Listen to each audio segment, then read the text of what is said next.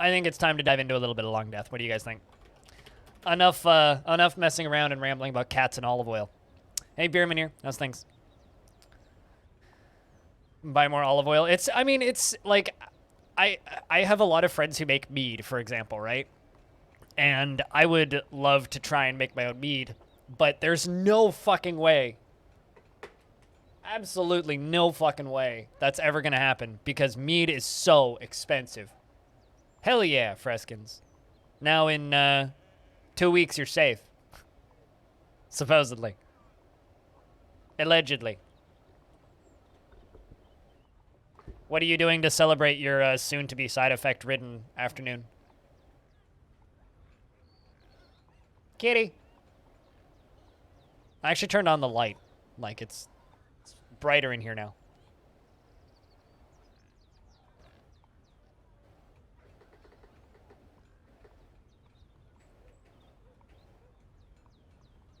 There he is. You can sort of see his head. No, we don't have to chant. Well, I mean, he's only going to be here until Friday, so. Yeah, he's sleeping. He's sleeping, I think. He's just recharging so that he can pester me for food in, like, an hour.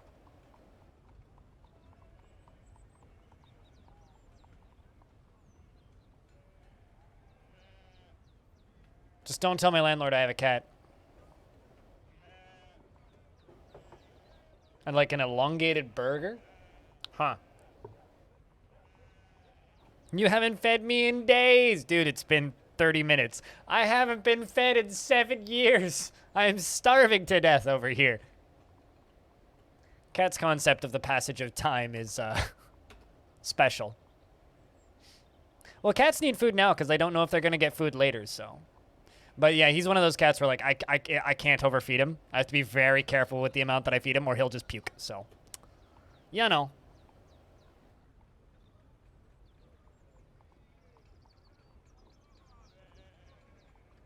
He's a good cat, though. He's a good cat. Anyway, so Longdeath. Thing that we're working on is this. This is what we're going to keep working on. This big old tube. That's, I think we're just going to do heavy work on this today. Just try and get a whole bunch of glass made and then dig down. Because I'm pretty sure I'm out of glass right now. Just double checking that we're out of glass. And then we'll read out the living dwarves. No. Yeah, we're almost out. Okay, yeah, we're almost out of glass. We got 4 glass blocks left, which is kind of like nothing.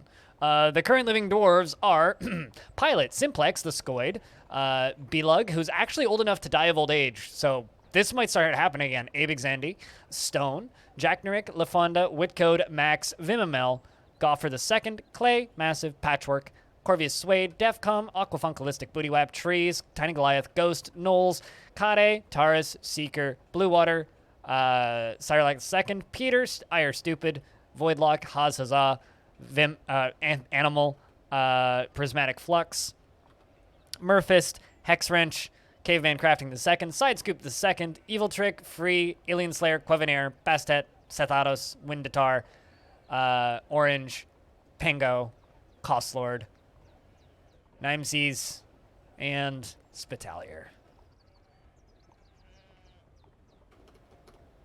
Certain ones will, yes. Well, wooden walls, no other walls do. So all walls are good except for wooden walls. Once constructed. Supposedly gem windows are safe, but I haven't tested that, so I don't actually know. Yeah, eats one pellet. I mean, this guy will, like, lick his food once and walk away.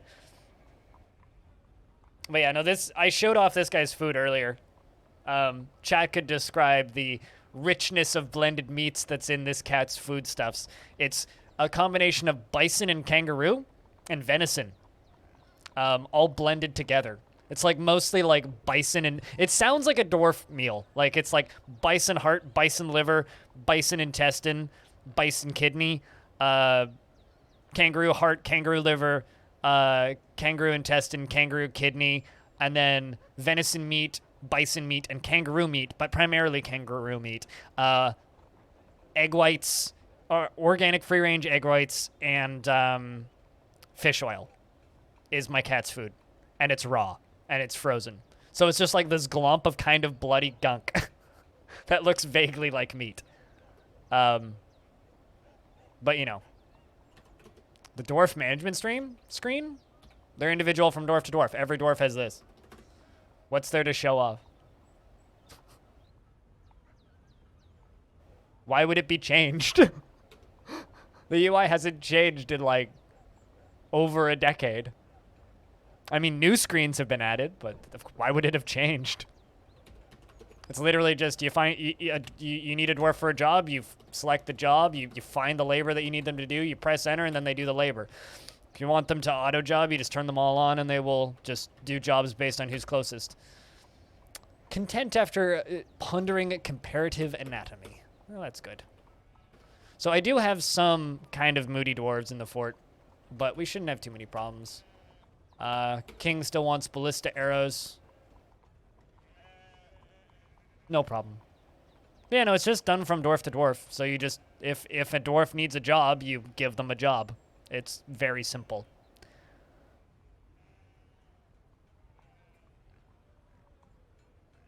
Oh, also we still have a giant and a minotaur in cages next to the fortress. Haven't really decided what to do with them yet, honestly.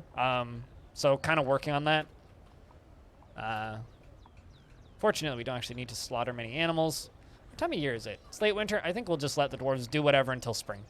When spring rolls, actually, let's put them in the celebration room. Lock them in the tavern.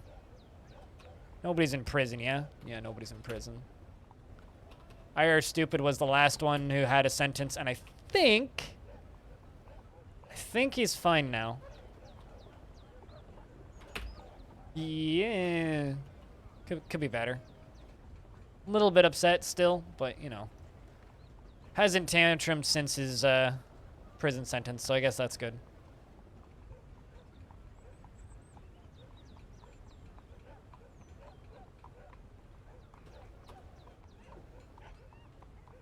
Well, I mean, if you were on the default window size and shape, the default dimensions for Dwarf Fortress is like 46 by 86 or something. It's like this weird elongated, like, super tiny window. Yeah, I don't know. I don't understand why this screen is difficult to people. Like literally the job screen is, it's slow. That's the problem with it. But like, it's literally just, you need to give a dwarf a job. Okay. Go to the dwarf screen, hit P, hit L, and then you can just assign labors as needed. Check their brain to see what they want to do. You're annoyed at the lack of dining tables. You want to practice martial art. Can't help you with that because you literally are not able to join the military. You want to practice a craft. Okay, well, what crafts can we give you? Well, you have all of the main crafts. Let's also give you leatherworking and maybe a blacksmithing gig. Done. Like, it's that simple. So I don't understand why that breaks people's brains, apparently, but it does. People just want a grid with everything shown. It's like, well, fine, but, like, doesn't this just work? And it's like, if you have a hard time managing that, just do the thing that I think more people should do with Dwarf Fortress and just limit your dwarf count. Try and manage 15 dwarves. And then up the dwarf count, try and manage 20 dwarves. Up the dwarf count, try and manage 40 dwarves. Pretty quickly, you'll just, assuming you give half them nicknames, pretty quickly you'll know who's doing what. Dwarves will come in with assigned jobs already. You can reassign them as you see fit or as needs for specific jobs arise, and then it's very quick and easy. So, like, this is why I just kind of brush it off, because I'm like, I don't understand the problem. It's like, oh, this isn't a UI design that I'm used to. Well, yeah, that's literally everything that Dwarf Fortress does. It's not what you're used to, because Dwarf Fortress just does what it wants and not what people are used to. So it's literally just a... oh, it doesn't do what I'm used to. All right, so learn it or shut up. And then that's basically it. So I don't know. I kind of have like zero patience and tolerance for like explaining it to people these days, because if you don't want to put the time in to learn it, bugging me about it is not going to make you learn it. If you want to learn it, learn it. Otherwise, just enjoy the streams and hang out.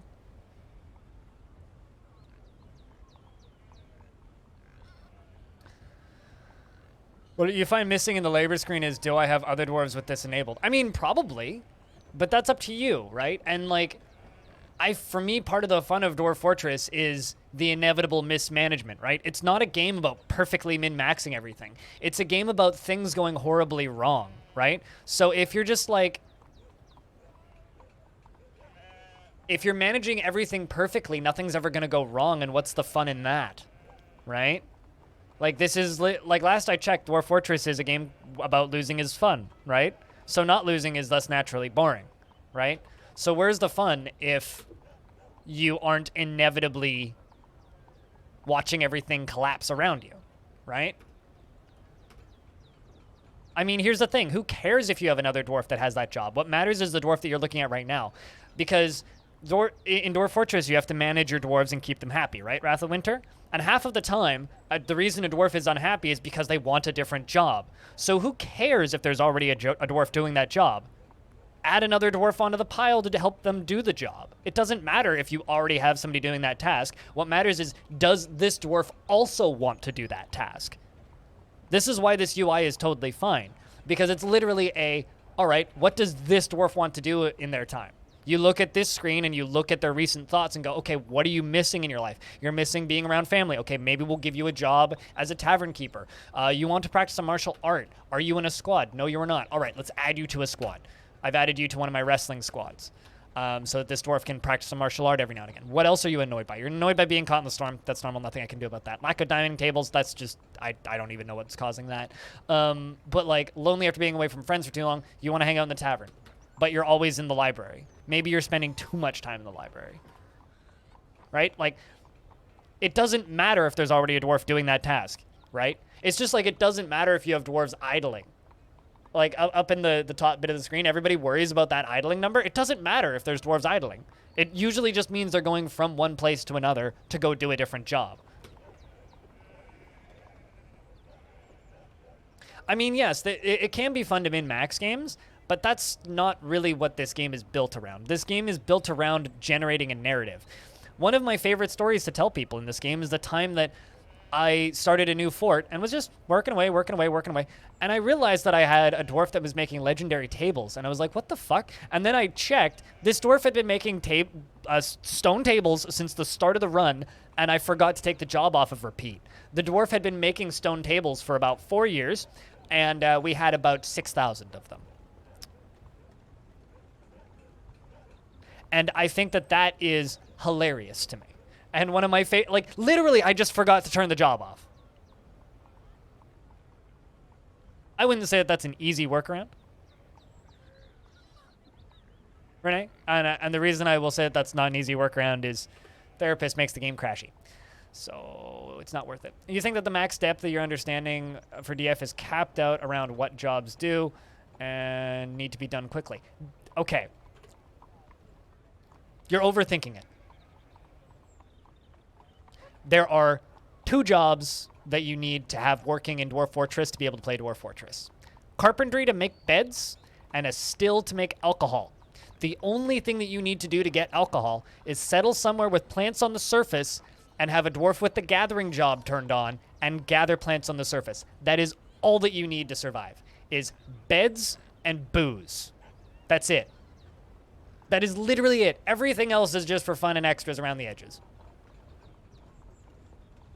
Your problem is you know too much about the game and you're overthinking it. If you stop worrying and just play the game, you'll learn it all over time. And this is why I find talking to you so frustrating on this subject, is because you clearly know quite a bit about the game, but you have absolutely no desire to put the time in to learn it because you know too much already, right? There's a lot of people out there that I've talked to over the years who have a really hard time getting into the game because they're like, but what if this happens? What if it fucking doesn't matter? Install the game and play it. Or shut up. Who cares? That's all I did.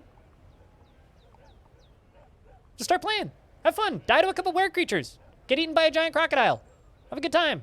Christ, it's not that complicated. It's just a fucking video game. Anyway, the Forgotten Beast. Ushmal. Equabasu. Inquubusu. Inquubusu. It sounds like something from like Rurouni Kenshin. Inquubusu has come. An enormous hairy leech. It has thin wings of stretched skin, and it squirms and fidgets. Its dark chestnut hair is long and straight. Beware its webs. Ooh, that's terrifying. Fitting, it's in the water. Beds and booze. In bed with booze is my new psych rock project.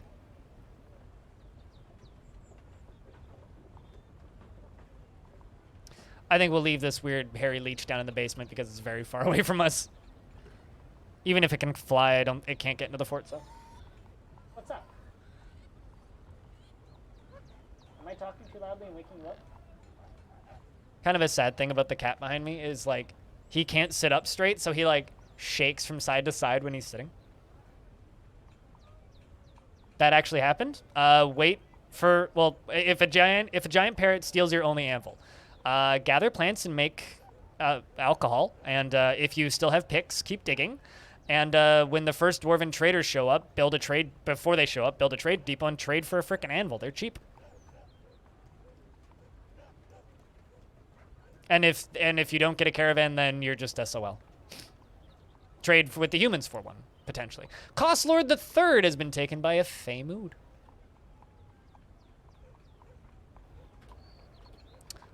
2 ballista arrows and 1 crown.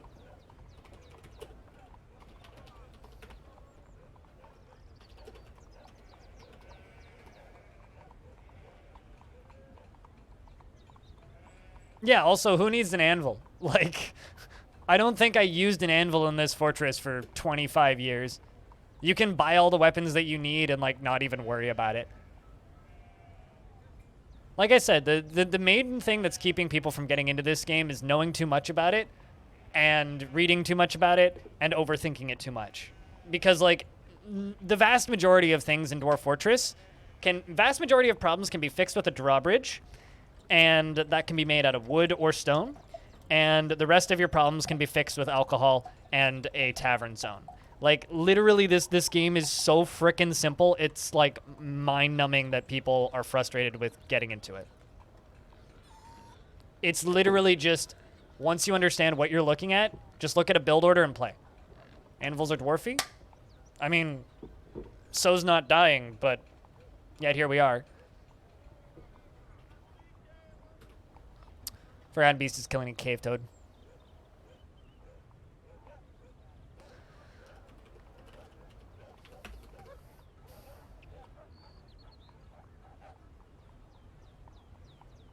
This child. Oh, hey, Tycho. Dwarves' inability to make the first anvil ticks you. Fan on the first anvil was made by Armok himself. I like that one. Yeah, that the first anvil was made by Armok himself is a fun explanation. Yeah, no, I like that. It's like the first anvil was made by Armok, and the only way dwarves can make more anvils is with more anvils. Well, it's just like the first secret of life and death was written on a tablet by a demon, right? So every world has a tablet with the secrets of life and death inscribed on it. At least one, sometimes multiple, right? So it is guaranteed that someone will read it and learn the secrets of life and death at some point, right? Just like dwarves learn the secret of metal crafting from their god Armok. Even though it is kind of like a chicken and the egg situation, right? Or maybe more accurately, a chicken and the anvil.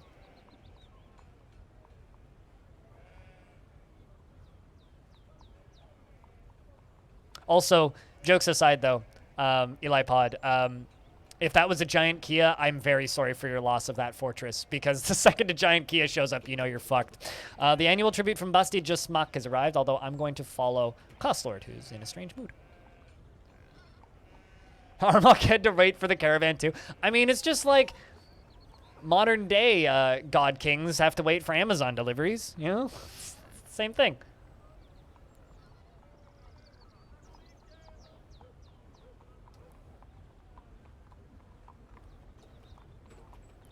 Annual tribute from Group of Alchemy. 5 horse meat, an iron axe blade, giant 1 eagle leather quiver, and 5 strawberry plants.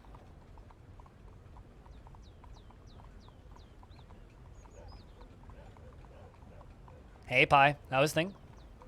I hope Thing do be good.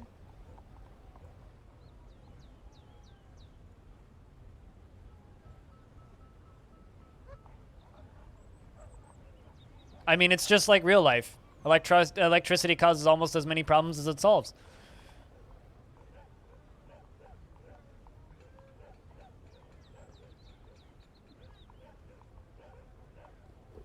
I wonder if Going Tribal is going to be a sequel to Going Medieval.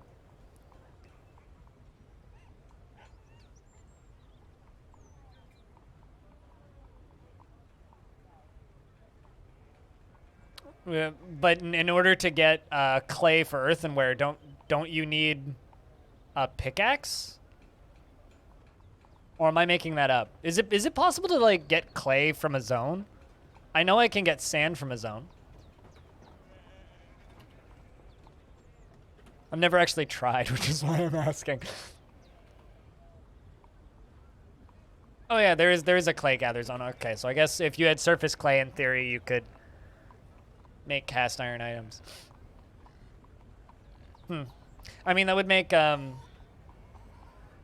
clay stuff significantly more accessible.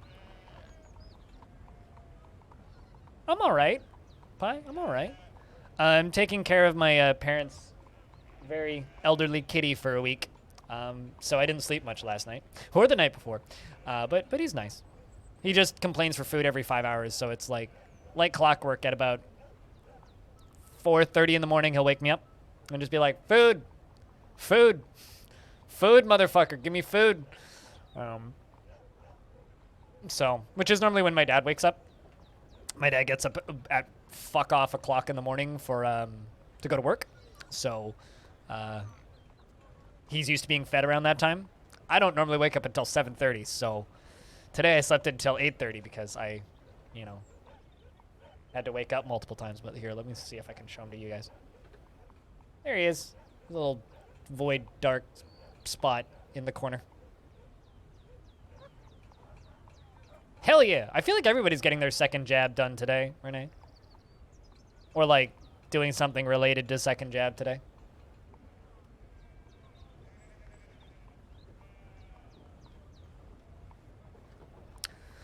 Also, I caved after a team meeting last night. My microphone did this 3 times, and I bought a new mic stand. This mic stand I bought in 2013, I think. It was $14 on Amazon. So it's not a very nice mic stand. Like it's served me well. It's been fine, but I said fuck it, and I've purchased myself a fancy high quality mic stand from Rode. Man, this child is gathering a lot of stuff. Not everybody in the world has easy access to vaccines, though. Stupid. Whole, like, entire countries have, like, only just gotten access to it. I mean, I know a lot of people who were done before I got my first one because they were in regions where access to that stuff was quicker. Because we live in a nightmare world.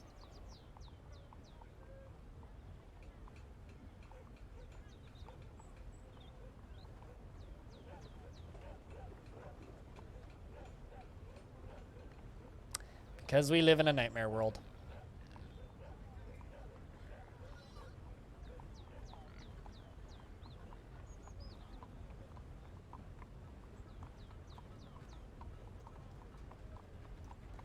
Although living in a nightmare world can be fun sometimes.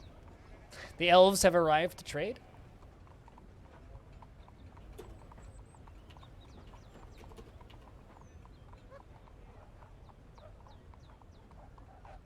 There's something stuck in my back teeth.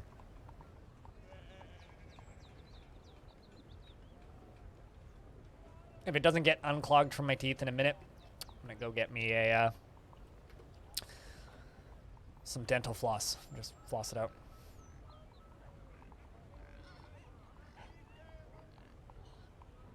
Interesting. Well, I mean, technically, we are currently safer, living longer, and have a better, longer, healthier life expectancy than humans have had in any other era of our existence.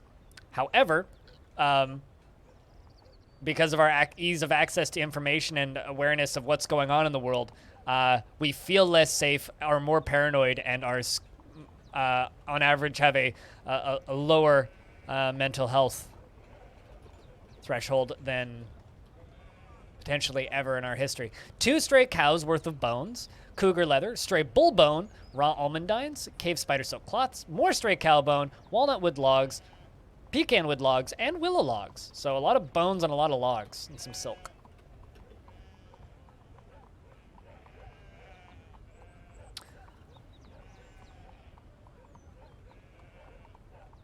With the high infant mortality rate, yes, this is true.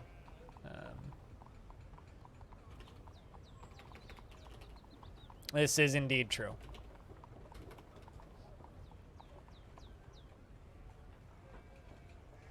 It was something like 4 out of 5 infants died before reaching the age of 5, right? So right now, on the topic of infant mortality, we're actually doing really well in that regard in the fort. We have 40 dwarves. 11 of them are children, which is very good. It's the most children we've had in the fort in a while.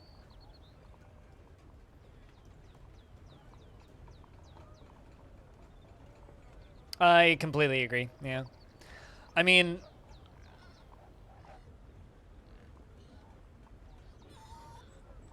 there's a lot of things that contribute to negative mental health, right?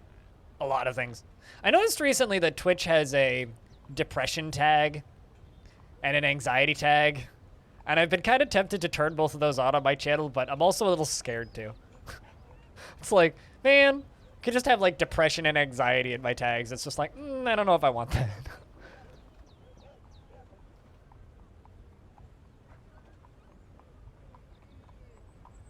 Things change for the better for big time once doctors figure out how to wash their hands with soap.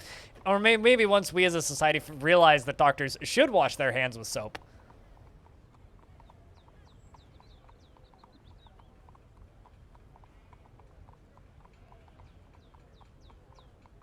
If anything, happiness is, in some respects, decreased, even though quality of life is higher. They brought us a bunch of hedgehogs and a pond turtle. A horse, a water buffalo, an emu.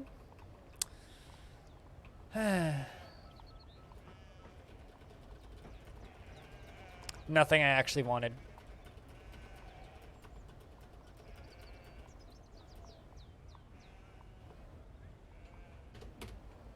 Yes, happiness is often very fleeting.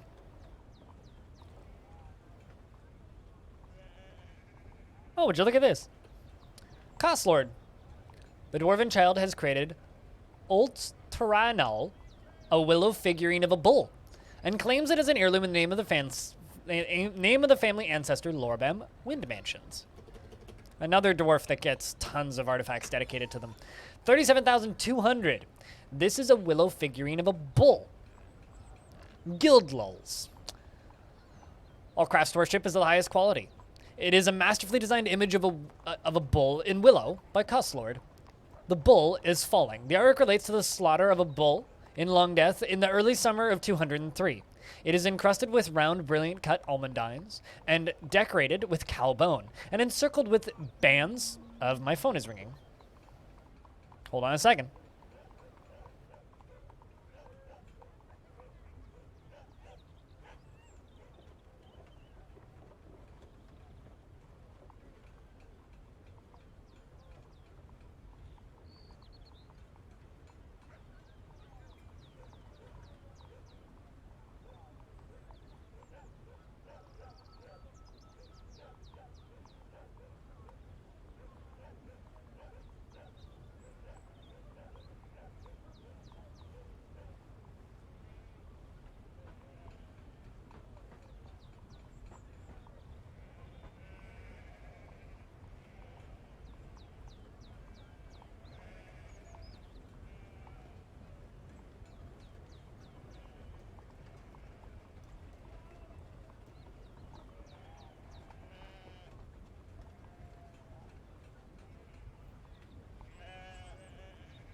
I get to go spend more time in the bank tonight, filling out more paperwork. Fuck me. Anyway, this where was I?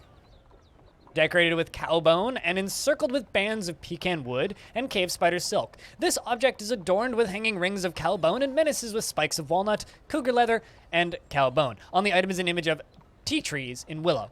On the item is an image of an emerald cut gems in cow bone. It's worth 37,200 Dwarf bucks. Or Zethal, as I'm trying to remember to call them. I need to find it and put it on this pedestal. There we go. Got it. Yeah, they need to resubmit some paperwork. So I get to go back and fill out more paperwork. Banks. You know, it's funny. I filled out the paperwork and filed all this shit that I had to file for my new bank account for disability stuff. And I texted my mom after I was done. I was like, got that done. And she's like, good. They'll probably call you in 48 hours. And I was like, why? And she's like, because I guarantee you they filled it out wrong and you'll have to do it again. I was like, I appreciate you having faith in the bank, I guess. I talked about this the other day, but when I was in the bank, she had this second monitor just like spun around and pointed at me so I could see what she was filling out, right? And there was one point when she was filling out the paperwork on the monitor and she tabs over to a Slack channel, which was obviously just her and all of her coworkers, and it was like full of cat memes. Like literally just full of cat memes. And she like tabbed over to it for a second and then immediately tabbed back to where she was previously. And kind of made it, oops. Yeah, I don't know, like, there's part of me that's wave depletion that wants to turn that tag on because it's, like, not wrong, but also, I don't know, it feels like some of those tags that Twitch has added recently kind of feel like, hey, I'm just going to put a target on my forehead, you know what I mean? And, like, I'm someone who's dealt with some pretty serious trolling attempts in the past from some pretty asinine people. At least it wasn't the porn channel. I just think it's funny that they have a cat memes channel for the bank. There's a point, I think, with being an adult where, like... There's a point with, like... being an adult where you just realize that everyone is still a kid. Western banks boggle your mind. Sometimes you can provide almost all the paperwork online, even on a weekend, and I understand that your system is more robust and secure, though. Yeah, I mean, like... well, it depends on the bank. It depends on the bank. The bank that I've been with most of my life is a credit union, and they operate on much more, like, locked hours. Like, they close at 4, they open at 9. Some of the stuff can be done online, most of it can't, but they don't charge me fees. This is a new bank that I'm not used to dealing with, which is, like, again, you can do a lot of the stuff online, but the account that I had to set up is like yo, this is something that I need to apply for via grants and like get approved by and have like doctors sign off on for long-term disability. And it's like that I need to actually go into the bank account or go into the bank for and set up in there. To be clear, it's not like monthly checks from the government or anything. It's a long-term savings account, but it's like caps shouldn't mess that up. Yeah, caps should be fine. But yeah, no, it's like most of it can be done in person. The thing is, it's like the lady was telling me when she was filling out the paperwork in there. It's like it's a weird. Whoopsies! What did I just do? It is a weird account to open because they maybe open 1 or 2 of those accounts per year. So she's just like, yeah, I have to call she had to like call somebody to like explain to her how to fill out the paperwork and what forms need to be filed and how they need to be filed and in what order and shit. So what's up, Petey Cutter? But yeah, I guess that's what happens when you end up with weird specific needs is the banks don't know how to file them. So it takes them a couple attempts. I like how most of the snow is melted, but like half the river's still frozen.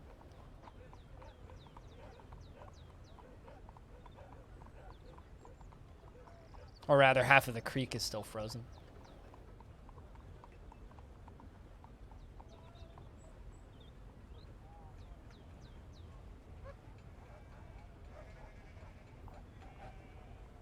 Yeah, this bank will do that too.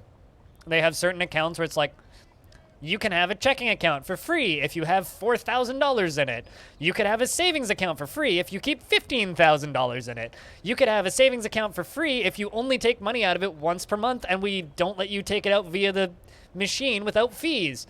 And I'm just like, say, like when she was signing me up for all this shit, like eventually I agreed to go with a savings account, which does have a fee on it, but I just have an auto deposit from my other bank account, which deposits $5 into the new account every 15 days, which keeps it active so that I don't get charged any fees. But like my other bank account, my other bank is so simple because like they don't charge you fees for taking stuff out. You can take out as much stuff as you want per month as long as it's out of your checking account, not the savings account. So as long as you transfer it online before you take it out, it's fine. The only time they will charge you is if you take money out of a savings account from a debit machine using your debit card more than once a month. It's the only time my other banks actually charges me for anything. Like, they don't charge me any membership fees for anything because it's a credit union. Whereas this other bank's just like, yeah, no, we're gonna nickel and dime you all over the place, and it's like, okay, how do I do this without getting charged money? Thank you.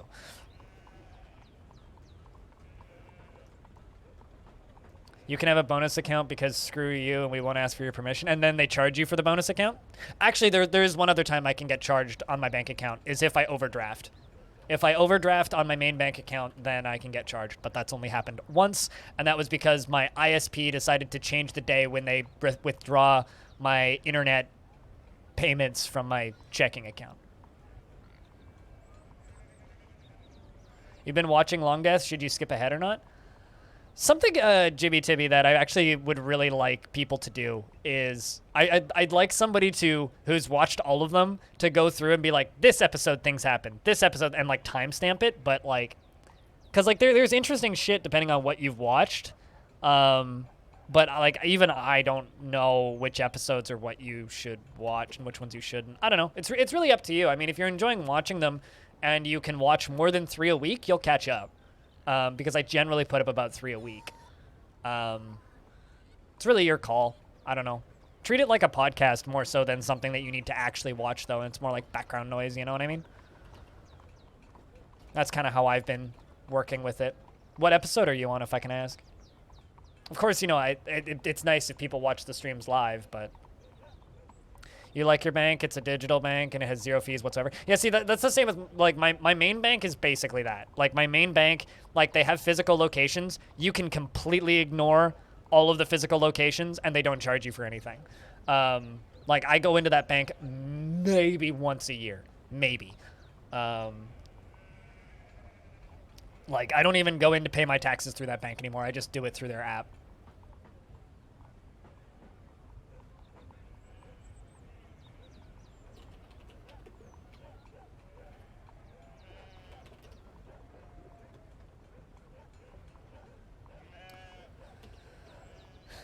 But yeah, this new bank, it's like in the only reason I'm signing up with this new bank is because it is the only bank in Canada that has the government contract to have these long-term disability savings accounts, which I'd be saying no to quite a lot of tax deductions and money if I didn't take one. So because I qualify it, I'm gonna take it. Episode 8, you're halfway through. The thing is, I think it's around like episode 40. There's a good amount of time where literally nothing happens. So you could probably skip from episode 40 to like episode 100 something pretty safely. But at the same time, like, I don't know, it's up to you really. I mean, if you're watching the VODs, that actually means that, first off, thank you. But, yeah, I mean, it's up to you, really.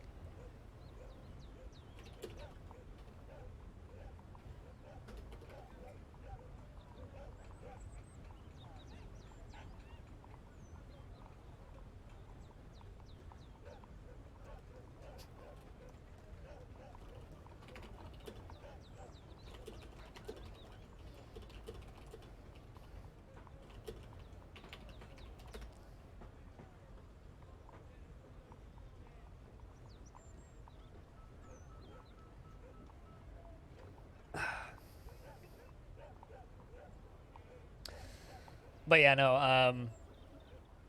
Longdeath is quite an undertaking. So I have a huge amount of respect for anybody who sits down and tries to watch it all. Just because there is so much. Like, there is so much to it. But at the same time, you know, watch until you get bored, and then when you get bored, jump to watching live or skip ahead or do whatever works, really. Maybe one day people will make a wiki out of it. Who knows? All I know is that I would have had to do that from the start, and I didn't, which is kind of a mistake. I should have done that from the start. Do I happen to have a vault of gold like an evil genius? No. I'm like, oh, you mean in the fort or like in real life? What exactly are you asking? Are you asking if I'm secretly Scrooge McDuck? Because if that's the case, then no. I am a very frugal, budget-based Twitch streamer. In the fort, we don't, because I haven't found any native gold. We do, however, have a room filled with silver coins, though, and a whole lot of lead.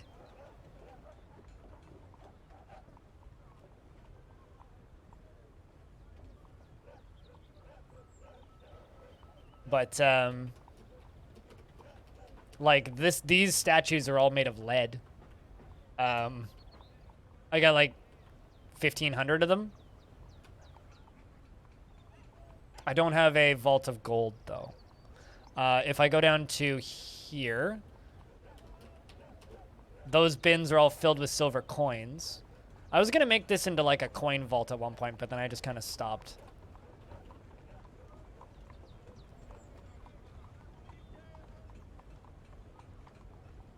Just because.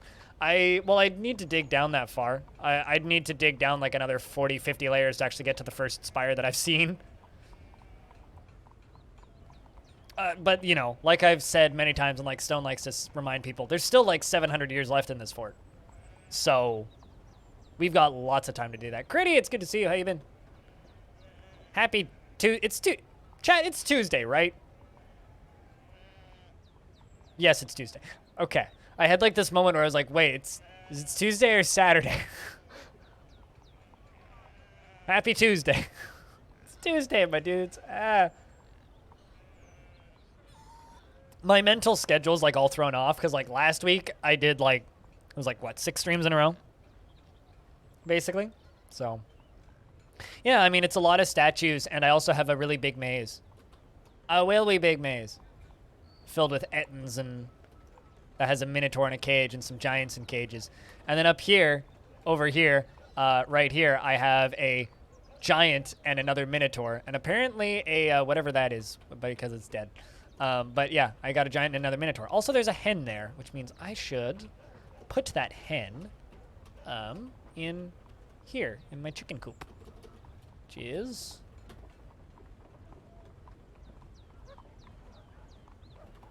apparently I have a rooster as well. Whoop. Get in there, rooster. And hen. And peahen. Where did all these come from? They must have been given to me as gifts. I did unlock those doors. Yes, I did. And those hen eggs are forbidden, so hopefully we'll get some chickens hatched. Would actually be really nice to see. Do you have a good weekend, Critty? I hope you've been well.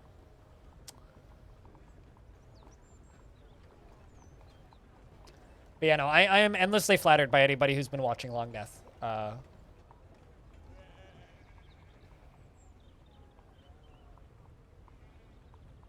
Because it's such a huge undertaking. It's so many hours. But, you know, I say that at the same time as somebody who has listened to every single episode of the Giant Bombcast twice. And because I've listened to every single episode of the Giant Bombcast twice, more or less, I can safely say that I understand the need to just sit down and watch the same thing over and over and over for hours on end. He's asking for assembled ballista arrows, yes. I don't think are they called bolts? Is that actually the name for them? Game calls them ballista arrows. But yes, the king is frequently asking for ballista arrows. And the mayor asks me to make rock crowns. Although our mayor, Simplex, who's been our mayor for quite some time, is actually getting up there in age. She is 154 years old, meaning every spring is a chance for our mayor to die. And that chance is only getting higher every year, so eventually my mayor is going to lose the lottery and become a dead, and then we'll be producing something else, and I'll be able to trade a lot of crowns. So we have a lot of crowns. A whole lot of crowns. But if you want to see the all the ballista arrows I have, well, let's just say I'm going to need to make a bigger stockpile pretty soon. Actually, maybe we'll do that today. Let's make a bigger. Let's add on to the stockpile for the ballista arrows. Like, it's what, like all the way down to here. Let's go up here, and then do something like this. Go over there, and then just drop down to here, and say, let's build an upstair, which I can put right there. Let's just find some normal-ass material like granite. And then downstair, find the upstair, jump up there, designate downstair, and there we go. That'll be our new ballista arrow stockpile once they're done clearing this out. Because we can just see that we're going to need more of this. I'm also going to like start blocking some of this stuff off. I really wish I could just like search this.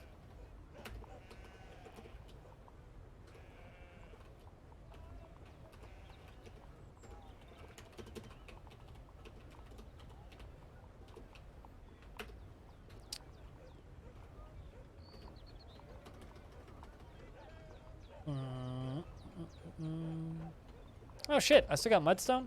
Excellent. That's actually the right stuff. The age of mudstone has yet to end. So something I kind of want to do today actually is a little bit of housekeeping. I want to go through and fill in things like this, these spots that we've dug out, potentially even entirely. And the reason I would like to fill them in is because having open areas like that are places for dwarves to pass to and animals to pass to. So if we can remove some of them, it'll help fill in the frame rate a little bit. So I think that's actually what we're going to spend a lot of today doing, is going down through our stairwells that just go super far down and like filling in areas that we don't need to be filled out anymore. And I think that'll be a massive assistance for the actual fort itself.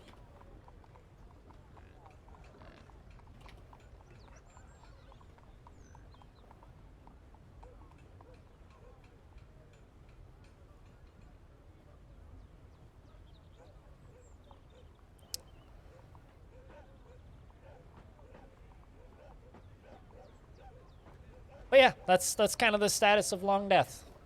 It's a weird fort.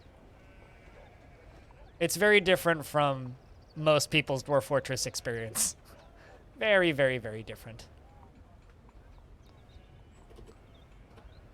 Actually, another thing I think we could do today.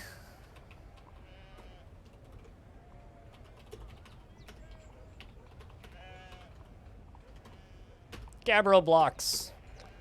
We're gonna make ourselves a bunch of Gabbro blocks. You know, it's kind of funny.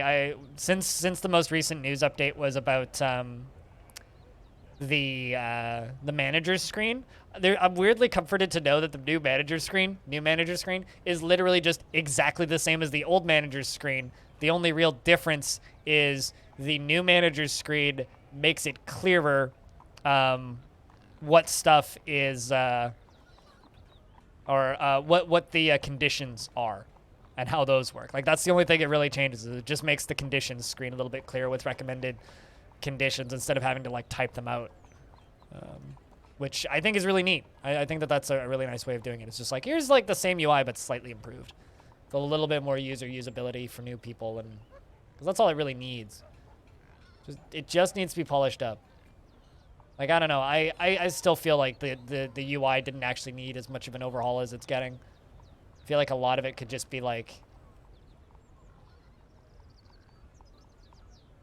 here's the same UI polished up, but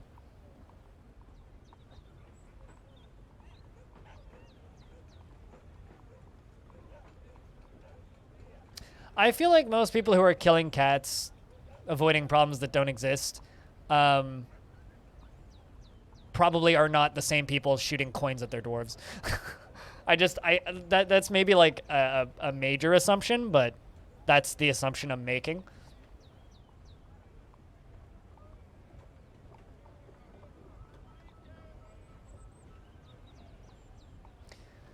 I mean, I kill cats because dwarves think they're delicious, not because there's problems that I need to avoid.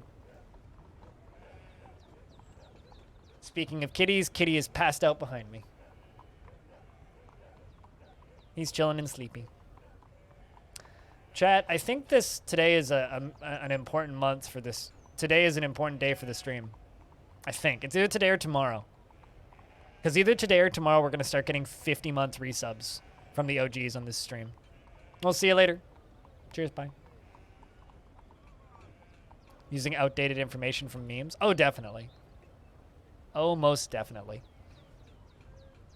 I mean, it's just like people like Wrath of Winter in chat who earlier was asking questions that I'm like, well, like, those are things you don't even need to worry about. Like, your actual problem is you know too much about the game.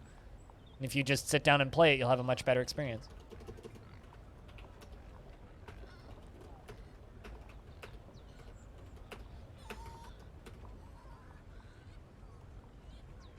Oh, absolutely.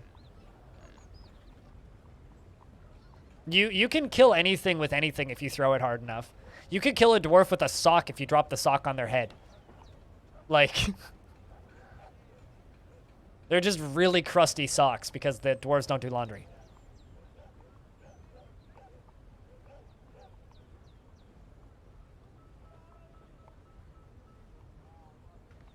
Like that's the there's a pretty good Reddit post that was posted pretty recently about this, where it's like all items in Dwarf Fortress are actually like significantly denser than they should be.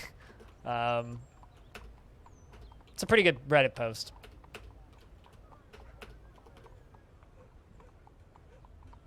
I mean, not if a dwarf is wielding it, but if you throw it, yes. I mean, just like I had a dwarf in a couple of forts ago. So admittedly, like, I guess over a year ago now. Kill a forgotten beast with a rat.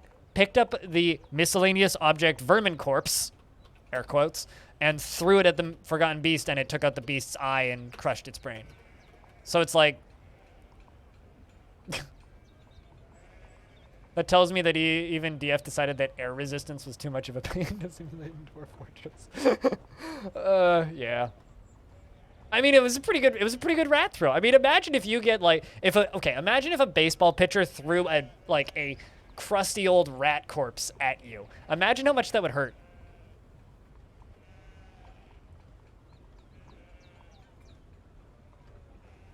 D&D 3rd edition style peasant railgun? You're gonna need to explain to me what a peasant railgun is. What's a peasant railgun? I am not familiar enough with D&D lore to know what a peasant railgun is. But I would like to know what a peasant railgun is, so please do explain to me what the fuck a peasant railgun is.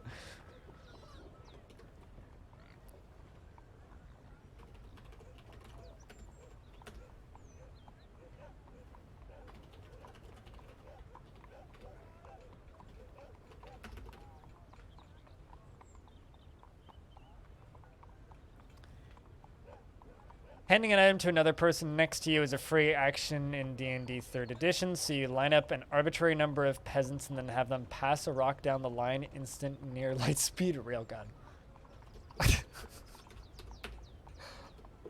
Oh.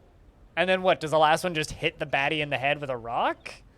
Or do they just do it so fast that, like, you calculate momentum into that and cheesily insta-gib somebody?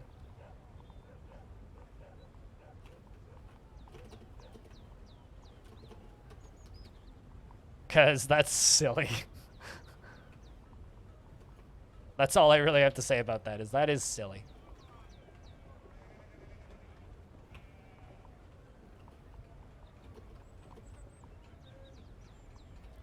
So I kind of want to go down and fill all of these in. So let's go to here. Let's kind of start doing this.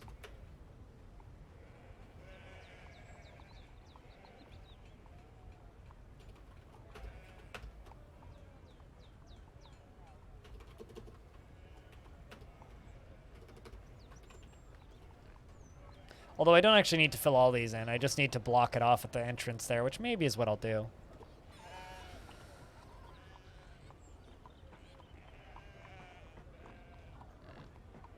Not by passing it through peasants, but in adventure mode, you can just sit around and train miscellaneous object throwing by throwing miscellaneous objects around and get really, really good at miscellaneous object throwing, and then one-tap somebody by hitting them in the head with a rock. So, yes. I mean, maybe it's not quite that style, but yes, you can do that.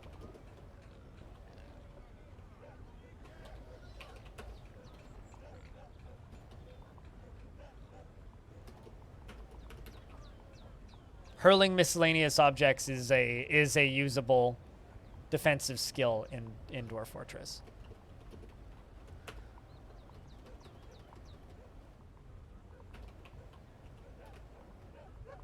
Just need to make sure I don't get a dwarf stuck anywhere doing this.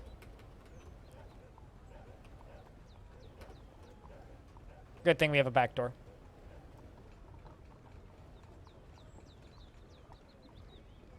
You would totally try to make a squad based around that. It's hard to train, but you could do that. You could go adventuring with a squad of people that do nothing but throw rocks at people. You could be the pebble droppers. I'm trying to think of like rock, or I guess you could be like you could probably be boulder throwers. I mean, like I've seen some pretty successful builds that do nothing but throw crossbow bolts and arrows because it's more effective than loading and shooting a crossbow. So for whatever that's worth, that's a thing you can do. I'm giving the dwarves less options for pathing so that they don't get stuck as much. Because the less options for pathing they have, the better. Sealing off old mine shafts is a thing that people do in real life anyway, so it fits.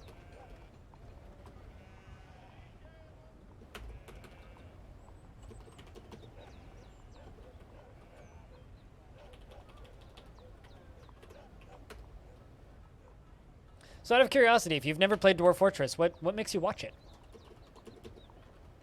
That's something that I find very interesting. You know, like ages ago, I always was used to gravitate towards the games that I played for what I would watch.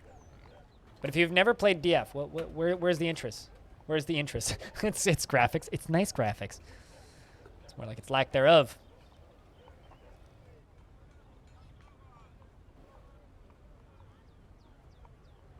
Was essentially what they said. In these times, buy a car, because what else are you going to do?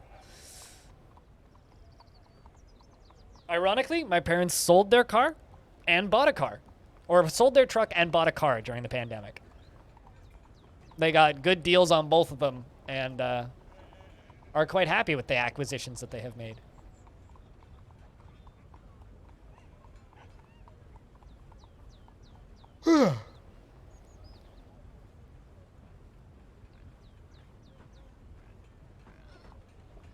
Elf underwear is a big one for you? Yet you didn't know about that until like a week ago, though. So, I mean, who doesn't want to get their hands on a good old elven thong?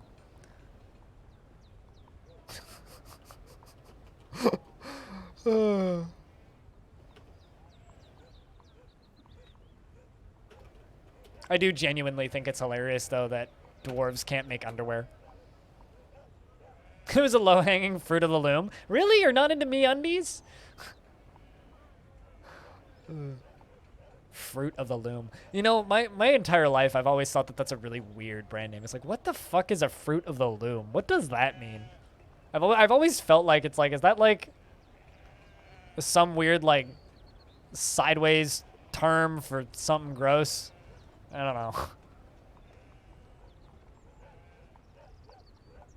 Yeah, I have a feeling soon dwarves will no longer be able to equip elven underwear.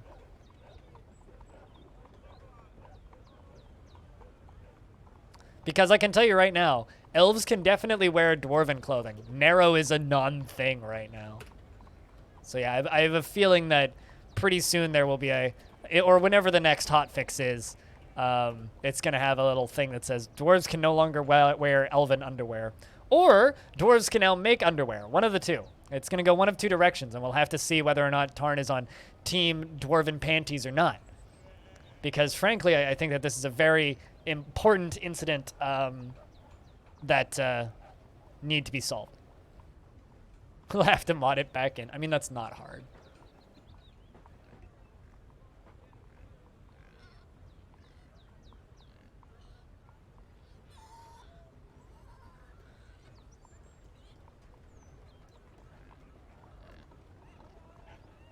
Underwear supply chain mod.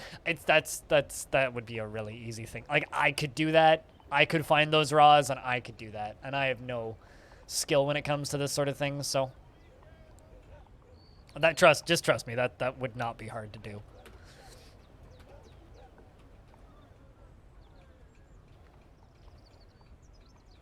Does this ever intersect again? It does. Okay.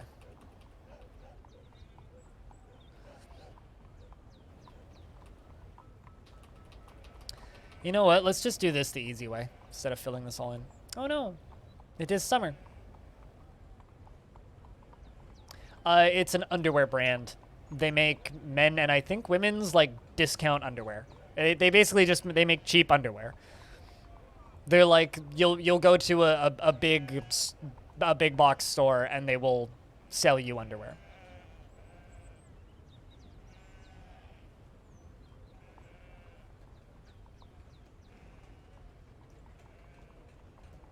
I think they also make socks. I'm pretty sure I have some Fruit of the Loom socks.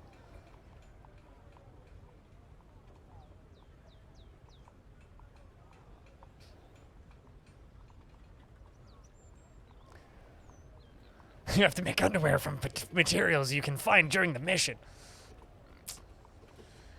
You know, it's funny because I've never actually played a Metal Gear Solid game. So, like, I hear that and I think about the streamers that I've watched play it, not the actual game itself. So, like, I have a hard time separating, like, the voices from that game in my head and the streamers that I'm used to watching play it.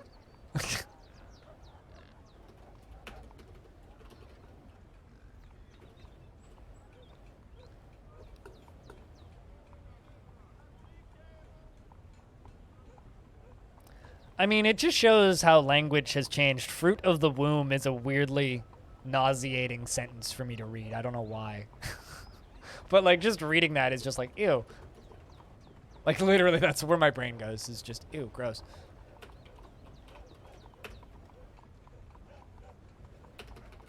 Human bodies are disgusting. Fact.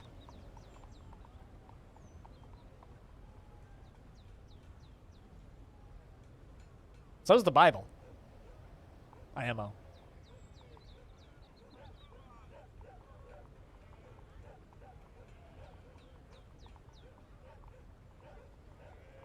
Who knows what the actual wording is? True, but that translation is gross.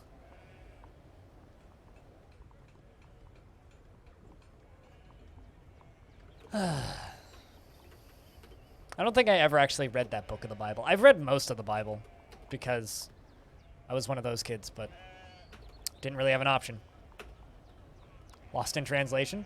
Like, large chunks of the Bible? Lost in translation?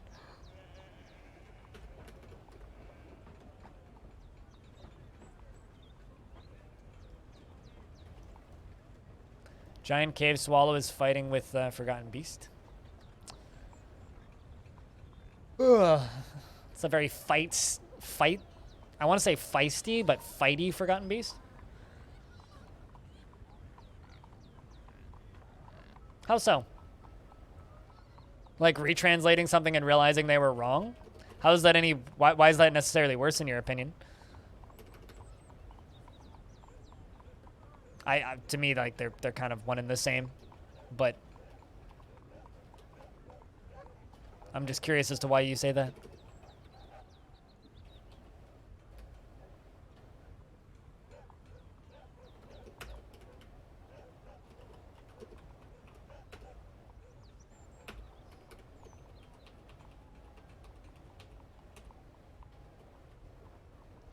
Tons of those glass blocks are getting made. Powering through those.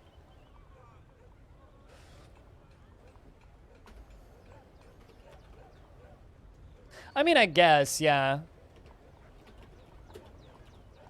The gas station, Esso, has changed their name from Esso to Exxon in the States because Esso is supposedly a swear word in like 30 languages.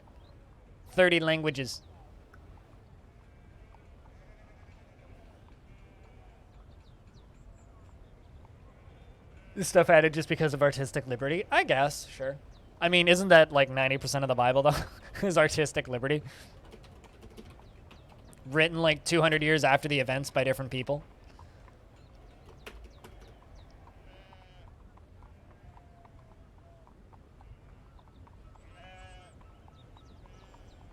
I mean, that's just every religion, though. Like, at the end of the day, religion is designed by humans to control and I hesitate to say manipulate, but hopefully manipulate people for the better. Hopefully. Or vice versa. Religion isn't to help people. Happy Tuesday, Athros. Welcome back. For another month. Happy Tuesday, smile. The fact that you're here for a second month means the first one wasn't a mistake. Thank you very much. And, cheers.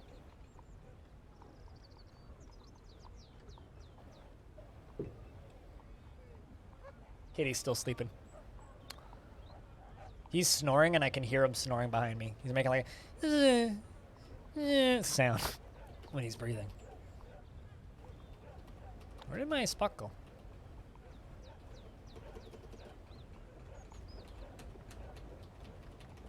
Ah, there it is.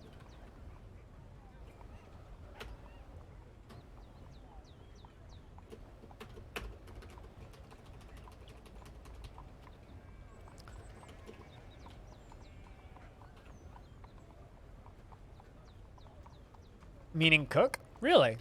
Huh. The more you know. But I hope you're doing well, Athros.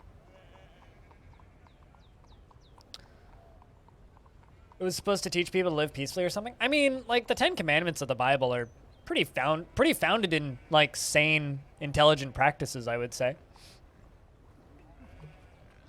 And most religions have some sort of equivalent of 10 Commandments, where it's just like, oh, yeah, okay. Just, like, listen to this shit and don't be an asshole. Unfortunately, a lot of people don't like to listen to that shit, and a lot of people like to be assholes.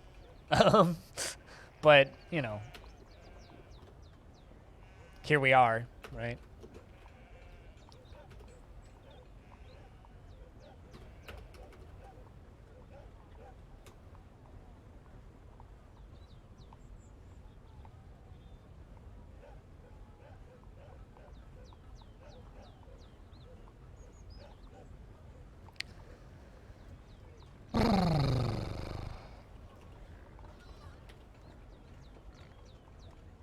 Is anybody else, like, shocked at how much they're charging for all of those Final Fantasy remasters? Because, like, this is a lot of video game, right? It's like Final Fantasy 2, 3. 3 is the only one I've ever played. 4, 5, and 6. Like, all of these, right? Fucking $99 for all of these games? I mean, sure, it's like, I get it. They're like, what, 20... Like, the first two are, like... Actually, no, sorry. Final Fantasy is the only one I've played, not Final Fantasy 3. Or is it Final Fantasy? Actually, it might be fine. I don't know. It's one of these two. Anyway, that starting town looks really familiar, and those enemies look really familiar. But, like, That's kind of expensive for a pretty old game.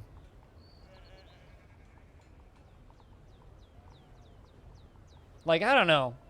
Does anybody else think that that's a bit egregious? Anyway, the humans have arrived and are ready to trade.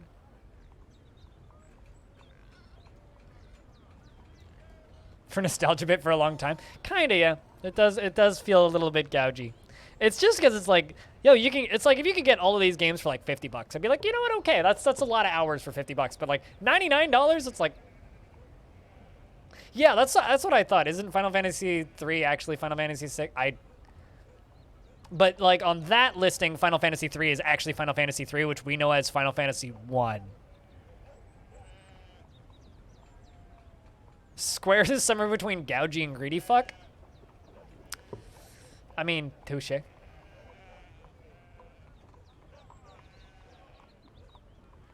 The fact that Spore costs... How much does Spore cost? Because I'd swear I just saw Spore on sale for like $2. Spore is $6.74 right now. You have a really cheap scholarship. I'm just going to put this out there. You have a really cheap scholarship. Like, a really cheap scholarship.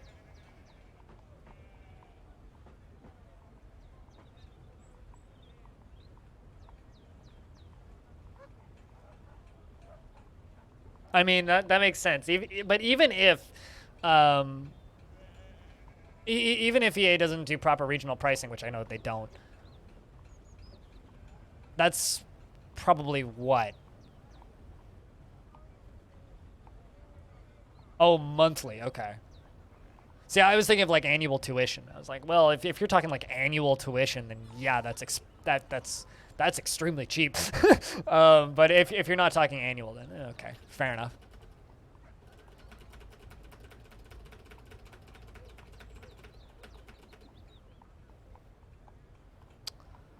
I'm gonna sell all the training weapons. Let's sell most of this ammo.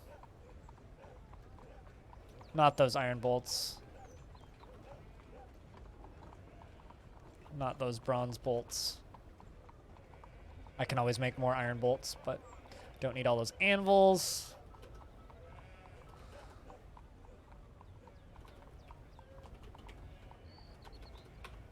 All those.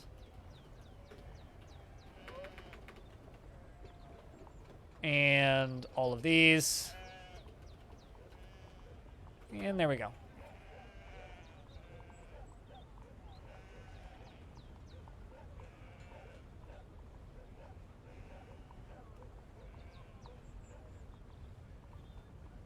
$300 UAH or $300? I mean, I read that as, okay, you need to take up a Twitch career because making $300 a month on Twitch is not hard. Well, once you've been at it for a bit anyway. Meanwhile, here, realistically, I need about 1,200 USD to live a month. About that. And my living costs are low. If I owned a car, it would maybe be closer to 2. But that's because I'm frugal. I'm careful with my money. Hey, Shad, what's up? That or just streaming part-time. I mean, fuck, it's money. I mean, I know a guy from South Africa who streams full-time, and he has, like, his audience is roughly a third of the size of mine, and he has a YouTube channel that does okay. And he makes a full-time living for him, his wife, his 2 kids, and is, like, saving money and doing well on a smaller audience than mine, and it's because he lives in South Africa and because of the like transfer rates from their dollar to American dollar is so steep that he doesn't need to make much more. It's like another person who I know who's a full-time YouTuber who lives in Latvia, same kind of deal. Like he does quite well on YouTube, but like he's rich off YouTube because of transfer rates. It's probably not a chest. It's probably a quiver. Chests and quivers have the same icon. In most cases, if you see a random chest sitting somewhere, it's probably a quiver. And it's probably because my hunter just dropped it.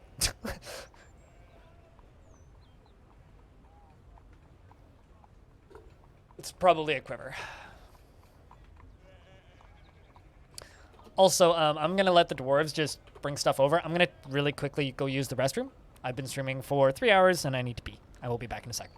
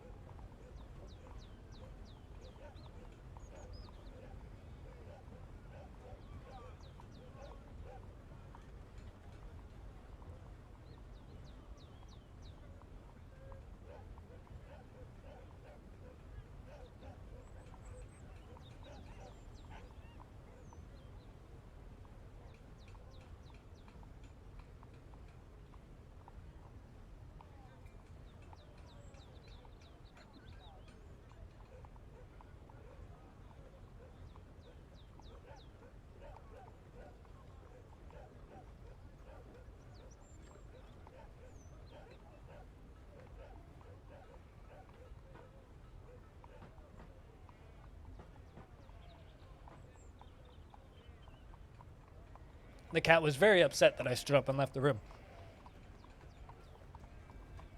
He came up and meowed at me while I was peeing. Yeah, what? I fed you less than 2 hours ago. You're okay for food, for a bit. I know you want food, but...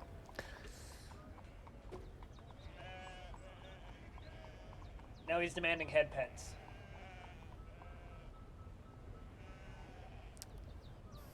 I don't understand how streamers who have cats ever actually get any streaming done.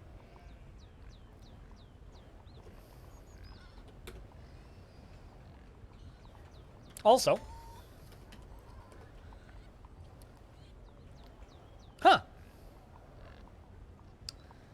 no royal treasure. No royal treasure. We got 2 human caravans and no royal treasure.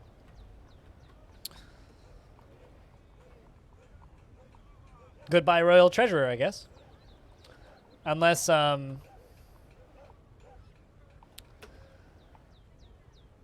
yeah. Guns Vaxkar. Gunnach Vasakar? Royal treasure? Didn't make it. They're still listed as the royal treasurer, but maybe something happened.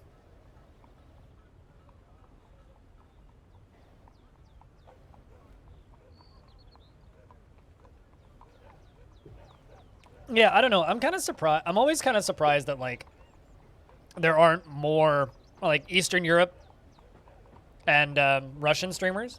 Just because of, like, low cost of living makes surviving off of a gig economy a completely reasonable possibility.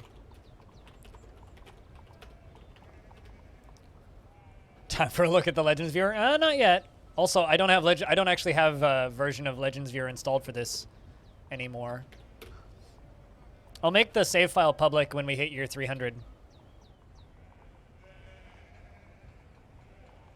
I like leaving things up to mystery. Makes things fun.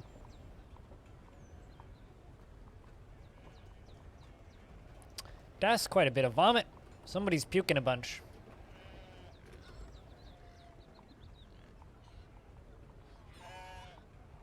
Not sure, where are you guys getting mugs from? Is somebody hoarding goblets in their bedroom? Like, I saw a bunch of dwarves run down to this part of the fort and then head back up with mugs, but, like, I don't know where they got them from. Huh. Alright.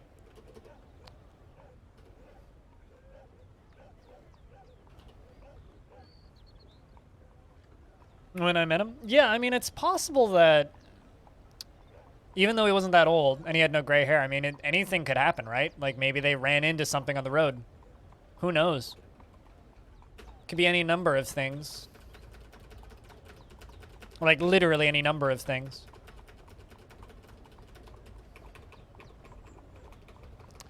It just means that we're not going to get a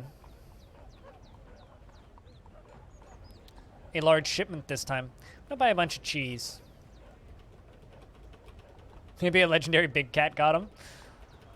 I mean, it's just like the last adventure I did on stream where I was just running around on a giant jaguar and just like insta-giving everybody with the giant jaguar. It's like the adventure I was playing itself wasn't a murder hobo, but the giant jaguar sure was.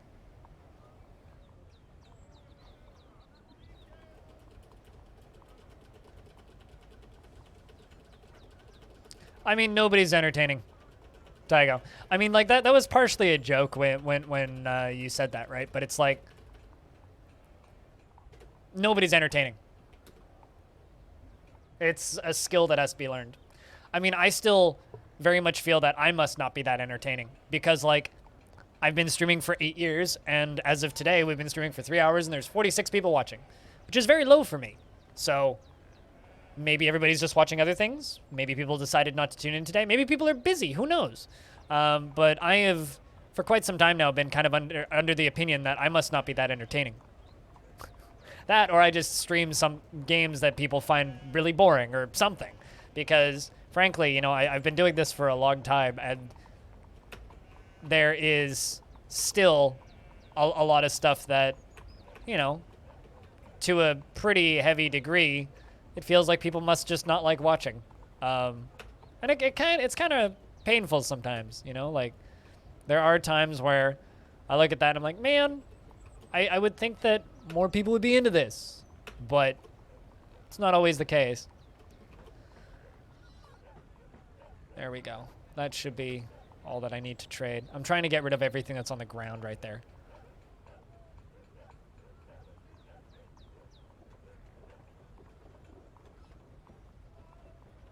You have some ideas that you want to toy with?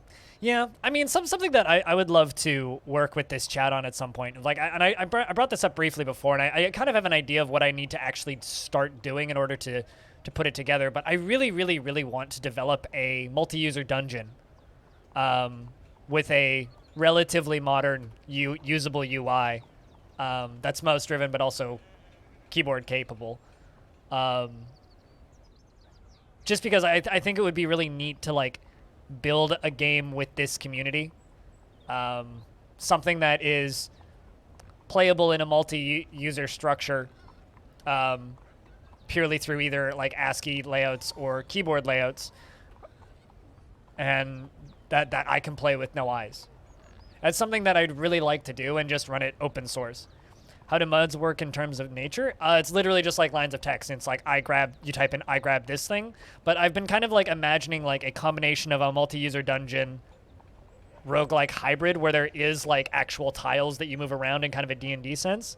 So that you could do like dungeons with other people and actually see them on a grid map.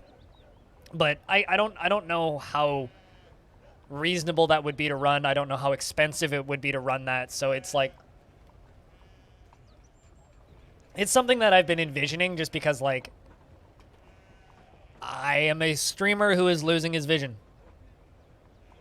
Space Station 13 is kind of a roguelike MUD, actually. Yeah, it is kind of a MUD tile-based game, but not that involved. Like, I wouldn't want it to be that involved. I think I have enough stuff for me to read. Hold on, I'll reread some of the stuff I read earlier because that was triggered not too long ago. I think about persimmons indefinitely. Gorging on strawberries causes some major euphorical bloating. Cats are smelly felines. Crabs evolved rapidly. Often crystals resonate in sync with cat plots. Oreo brand cookies can't swim, you know? Funny sentence. That. Investments are open. Heads up, chat. Someone should literally like write investments are open heads up chat in there just so that I can debate some people. You would love to fire up an instance of Avena on your server and give your other folks admin powers. It's an ASCII-baked MUD that also has a web interface. It's basically all the framework for a MUD. You'd populate a universe and add mechanics. I mean, like, that would be interesting. I don't know. I mean, it's like being able to have like a pretty like, oh, hey, Evil Trick has grown up. And he's now a wood carver, a bone carver. We have to give Evil Trick some jobs. Does Evil Trick want to join the military? That's the question. He was irritated and grudging around wearing tattered clothing. Well, go get yourself some better clothes, you silly child. We'll give you hauling, all jobs. Let's give you mechanics and siege engineering. Let's give you some smithing jobs. Let's give you carpentry, because I always need some carpenters. Stone detailing. The healthcare jobs, and I will put you into a squad.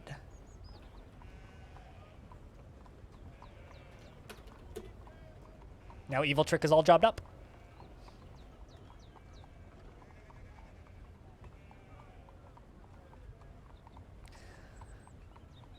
But yeah, no, I don't know exactly what it would end up looking like, but I've been debating on getting into MUDs, and I've spent this past year, like, trying different MUDs off stream and playing them on and off, either using a client or their clients. Most of them these days have their own clients. Like, you don't need to use MUD clients for most of them these days.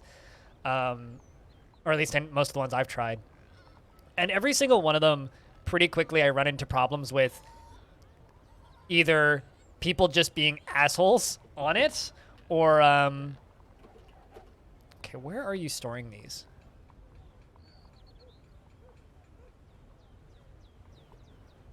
Huh. The dwarves are just, like, drinking out of here. Why are they drinking out of that stockpile specifically? Weird. Humans have embarked on their journey. But, let's see if I can trade anything else with the last group. But, yeah, no, it's like... Pretty quickly with most of them, I run into, like, moderation issues, right? And I think that it would be really fun to try and just do it ourselves and not have to worry about, you know, finding moderators on a already active MUD, you know? It's sort of like, I would like to stream Space Station 13, but I want to do it on my own server.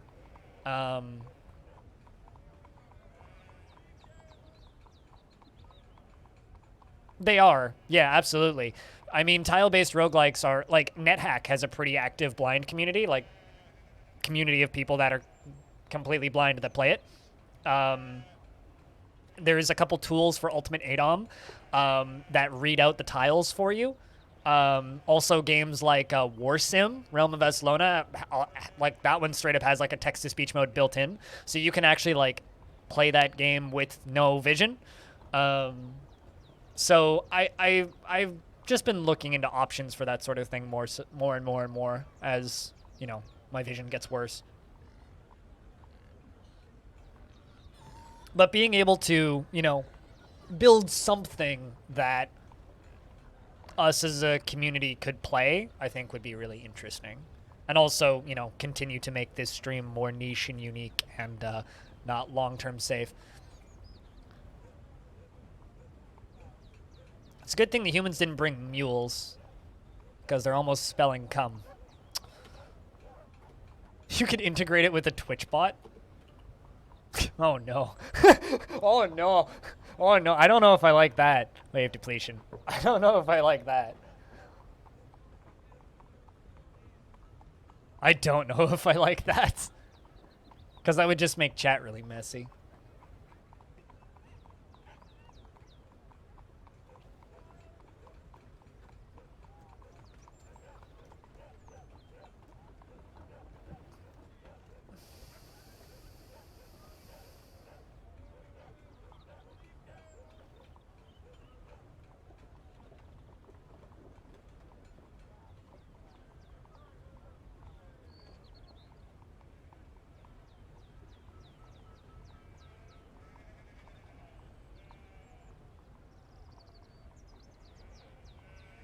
You went to grab the mail and you missed Discord stories? I'm so sorry, Pilot.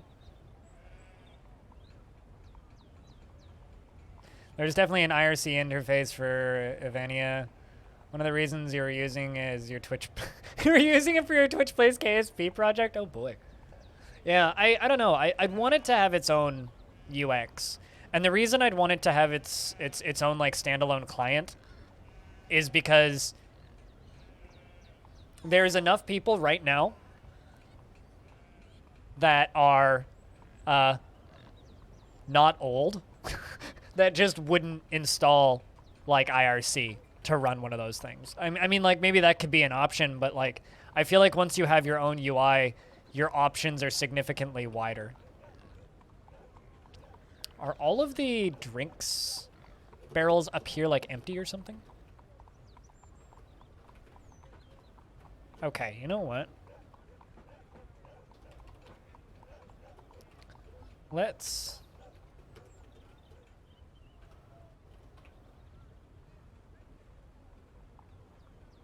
turn off drinks in this stockpile.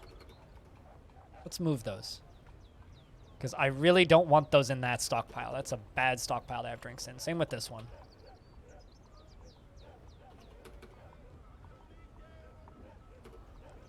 Dwarves are going to be moving a lot of stuff.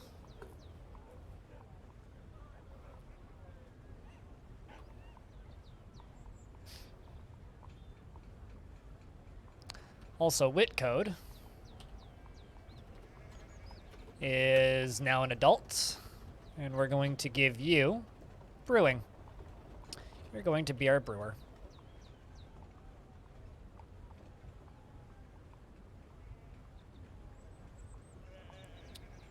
Two of my dwarves have grown into adults.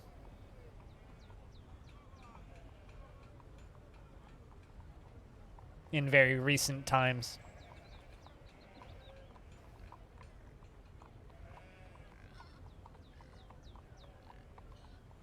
Yeah, I don't know if I'd want that stuff to be integrated with the Twitch bot at all.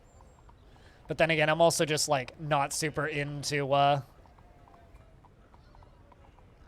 Twitch plays things. So I don't know if I'd want to do that. I mean, you could definitely, like, automate sign-up with a Twitch bot.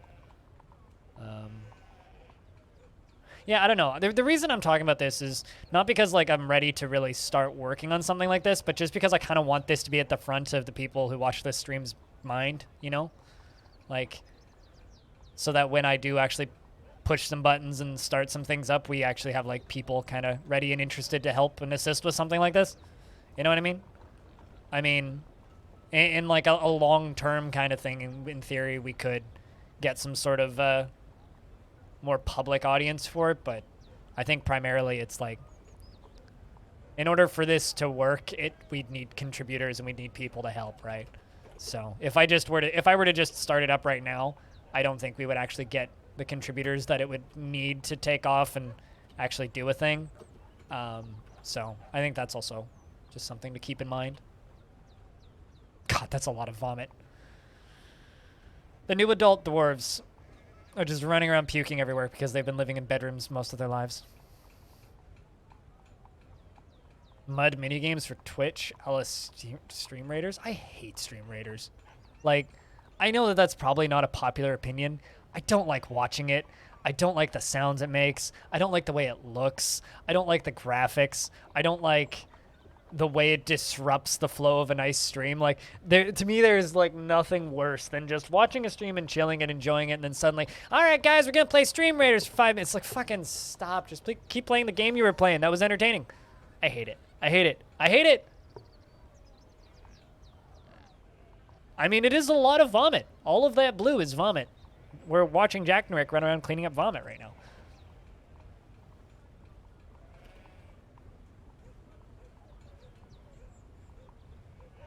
So in my opinion, yes, that is indeed a lot of vomit.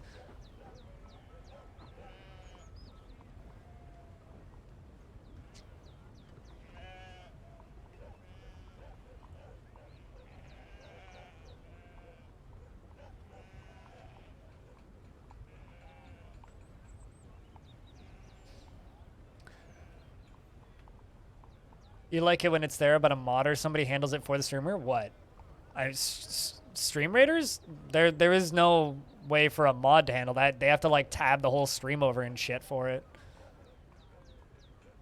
Thanks for the lurks, Aqua. Goes a long way. Hope you're doing well. Is the biggest reason you don't watch Suey very often. That's hard, but understandable. Yeah, I don't know. I guess, like, stream raiders, like, I know a few Twitch partners who do literally nothing but stream raiders. Like, that's all they do, is they log in and they play stream raiders with the chat for, like, 3 hours and then sit and just chatting for a bit and ramble about stuff and then log off. Like, there is, like, a whole generation of Twitch that's just based purely on that stuff, and I don't like it. It's not for me. Like, it's not that it's bad. The people who like that seem to really like that stuff, but I just can't do it.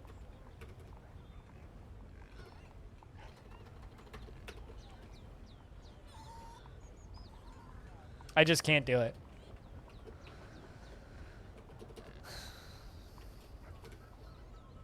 Like, I understand that it's got its audience. The people who like that stuff really like that stuff, but, you know, it's the same reason that one of the main things that pushed me away from RimWorld when I got pushed away from RimWorld was the, you know, actually, we're going to move our chickens over here, I think.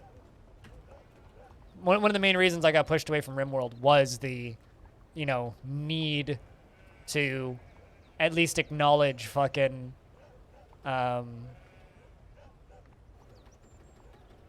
Twitch integrated stuff, which I can't stand. I think that stuff's awful. So. I don't like it. I do not like chat integration in games. It makes the game actively less fun for me. And the reason I dislike stream raiders so profusely is because it completely wrecks the flow of a stream. Like, they'll be playing a game, and then suddenly it's just like, boom, now we're doing this thing, and it's completely different and not very good. But yeah, every game that I've ever played in the past that has had any kind of stream chat integration, I've stopped playing because I hate it. I really, really hate it.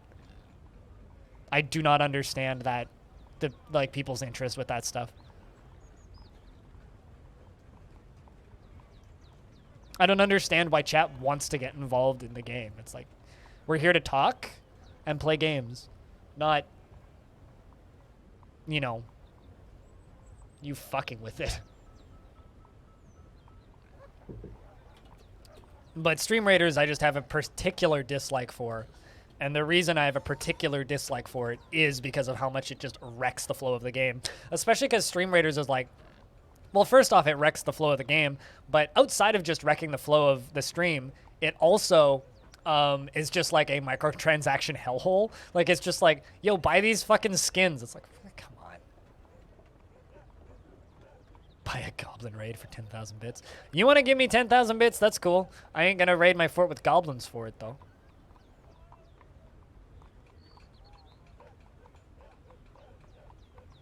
Although they're actually, Cupo does stuff like that with channel points where you can, like, summon a dragon and shit. But that's because he's just always, like, summoning random shit in DF hack anyway, so it doesn't really matter much. Alright, so my chickens are in here. We're going to lock both these doors. And, wait for them to lay us some eggs.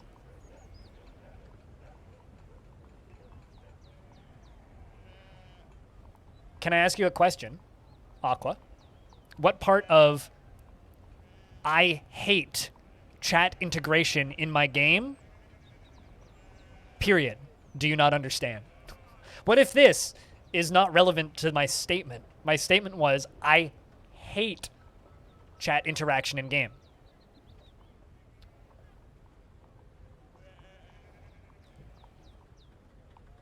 So what part of that do you not understand? When you're just like, what if this way the chat interacts? It's like, no. No way the chat interacts.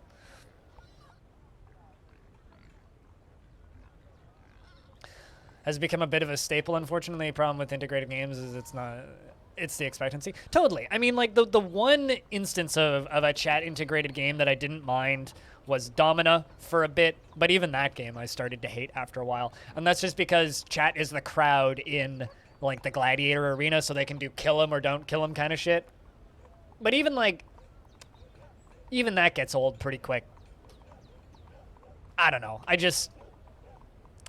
It's not for me. It's not the way I like to stream. I just like to talk to people. I like to have interesting discussions. And generally, we get to do that. And you know, like, some of you guys who made it to the Jupiter Hell streams the past few days, we had some pretty good fucking discussions, you know? And, you know, maybe I'm just this weird outlier who's streaming wrong, which is why my stream isn't more famous. And that's probably got part of the reason, and that's probably part of the reason why my stream isn't bigger, you know? Like, I'm kind of an ass sometimes to people. And it's just part of it, I guess.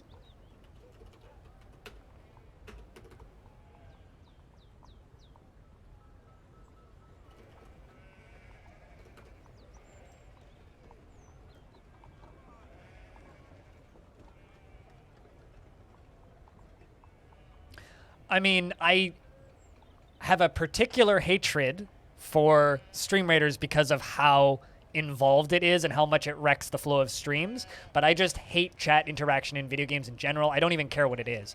If it's a game that that allows chat to interact with the game, I'm going to almost by default not play it. That is the opposite of a selling point for me.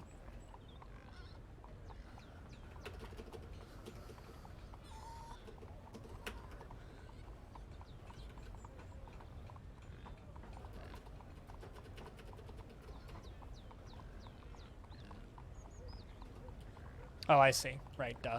I need siege ammo.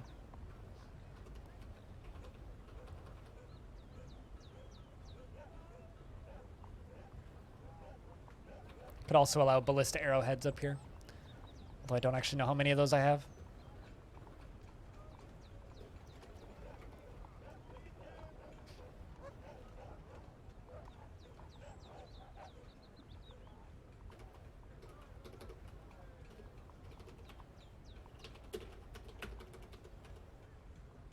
But yeah.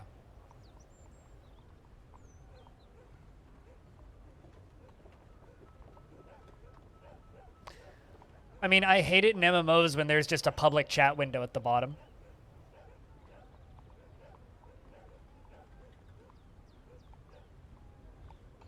Why would that benefit any game? How would that benefit a game? Taiga? I mean, if you're talking like a RTS game where you want to watch replays of other people's gameplay, yeah, sure, okay, I understand how that would benefit a game. But how would a free and open spectator client benefit a game like Journey?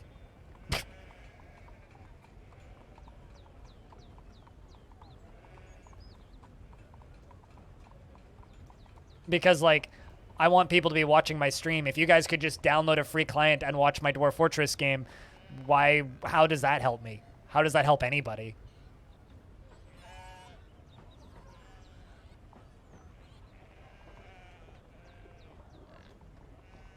Well, so you're gonna see all the insults towards our mothers? Please, kids have grown way beyond that now. We're into racial slurs and asinine behavior now. You have olive oil? We should let Popeye know.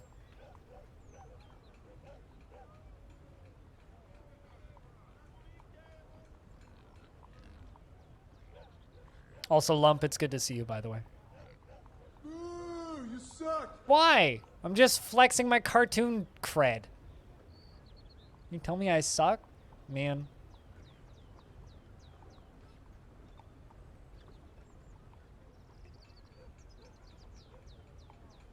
I mean, as a streamer, I hate that idea because it takes possible eyeballs away from streams, which is how streamers make money. So, I mean, I guess, but I see that as a negative thing, especially for me and my business.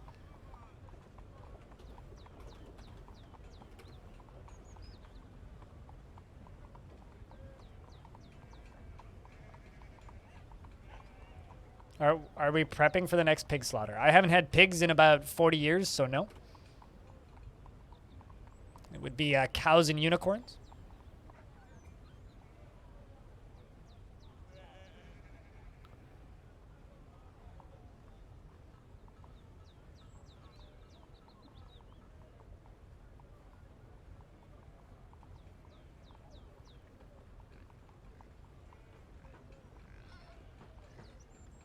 So I don't know how I would slaughter pigs.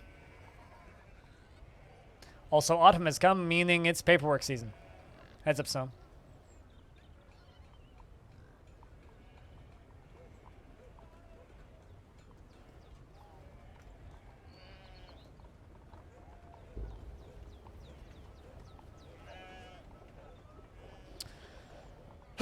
But yeah, no, it's just making sure. I guess so.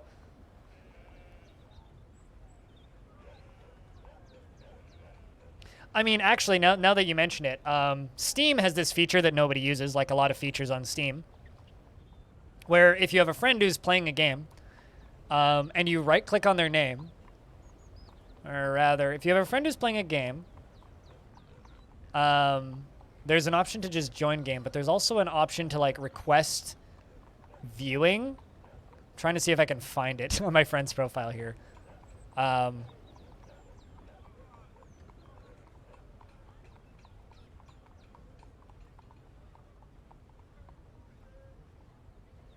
I'm pretty sure there's a way to like right-click on their name and then be like request to view. Maybe it's from within the friends chat. Yeah. If you go to Steam and you right-click on someone's name, you could actually click watch game, which sends them a stream request. And if they accept it, then you actually are given a live stream of their gameplay.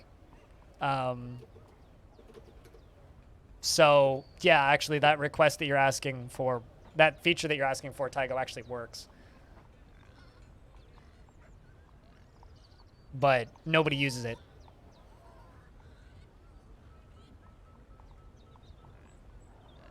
So technically any game on Steam has that feature because Steam has that feature.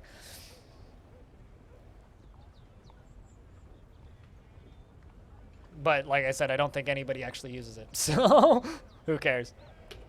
I think there's also a way to like just stream to Steam and then publicly let other people watch. Which is why nobody uses that feature, Aqua. Although, actually, I do know a few groups of people who set up streams on Discord and just let them run. Like, my little sister's boyfriend has a Discord server where him and all of his friends will just, like, pop up 3 or 4 streams. They'll have, like, one which is just, like, some Jackbox game. One will be StarCraft, and then another one will just be, like, fucking some old PC game, and the other one will be playing Call of Duty, and they'll just have their streams up running while they're all talking, playing different games. So, like, I don't know. People do that, but Discord is just a better place for that than anything else. But I think that the feature that Tygo is asking for would be to just spectate random people's games without asking, which to me is creepy as shit, and I'm really happy that no games have that feature. Because as this human says in front of me,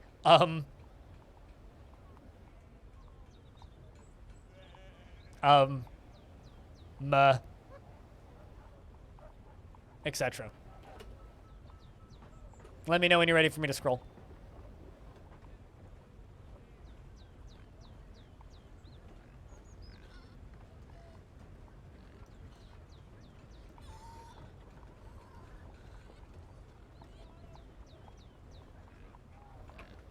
I guess that means you're ready for me to scroll. That feels like a long one. And an alpaca.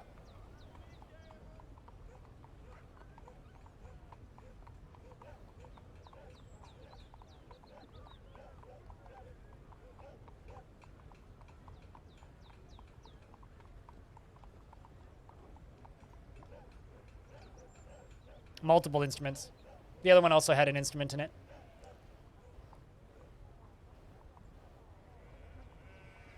They're significantly less exciting to me now because I know what they all are. And I have most of them already, so.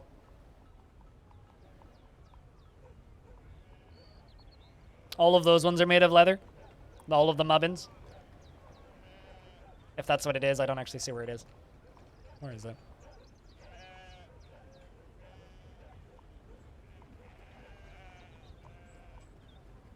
Oh, there's a crystal glass. Yes, so that's an instrument, which I also have a bunch of.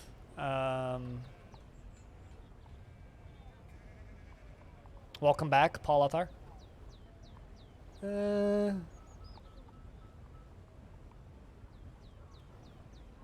Shoutouts to the horse lung. Yeah, I don't know. Yep, it also means that, oh, I mean, they might also be in barrels. Sometimes they bring milk in barrels. Although I don't think dwarves have the technology to get milk out of barrels. They might, but I don't think they do.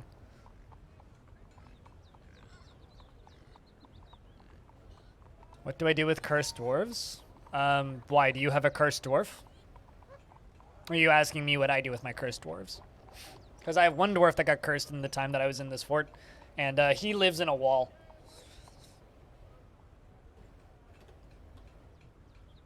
He's just permanently berserk, chained up, in prison, which is fine.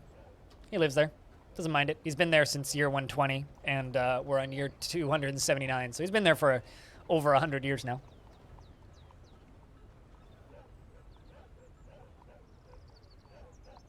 But I don't generally torture dwarves, so if a dwarf is cursed, they will pay for their crimes. Then I will do my best to take care of them. It's a sad life that they live. Near full 2. How long until 3 pages do you think, Stone?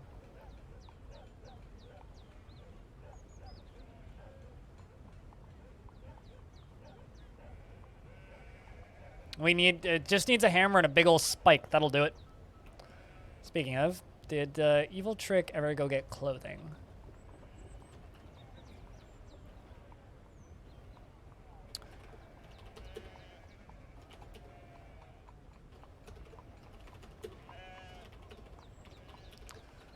Half my dwarves need new clothing, so we'll just do a run of clothing.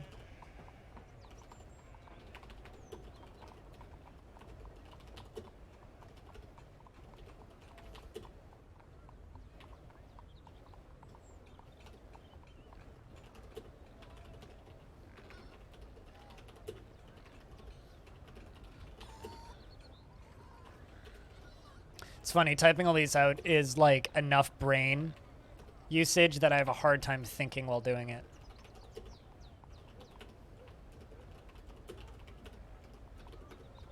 I realized I did 50 of one. That was a typo. It's fine though. We'll leave it.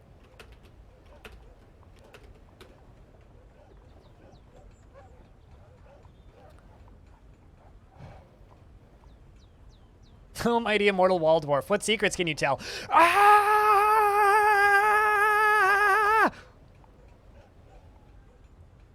No, that's just normal speed DF, Murphist.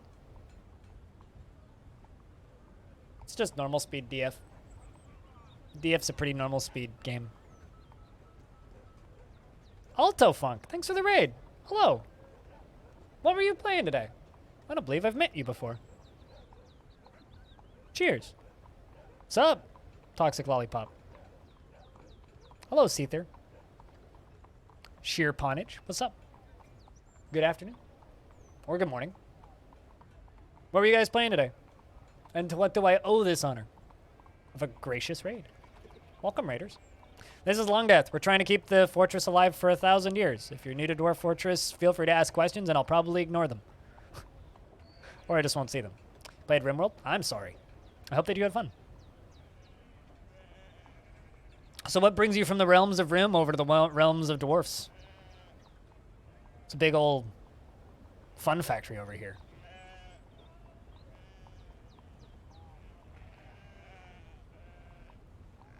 But tell me one fun thing that happened in the realms of RimWorld. We're trying to keep this fortress alive for 1,000 years. I probably have about 600 hours on this one fort. So we're just like chilling. I was just saying how RimWorld became famous, all copied from DF. I mean, it's not all copied. It's more like they took the base ideas of DF, then simplified them to the nth degree, and then just kind of, you know, shipped it. And then made a few mechanics more accessible and different, and then made it into a base building tower defense game. But, you know, cheers. Thanks for sending people over to RimWorld's granddaddy. Dwarf Fort. The slow development of RimWorld's granddaddy. These are some dwarven wagons being pulled by horses. And water buffaloes. And yaks. The W's are water buffaloes, the yaks are at the back, they're Y's, and the horses are H's. And that horse is spooked by something. Yeah, that's more accurate to what it is.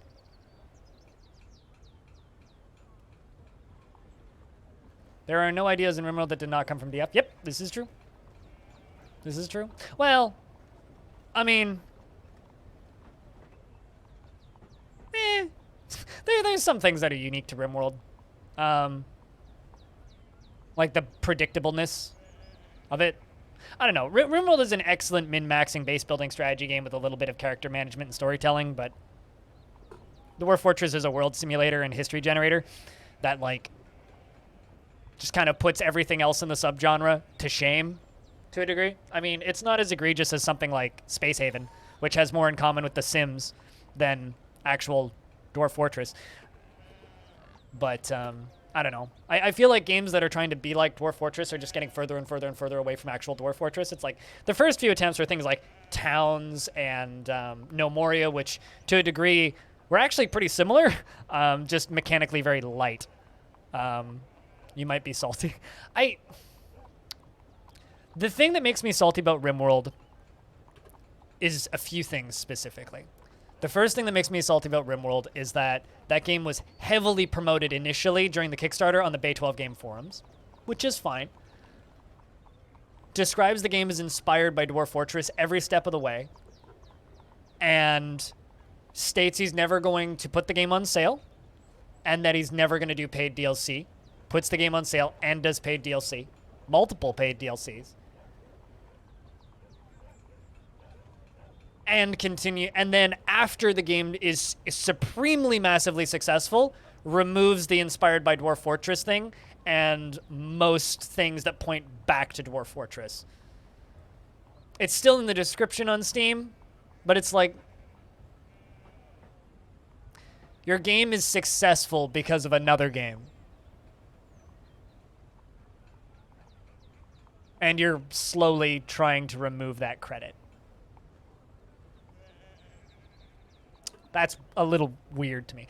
It's like, I on the other hand, I love that game. I have like 4,000 hours in that game, and I will take part in a annual charity fundraiser for it. But outside of that, there is enough things that dev has done that just kind of confuses me a little bit. Also, this is more just a me thing. I get quite a few comments on my YouTube channel saying, Dwarf Fortress development is slow. RimWorld puts out 2 expansion packs in between one major update, which is kind of true. Titan has hired 5 people to work on the game. As far as I can tell, he doesn't really do much on the game these days. As far as I can tell, he's doing like administrative work, like managing them. But he's just paying them to make his game for him at this point, so I don't know. But I think that the majority of people who play RimWorld realize that Dwarf Fortress is the roots. Every now and again, you'll get the asshole who's like, man, this is just like bad RimWorld in relation to Dwarf Fort. But I think generally people know. And I do think that there is a lot of enjoyment to be gotten from, yeah, Kivish. It's the Outpost Liaison. Hasn't changed. Oh, wait, is this a new Kivish? We've had Kivish for a while. The Outpost Liaison? What are you talking about? Kivish has been coming for like 10 years now. I'm confused. Did you miss one, Stone? You might have missed one. Anyway, I'm your liaison from the Mountain Homes. Let's discuss your situation. Information's been added to the world info. What requests do you have of our merchants? Unless they have a different last name. But I think most people who play RimWorld like realize the roots and like where the game came from, and that like its existence exists because of Dwarf Fortress. So I don't know. I think that they're different enough games that they shouldn't really be compared, but I think like being 100% accepting of RimWorld as a Dwarf Fortress player is like impossible. Symblex says, I look forward to our meeting next year. Our fortunes rise and fall together. Regardless, though, Altofunk, thank you very much for the raid. Like that goes a long way. Like I very rarely get raids over here. Part of the problem of streaming Dwarf Fortress, kind of as a main thing in traditional roguelikes, is not a lot of people stream them, which is great because there's not a lot of competition for me. But it kind of sucks. Yeah, you were thinking of the humans. Kivish has been the outpost liaison for the Dwarven factions for a while. You were thinking of the royal treasurers, not outpost liaisons. Yeah. Anyway, there's not a lot of people who stream these types of games, so actually getting a raid is like a maybe once a week rarity. I mean, I'll relatively frequently get very small raids from members of my community, but raids are a very rare thing. It's usually like just the people in my team. So thank you. It's kind of weird. I feel like I'm out on an island in the middle of no man's land Twitch sometimes. So thanks for bringing your people over.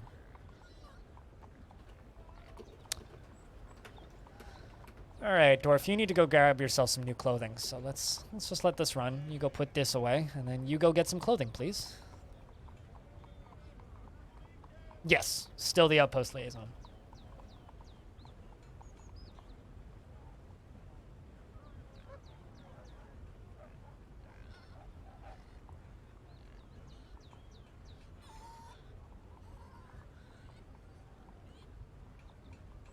What, the ones that I've built? I mean, yes, we have a couple of statues. This is true.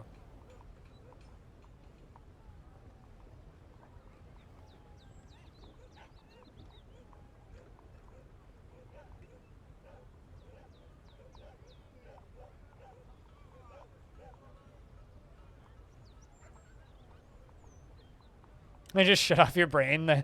That's just to make... Oh, yeah, no. I mean, I want to fill this whole hallway up with statues all the way to the end. At some point, but one thing at a time, right?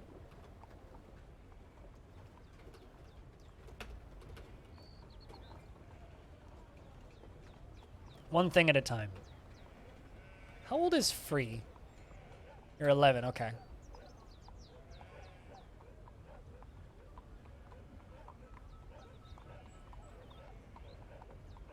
Is all the U and I next to each other? What do you mean the U and I?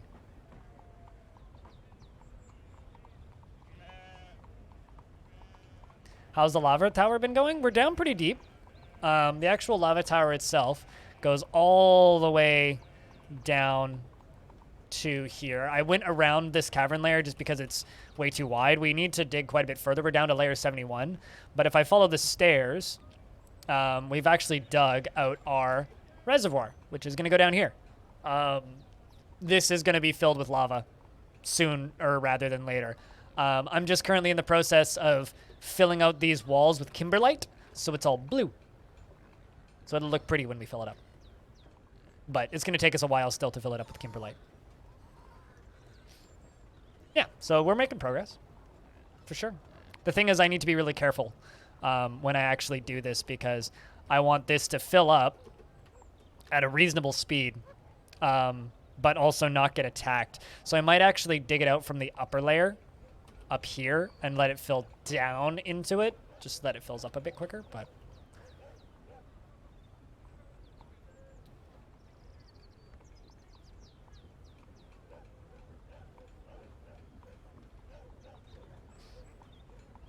Shut as shit? Well, invest can be easily typed as incest, which is a problem. I've had people try to invest tickets and instead type in incest ticket. When is investments coming soon? Let's find out. 13 minutes from now. 13 minutes!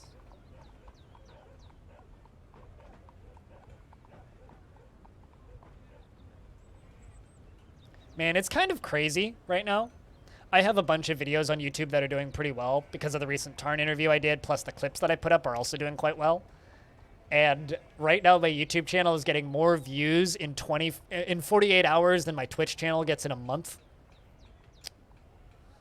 Which also means I need to step up the game on my Twitch channel, because like my Twitch channel gets like 10 to 12,000 views a month. My YouTube channel right now is getting 14,000 views every 48 hours. which is like a not comprehensible number for me. Like my brain just can't process those level of numbers.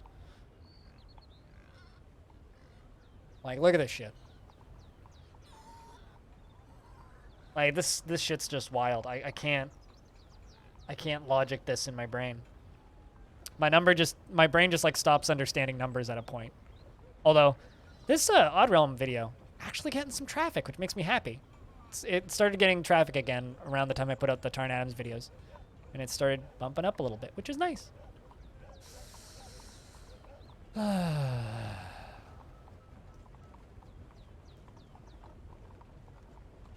I'm a good interviewer. Well, hope you guys will like the next one that's coming, which I'm not going to announce until I release it. I'm trying to do an interview without telling you guys what it is, and we'll see if I can pull that off. As I find, like, I'll just be talking about, oh yeah, I've got this interview up and coming, but the next one I'm trying to just sneak out. I'll let you guys know what it is once it's premiering. Working on it though. Behind the scenes stuff. Secrets. No, well, I mean, I don't think he'd want to talk to me anyway, because like, it's funny because like I think Tynan actually watches streams. I think he's seen my stream, because he talks actively with like my entire stream team, but never has interacted with me. I feel like he's lurked with me talking shit about Rim at some point, because like.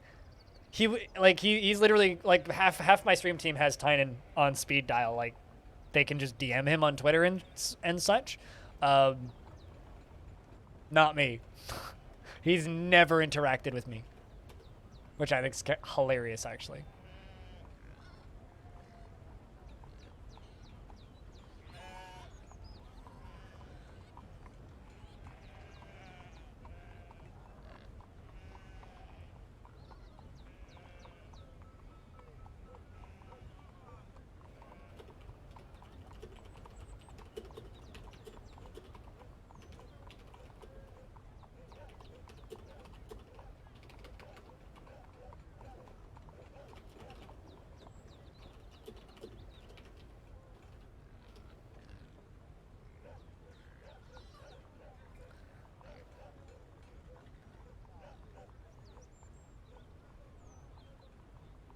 It's probably good that everyone in Halcyon isn't playing the exact same games.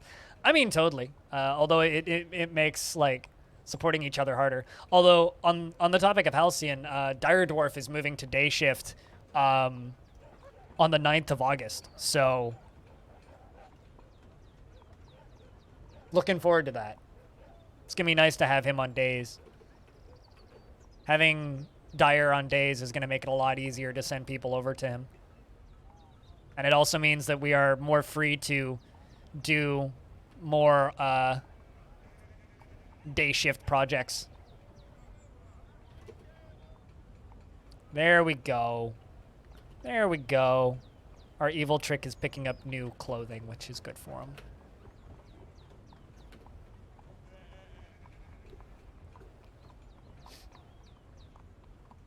I mean, right now, Bellinaire is playing fucking Orcs Must Die 3. Like, Bellinaire is, like, the harshest variety out of all of us, I think. Well, Bellinaire and FG and Kiri are all pretty heavy variety, and then I get kind of stuck in my ruts.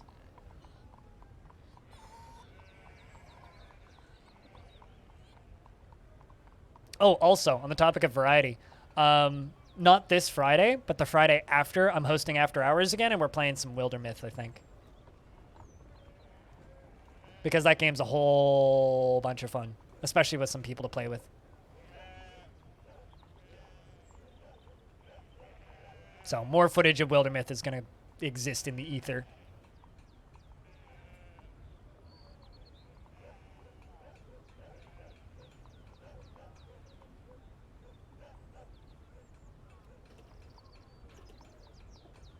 And on the topic of other variety things, Avorion is a game that we're going to be hosting servers for in the future. So looking forward to playing some of that with Evil Trick and probably Bellinaire and other people. Looking forward to that, because that'll just be like fly around in space. And who doesn't like just flying around in space? So that'll be a bit of fun, I think.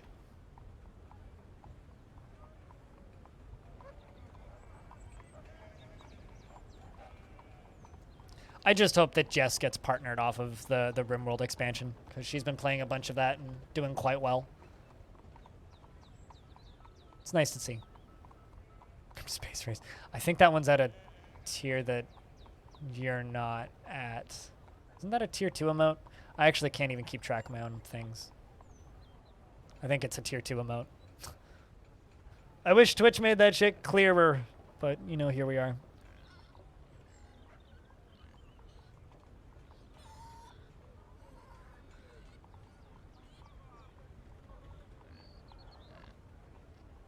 Did I actually trade with those dwarves? I think I did.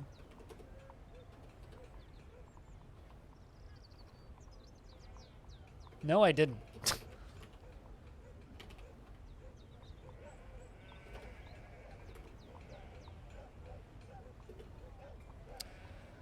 Also, chat room, I just wanted to say a real quick thank you, because I haven't said thanks enough today. Thanks to everybody who's tuned in so far today. Everybody's been hanging out and watching.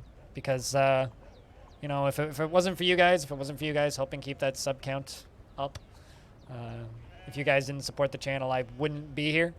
So, thanks for helping support me and letting me do this full-time. Because, honestly, if you guys didn't support me, I wouldn't be able to stream full-time. So, thank you.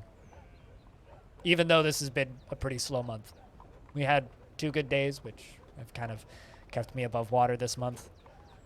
Basically, from now until the end of the year is just, or, well, from now until about September is going to be slow, I think. So, it's just a matter of hanging in there. We'll get there, though.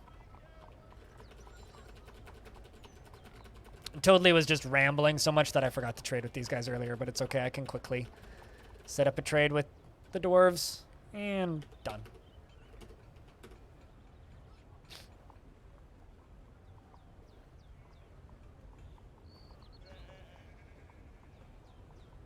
Almost done with all those Gabbro blocks, which is good to see.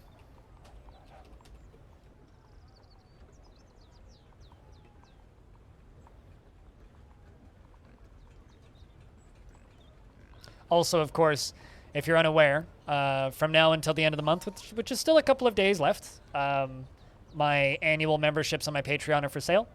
So normally they are a 8% discount if you subscribe for the whole year, but right now I've upped that discount to 16% until the end of the year.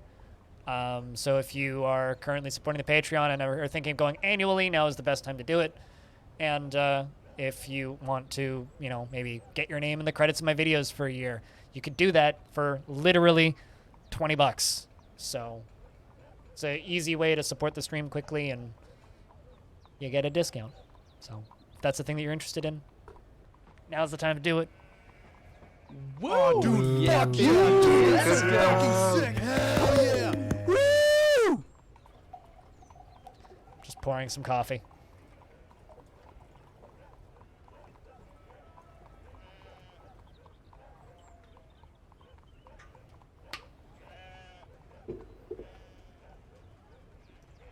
Was that loud? Sounded normal to me. Was it too loud? Turned it down a little bit. Although, to be fair, that is the loudest of the sounds. Kitty, is it lunchtime? Oh, sorry. Did I mean, you walked into my hand.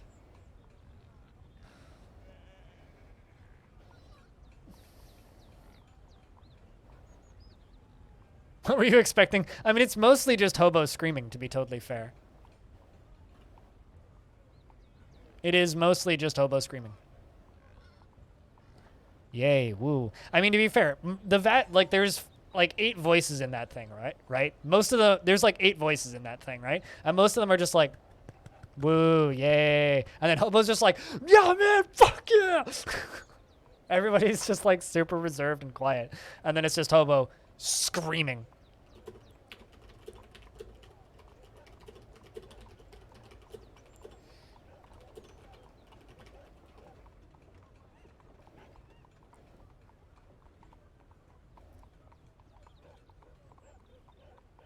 Woo! Yeah, woohoo.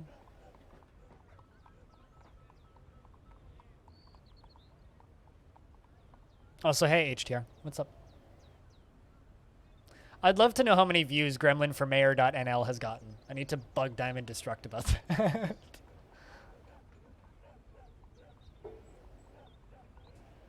All right, I've got a cat meowing and nuzzling my leg. I think I need to get this cat some food.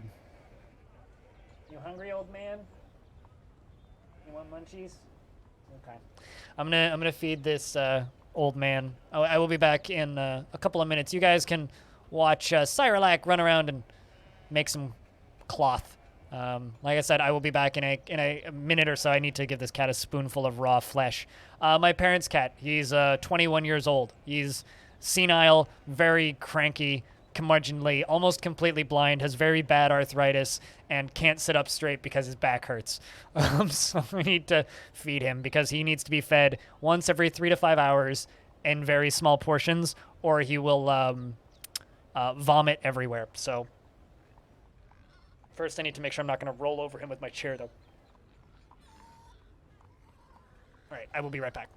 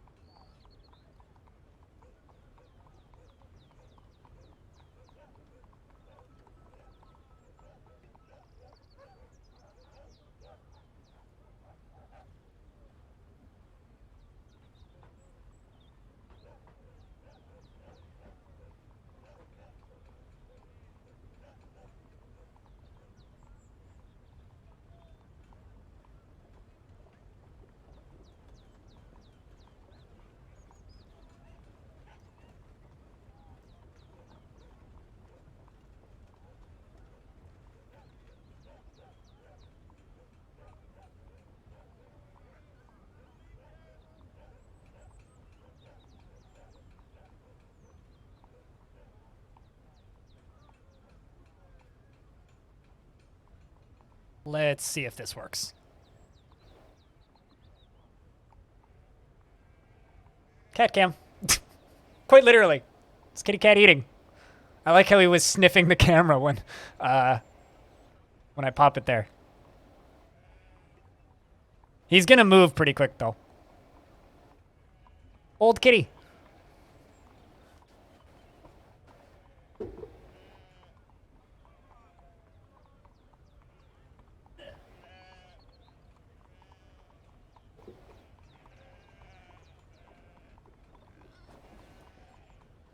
He's gonna move, and then he's gonna move to the dark corner of my office where you won't see him. But the Forgotten Beast, Nekol has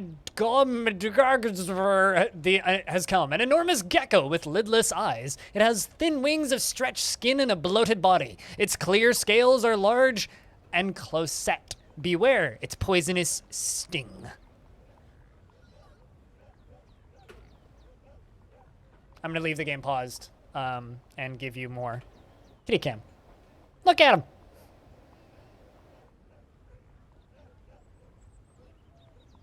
This is actually the record player cam that I just moved.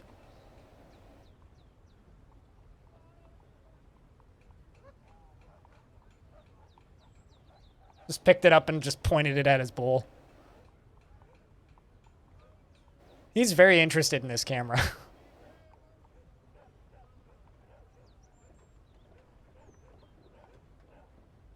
I've made it a cat-approved stream. I used to own 2 cats that lived in this apartment with me and my ex. So this used to be very much a cat stream. But this guy is older than most of you. If my view count doesn't go up right now, the cat's broken. So, hear this, chat? This is when you throw all of the donations and the money at me. And my view count has to triple in the next 3 minutes, or this cat cam is not working as intended. I think he's almost done eating his food. You asshole! He's pulling his food out of his bowl, which is raw meat, dropping it on my hardwood floor and eating it off the floor. What a little shit! You asshole. Yeah, you heard me. Jesus Christ, man. It's like, I get it. What a guy. The cat stared into your soul. Okay, well, he's coming back. I'm gonna go give you guys Dwarf Fortress for a sec. I'm gonna go put the camera back to where it was.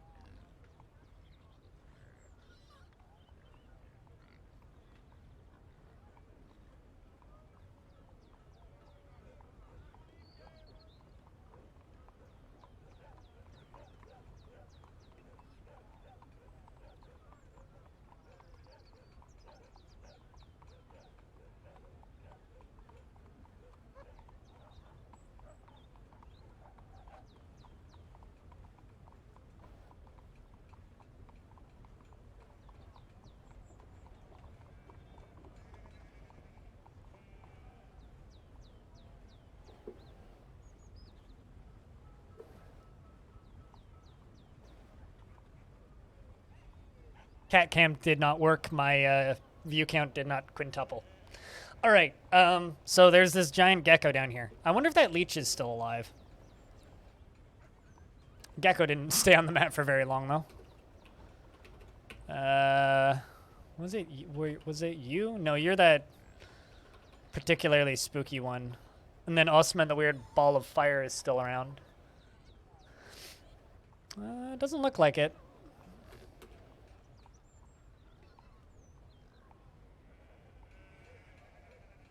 But yeah, I don't mind being a cat approved stream. He's a good cat. Hey viewer, what's up? It's good to see you.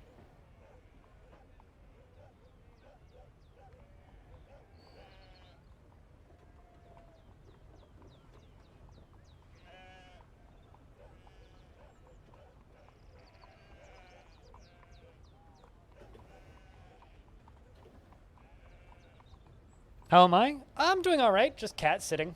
So you're gonna hear me talking about a cat pretty frequently, which is my parents' elderly cat. Hopefully somebody clipped the cat eating food. Also, chat, do me a huge favor. Don't tell my dad that I'm telling you guys about this cat, because not that you'll ever interact with him or meet him ever, but my dad is living in an era of, oh, if people know that we're not at home and you're taking care of the cat, we're gonna get burgled. To which I say, how have I always gone on vacation and never been robbed once? But he's convinced that if I tell Twitch chat that my parents aren't home, you guys will figure out where my parents live and then rob their house. So chat, do me a favor and don't rob my parents' house. Thanks. Thanks. Okay. Now that we're all on the same page with that, burgling my parents' house because I tell you that I have their cat because they're in an island out off the coast right now on vacation. You know, honestly, if someone robs my parents' house because of this, I'll be impressed. And besides, their insurance will cover it. Okay, just there go my weekend plans, robbing Blind's parents' house. That's not how that works. Well, I mean, if you post on a public Facebook account that you are going away, you're gonna fly over and steal. Yeah, just the whole house. You're just gonna fly over with a helicopter, pick the whole house up, and fly away with it, right? That's like stealing the front door. You know what I mean? It's like, what are you gonna steal? I stole the front door. What? I mean, actually, if you did want to rob something from my parents' house, you walk around behind the house and you go into their greenhouse and you steal their tomatoes, because they have hundreds of tomatoes in there. Actually, check out this picture. This is definitely not enough information to burgle my parents' house anyway, but check this out. This I took about 10 days ago, which I think I've already shown on stream, but I took this photo about 10 days ago. This is my mom's greenhouse. These are all tomatoes. These are taller than me. These are huge tomato plants, and those are like little purple tomatoes, and they have red tomatoes and black tomatoes, and yeah, like that. This is my parents' greenhouse. During the heat wave, half of them wilted, And my mom was like spraying water on the ground of the greenhouse once an hour to keep them from dying. Greetings from Twitch chat. I could actually go over there and do that. 10 easy steps and where to rob my parents' house. Yeah, well, like I said, if any of you guys were able to figure out where my parents lived and rob them, I would be impressed. My dad would be very unimpressed with this entire conversation. So, chat, I have a challenge for you guys.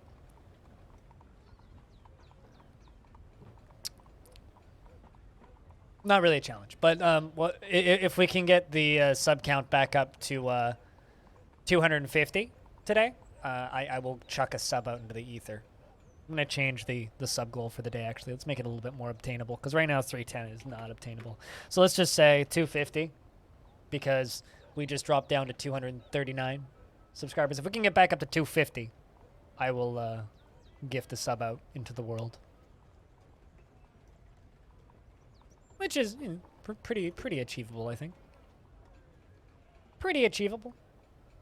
We kind of had an inflated sub count for a bit there because of my birthday at the beginning of June, but we're past that. No. No, I don't actually want you guys to rob my parents' house. I think that would be awful if somebody did. So, and unironically, my dad would probably blame me. So, please don't rob my parents' house. Jokes aside. Bullshit aside, please don't rob my parents' house. Just like, please don't shoot me when I try to sell my Bitcoin. Parasocial robbery? I mean, I stole a pen from my parents' house by mistake once. I've stolen more than one apple, but it's one of those, like, I don't think they care situations. So I'm just robbing my parents very, very slowly. In the last 5 years, I've stolen an apple and a pen. Give it a couple more years, and maybe it'll be 2 apples.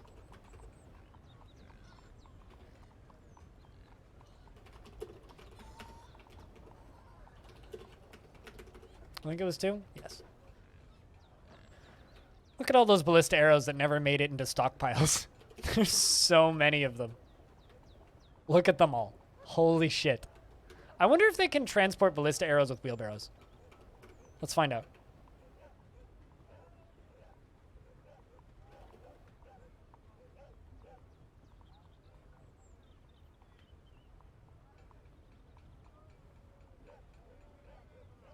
Might as well commit insurance fraud. I mean, I wonder if anybody's tried to use Twitch chat to get an insurance fraud payout. Okay, so wheelbarrows can indeed carry ballista arrows. We just learned something, chat. Wheelbarrows can carry ballista arrows.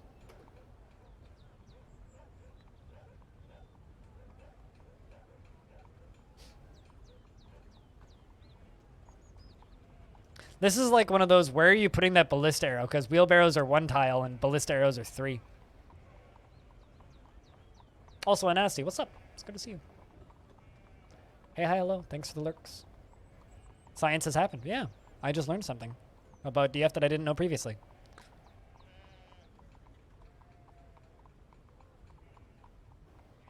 It also makes the act of storing stuff a lot more doable. How is Evil Tricks Dwarf doing? Content after having a fine drink. Wait, really? A fine drink? Oh, he likes drinking regular wine. Hates hamsters. Prefers to consume jumping spider. Is it... Okay, I need to ask the dwarven scientists a question. Is it possible to cook jumping spider? Because that's a vermin, right? Does this dwarf actually prefer eating live vermin and plain wine?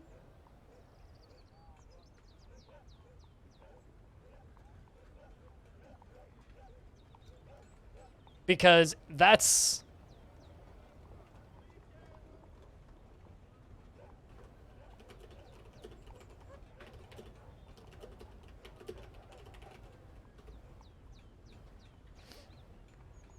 Huh.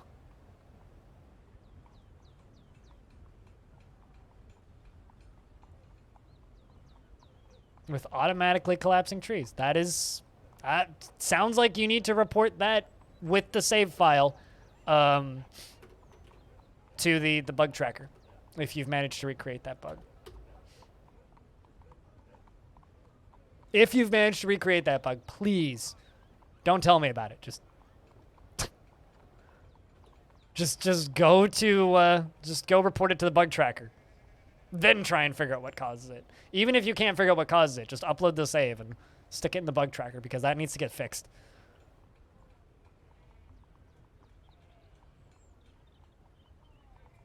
I mean, the easiest to find food stuff, literally. Like, that is the plainest of plain Jane. They'll just eat live spiders off the wall. Imagine just, like, hanging out with somebody and there's, like, a big-ass spider on the wall. Just grabs the spider and just goes, oh, while drinking wine. It's like, man, that dwarf lives the life. It's literally what this dwarf is doing. Find sacrifice to be one of the highest ideals in life. It would have the world operate in complete harmony without the least bit of strife or disorder. Views decorum as a high ideal and is deeply offended by those that fail to maintain it. This is evil trick. And values tranquility and a peaceful day and sees guile and cunning as indirect and somewhat worthless. Doesn't care about nature one way or another and does not care about fairness. And dreams of mastering a skill. And is assembling ballista arrows. Seems like a good dwarf indeed. Man, I can't wait until we can just sell all of these ballista arrows.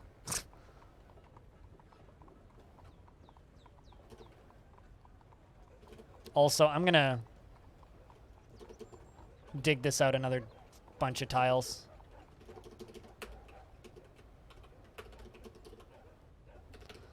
And fill this up with ballista arrows as well.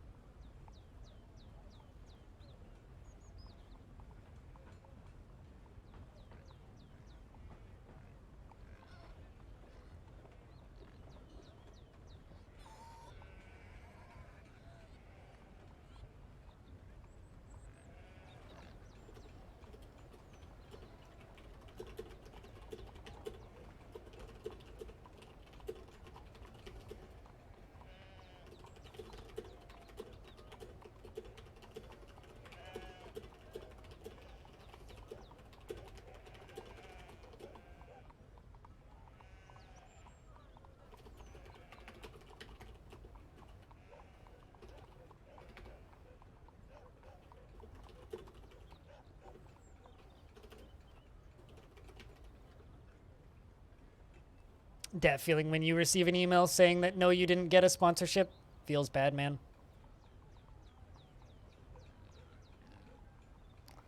Also, to anybody who fills out bit surveys for Twitch RPG, they just sent one out. Literally just got that in my email. But they still sent me a key for the game anyway, so it's fine. I might play it. I don't know. We'll see. Game looks neat. It's a little boss rush pixel art thing, which looks pretty. I don't know, I always love it when I find a dwarf that's just like, man, you have incredibly plain tastes.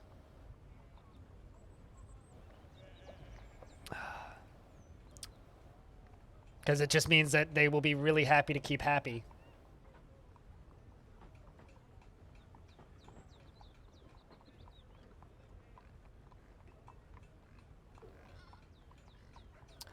I mean, it's a pity you don't have hype creep, but I'm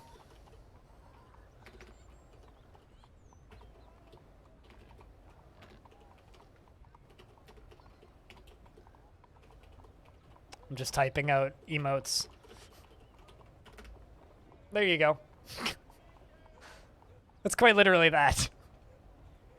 The blonde dwarf being evil trick. in the situation.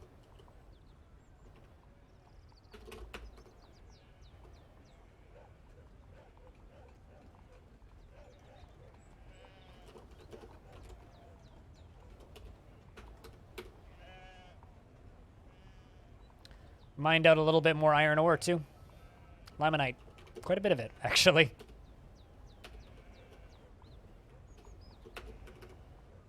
Just gonna fill this little spot in.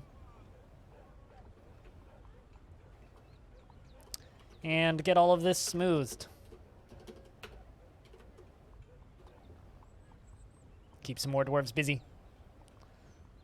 Because we're going to have a lot of years before the king passes away, and I have a feeling that the king is not going to stop demanding ballista arrows anytime soon. Anytime whatsoever.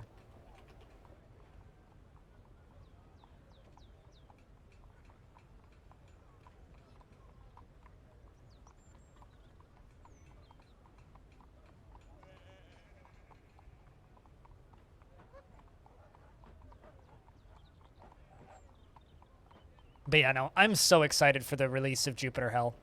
I'm also really excited for Humankind, actually. I know some people are like, man, wasn't expecting Blind to ever be into 4Xs, but I need a 4X in my life for a bit. I have a feeling that game's going to kind of become an evening game for a bit. Yeah, I mean, the release week of Humankind, I'm kind of thinking about doing a couple of days of it. But after release week's over, I kind of really want to just play a bunch of that in the evenings specifically, because, I don't know, I really like, you know, Endless Space, and I also really liked Endless Legends, so I think that those are going to kind of be, I think that Humankind is going to kind of be just a chillax and hangout game for the evenings for a little bit, just because, I don't know, it just looks like a good fit. Looks like something I could put quite a bit of time into, and so probably going to play a bit of that. Winter is upon us. But, man, I'm just, like, way too hopeful that the Steam release of Jupiter Hell does well. Like, I want that game to do extremely well so that they can do more, you know? I want to see the procedural destruction and shit get into that game. I want to see that stuff be completed, you know? You know? Is there any games that are coming out soon that you guys are looking forward to?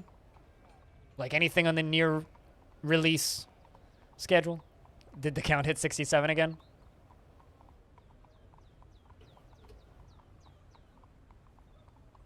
Good stuff.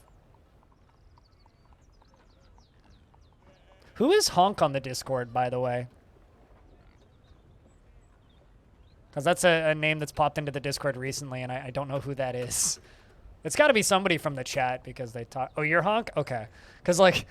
I try and do my best to keep track of who's who, and I don't really care if people use nicknames on the Discord, that's fine, but it's like, if you have a different name on the Discord, I'm not going to know who you are.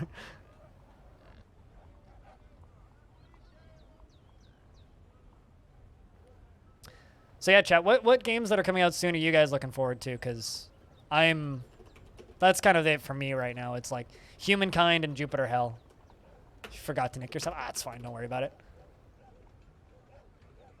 It's also like I know a streamer who goes by the username Honk, so it's a pretty common meme these days.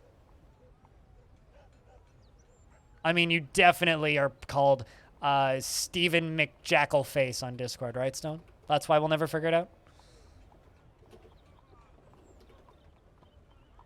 I don't know why I came to Steven McJackalface, but here we are.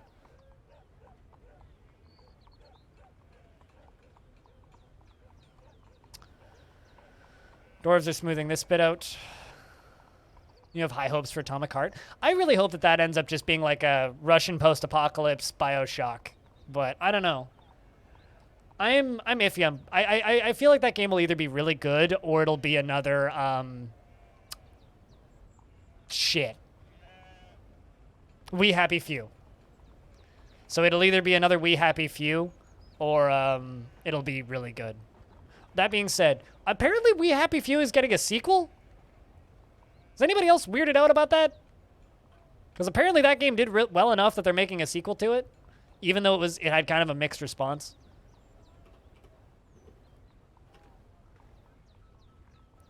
Also, We Happy Few, still a $75 game in Canada. Look at this. Fucking $75 for this thing. $75. With another $32 in deals. That's wild to me. That they sold that thing for that much money. And that game was so poorly received. It's like another No Man's Sky, kind of.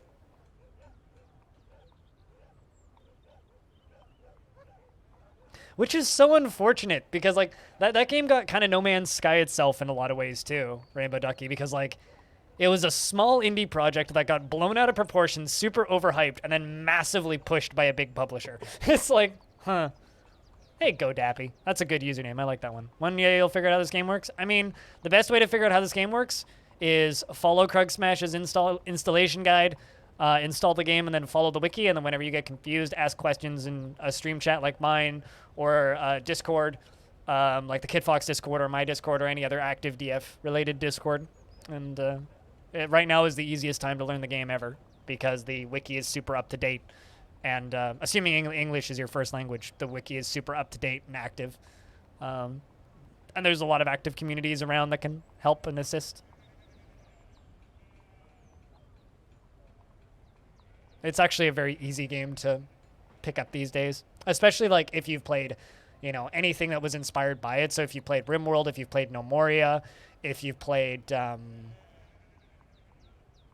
even something like Oxygen Not Included, or even the fucking Sims at this point, like any of those games, like you'll already have like the basic kind of knowledge of what you need to do. IR Stupid has given birth to Asteth Anthologales, the Dwarven baby. Does anybody want to be this brand new baby boy? In fact, we have a brand new baby boy in the fort. Would anybody who doesn't currently have a name like to be a baby boy in Longdeath? Just simply raise your hand. You don't have to be a subscriber or anything. Just let me know. Ducky? Do you have a dwarf currently, Ducky? I know you've had dwarfs previously. But, Ducky, what number? I think it's Ducky 2? Is it Ducky 2? I think it's Ducky 2. He is the son of Ira Stupid and Haz Hazah, and a faithful worshiper of Ashen, and a worshiper of the future, the god of earth, and the god earth and persuasion and speech. His sideburns are clean-shaven, and his long mustache is neatly combed. His very long beard is neatly combed, and his short hair is neatly combed. His somewhat narrow cobalt eyes have large irises, and his somewhat short ears are flattened. His hair is ecru, and his skin is sandy taupe. He likes gypsum, plaster, copper, onyx, giant red panda leather, and gigantic turquoise bone. Gigantic turquoise bone cubes and large gems, reindeer for their herds, and the words of the number of glistening. Prefers to consume a giant sloth bear and rambutan wine, and absolutely hates jumping spiders. He doesn't personally value sacrifice, and he personally values sacrifice and doesn't feel strongly about the law and doesn't particularly value loyalty. Dreams of crafting a masterwork someday, is utterly humorless, and pursues matters with a single-minded focus, often overlooking other matters. He likes to present himself with an boldly, even if it would offend the average sense of modesty. He has a strong sense of duty and does not easily fall in love or develop positive feelings. He has a tendency to go it alone without considering the advice of others, and he tends to share his own experiences and thoughts with others. He doesn't hold on to grievances, and he generally is quite confident in his abilities when undertaking specific ventures. He thinks he is fairly important in the grand scheme of things, and he tends to form only tenuous emotional bonds with others. He has a greedy streak, and he is somewhat quarrelsome, and he is bothered by this since he values friendship. He doesn't often feel envious of others, and he occasionally overindulges. He stammers when he's excited and needs alcohol to get through the working day. Welcome to the fortress, Ducky.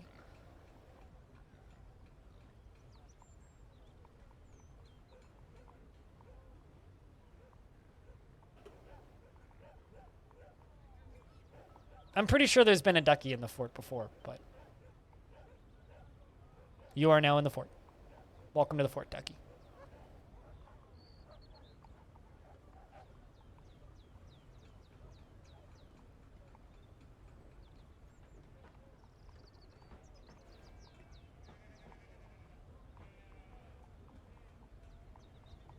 It's always nice to have new dwarves in the fort. Ah, Starmancer. Yeah. Howdy. Howdy, Wild Peak. Thanks for the $1. Big cheers. The second $1 of the stream.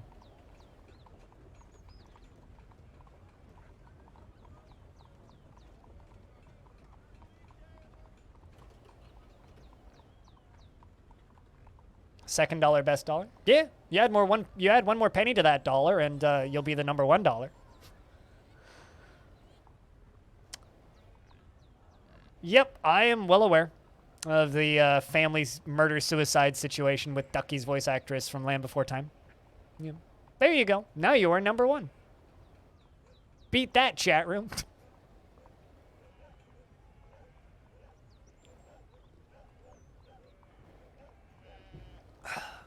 Yeah, no, I've ruined Land Before Time for a number of people by talking about what happened to Ducky's voice actress. Land Before Time got weird though. Like that series went on like 10 movies too long. Like that first Land Before Time movie is like a genuine classic, and then like they kind of went off the rails at a point.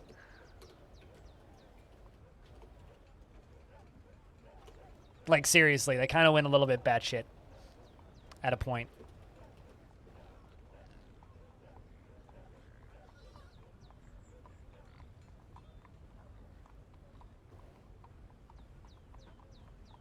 But how you been, Peak? Aside from, you know, helping keep my stream funded $1 and a bit at a time. We're at 41 dwarves, and total population is 55, which is the highest we've had in a long time, which is really good.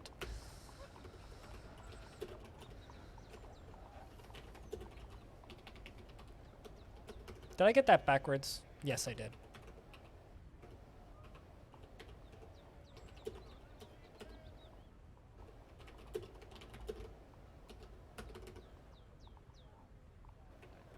Thanks for the penny lump. Can I view the rumors? Not really, which is why I don't really do that. But rumors are usually represented up here. It's probably something to do with this combat and news that Atir Golden Strike became the mayor of the Tomb of Planks, replacing Catan Wieldrang. That's probably the rumor. Yeah, looks like that's the rumor. The green square is usually the rumor. But there's no way to easily view it. What do you think of Odd Realms so far, Wild Pig? Leave that game a review on Steam if you bought it on Steam once you feel educated enough to do that, because that's one of those games that kind of struggles to get reviews alongside of like Jupiter Hell and the other smaller games that I play. Especially considering like it actually only has mostly positive reviews recently, which I think is a bit of a shame.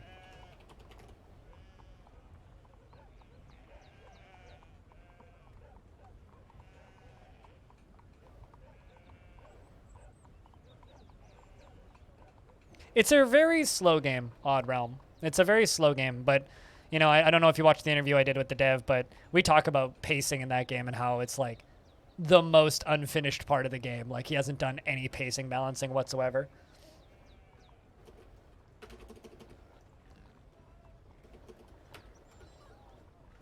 But that's kind of, like, intentional in a way.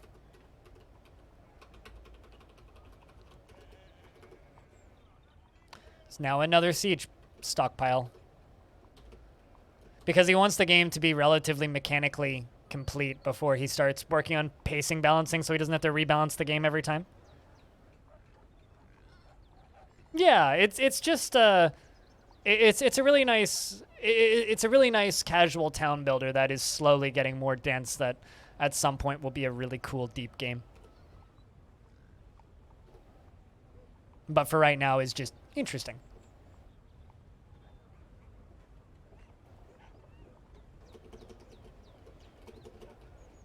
Yeah, there's so many ballista arrows, it's ridiculous. So many ballista arrows.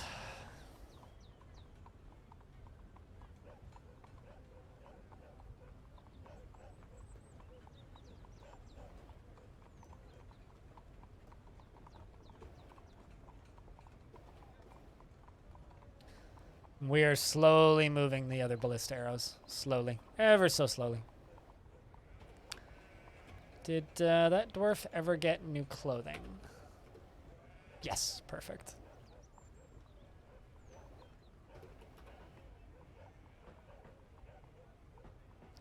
Okay, we've got a few more things to finish making.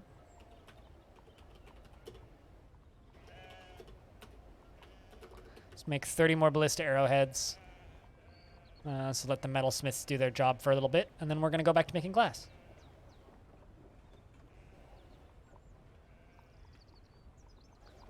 My biggest complaint about Odd Realm, though, is I do actually have a hard time seeing the little individual characters sometimes, but there's an option that just, like, puts their job above their head and highlights them, which is very helpful. So as long as I have that turned on, I'm basically fine with that game. Visually. Considering, like, back when it first released, it had a custom font for it, and it was, like, unreadable. It's a hotkey, and it's a toggle hotkey, so you hit the hotkey and it stays down indefinitely, so just, like, look in the options menu for it. Because I don't actually know what the hotkey was. I hit it by mistake the first time. But yeah, it's a toggle hotkey. Sure, what's something ironic if you're... Sorry, I missed that the first time. But what is something ironic? Plenty of things are ironic in this world.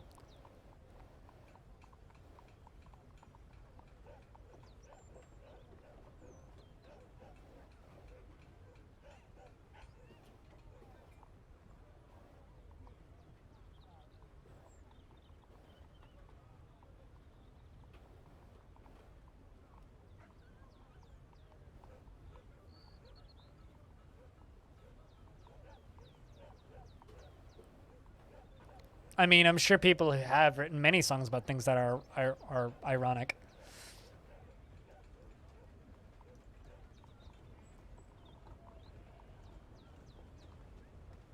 I feel like this is a song that you've already heard before, Peak. That you and Peak are referencing, Lump. I kind of wish that the cat didn't pick the corner behind me to lie down, because it is the worst place for me to show images of a cat on a cat cam. It is easily the worst place he could have picked.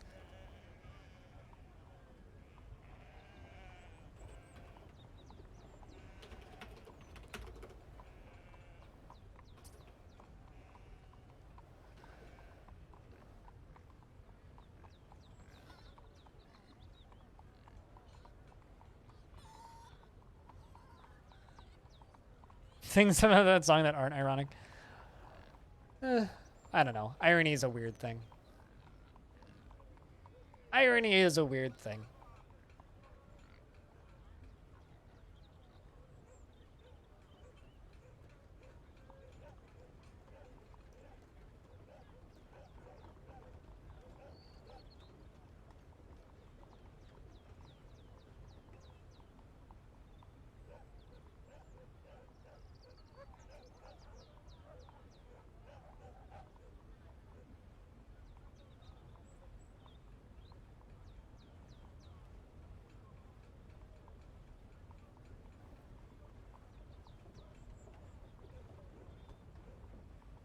It's the worst case he could have picked.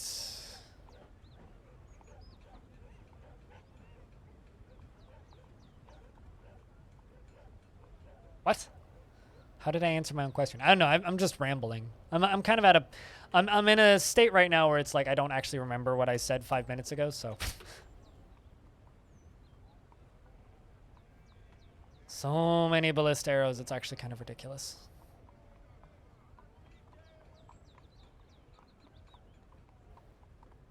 It's actually kind of ridiculous, but they're getting there.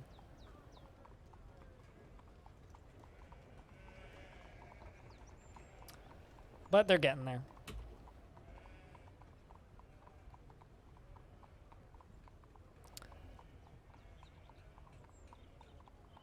Oh, the cat's place? I mean, it's the worst place he could have picked for a cat cam. It makes perfect sense why he picked that spot to lie down, though. And the reason it makes perfect sense why he picked that spot to lie down is because he used to sleep there when my bed was here. So the last time he stayed here, my bed was here, and he would sleep in that corner under the bed. So he's still sleeping in the same corner. So it's still technically the same spot. Probably smells the same. There just isn't a bed here.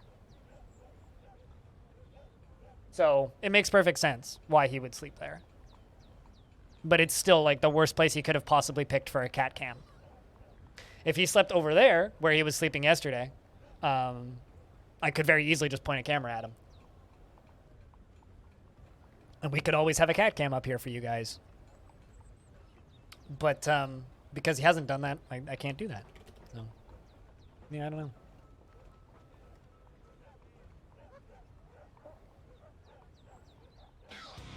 Whoa!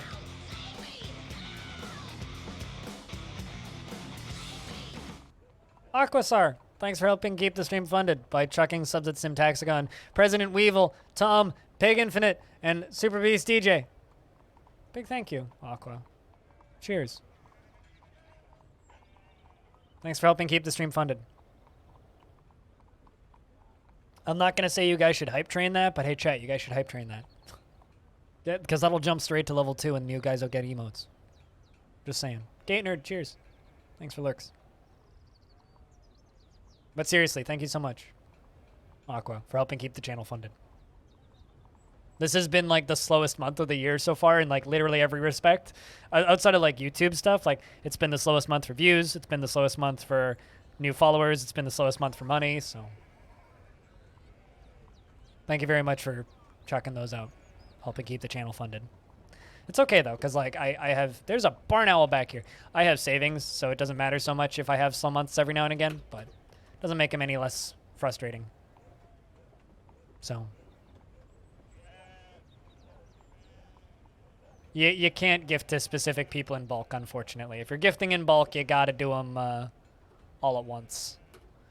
If you want to do specific people, you gotta do them individually, which you can do. I mean, that's a way to do it, but 'tis a viable option.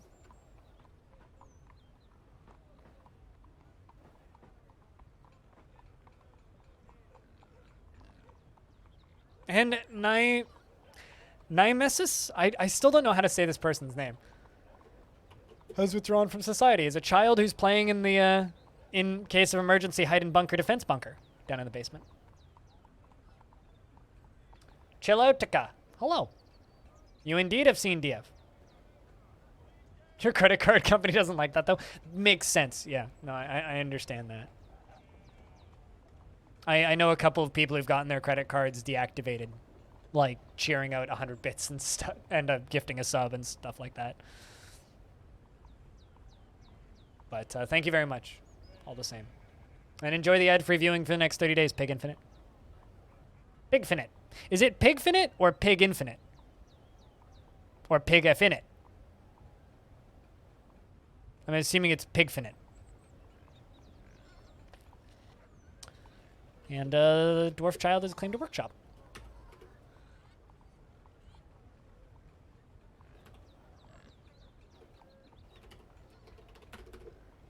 Queue up 100 sand in the back.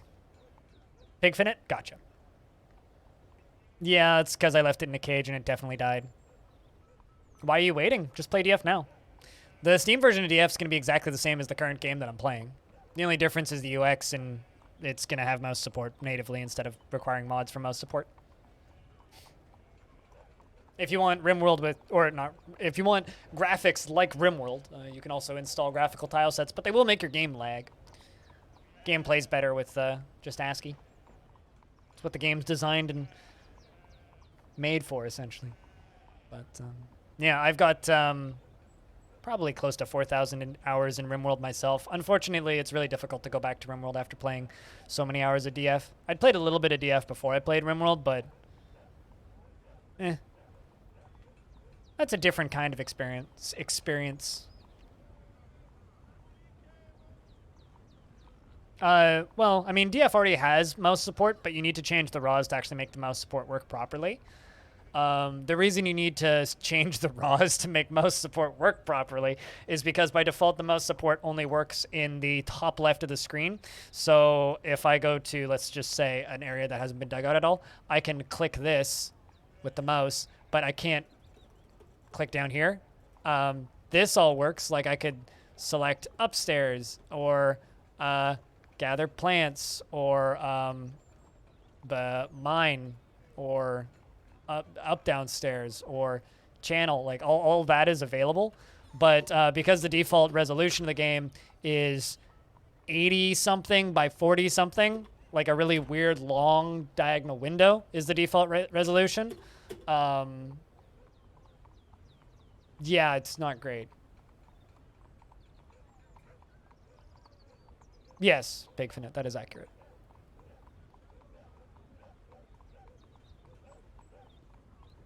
It's not related to clicking, but yeah, I don't know what you mean, Aqua. You're not using full screen, neither am I. This is windowed. So, neither am I. And also, Chilloutica, it's fine. I got plenty of spears already. Probably dozens.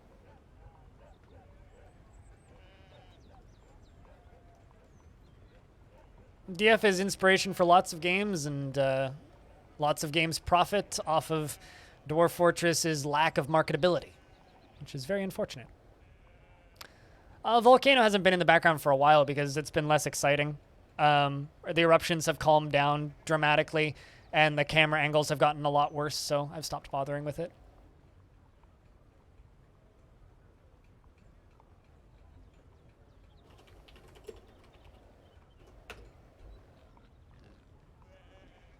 I mean, like, checking the volcano right now, it's like just that. You know, it's a big, empty, smoldering thing, so who cares, really?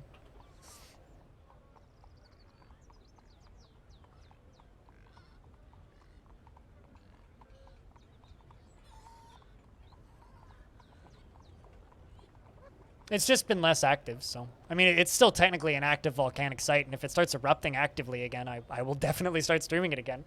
But... yeah, it's been about maybe a month and a half since I've actively had that stream up. Roughly a month, I would say.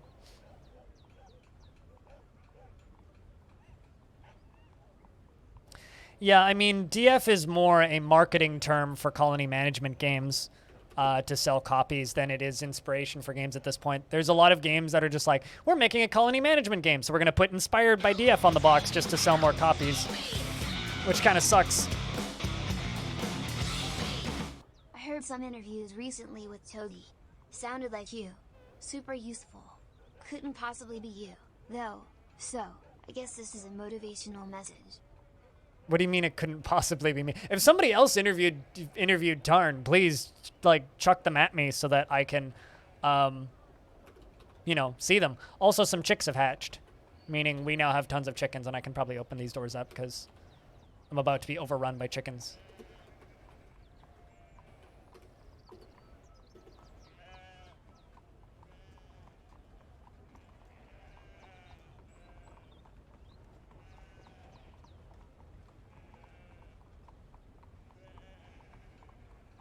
But thank you very much for the second month. It's hard to tell if people are being sarcastic. And dwarves, you guys got to put those chickens in here, please.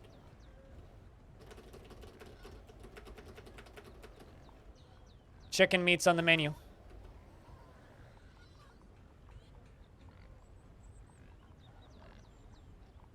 More like awkward. But yeah, I'm glad you enjoyed the recent interviews.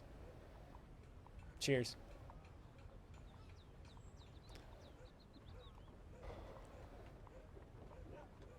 Man, another one down here? Forgotten Beast. Anayu. Serono has come. A giant feathered viper. It has wings and it is slavering. Beware its poisonous bite. I don't like how many of these Forgotten Beasts have wings. Scary.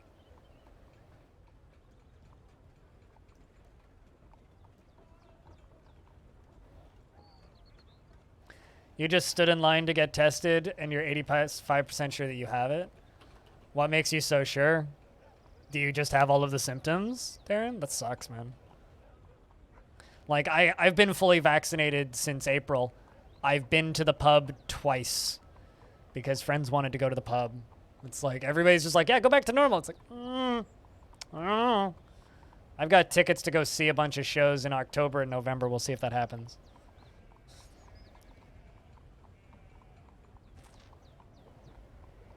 Look at all these chickens. Hell yeah.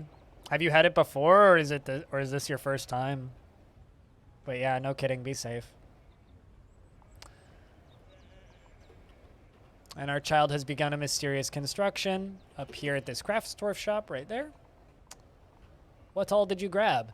Rough almondines, walnut wood, copper bars, purple spinel cabochons, baguette cut purple spinels, rough almondines, cow leather, gabbro, and gabbro. It's gonna be a rock craft, most likely. I'm not gonna kill it. Doesn't matter. Chalotica. It's locked in the basement. It can fight with other creatures.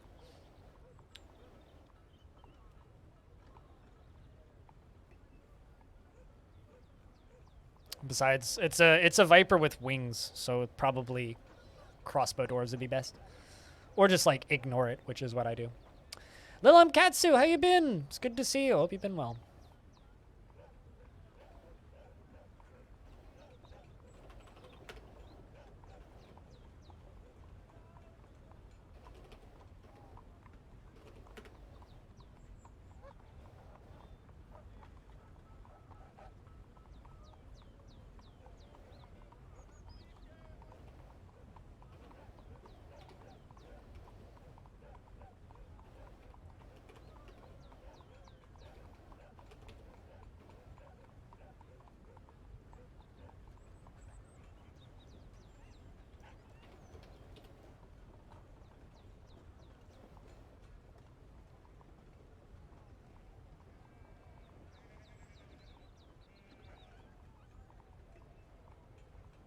Been dealing with some stuff, but doing okay. Yeah, I've been up and down. I think I've got good months and bad months, and I think many people are in similar spots.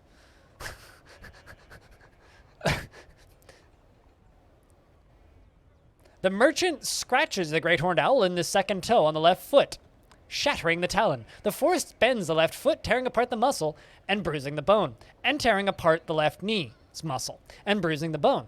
An artery has been opened by the attack. Many nerves have been severed. A ligament has been torn. A tendon has been torn, and a ligament in the left knee has been torn. The great horned owl snatches at the merchant's left foot, but the attack passes right through. And Voidlock, the merchant, says, "The battle rages. I feel no terror." The merchant releases the grip on the merchant's on the merchant's left upper arm by the great horned owl's right first toe on the left foot. And Voidlock says, "I was attacked. I am panicking. I am panicking."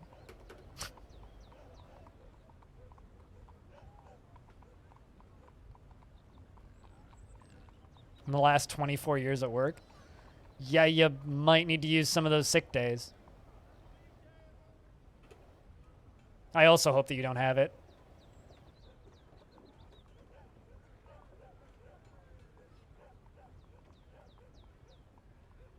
Not healthy. Chilloutica.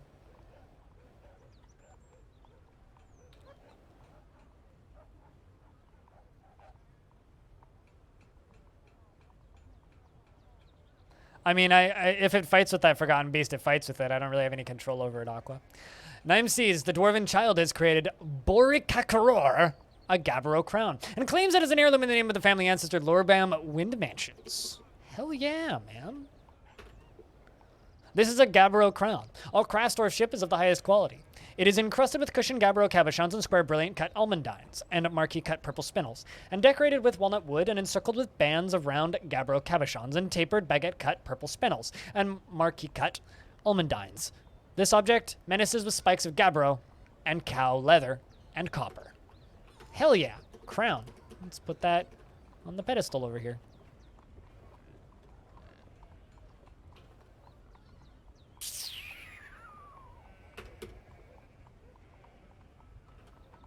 I mean, I feel no terror but panic every day.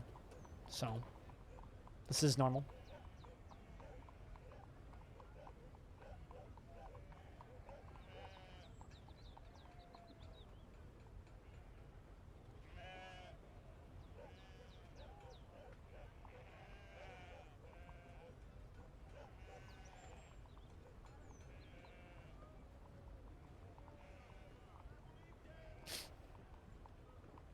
But yeah, no, it's weird times. Summer's weird for this channel, just in general. Like, there's part of me that almost misses the heaviest part of lockdown just because my stats were so much better. It's kind of funny, like, throughout lockdown, I had an average of 75 to 90-ish average viewers every month.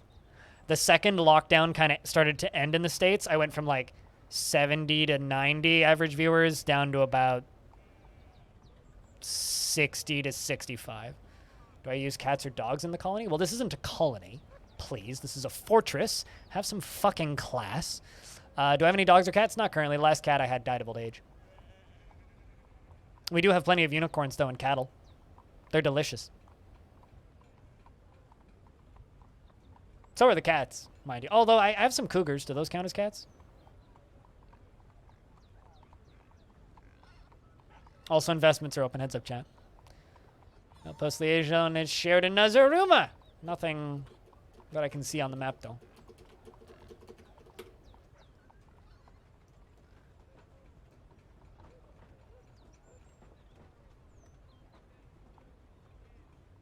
Well, I mean, it's just like they're not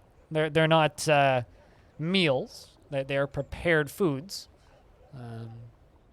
They're not simple meals. They're easy meals. All of the slightly reworded RimWorld terminology for things doesn't work here.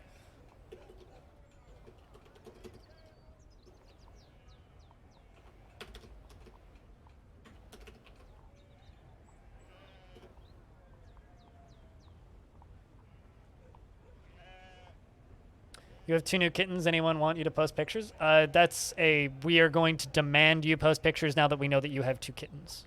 I mean, I have the opposite of a kitten right behind me. It's 21-year-old asinine old fuck. He woke me up twice last night. One time was licking my nose. You asshole. He's lovely. I like having him, but asshole.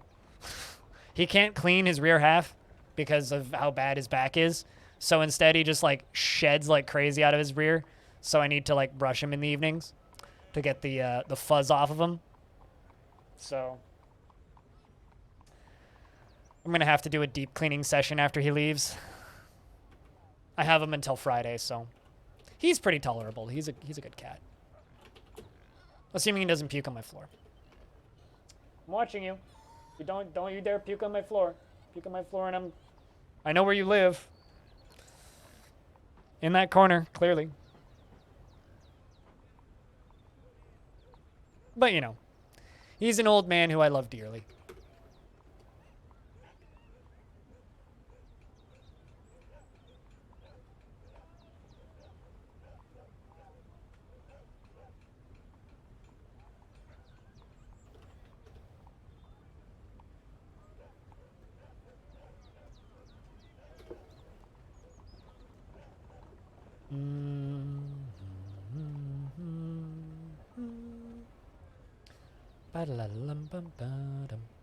Yeah, I think plan for today is we're probably going to aim to do another year of this.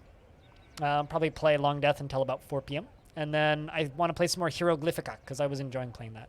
What is the goal for the fortress? Exclamation point Longdeath. Currently we are on year 279, meaning the fortress is 274 years old. 274 years old. An exclamation point Longdeath will give you the answer of how long we're going. But currently we are building this big old tower. This big old tunnel tube thingy that goes all the way down to here currently. We got a long ways to go, so we should do some work on it.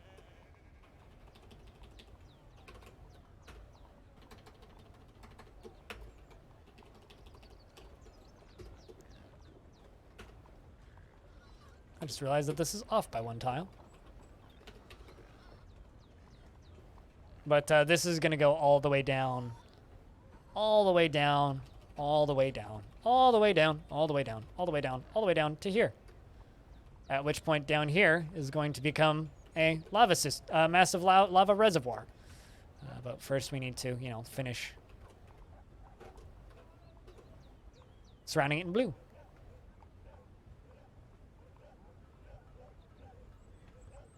This run will probably take me another year, real time, to finish. Because I've been at it for at least another year, maybe 2. Because, like, we're a quarter of the way done, and I've been doing this for 11 months.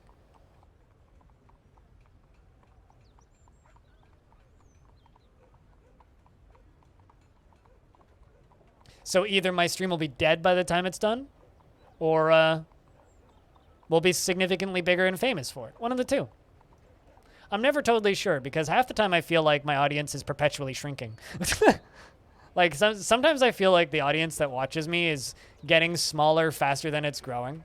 But, you know, that's also, I guess, just like a side effect of streaming for a very long time. Where the fuck is all this kimberlite?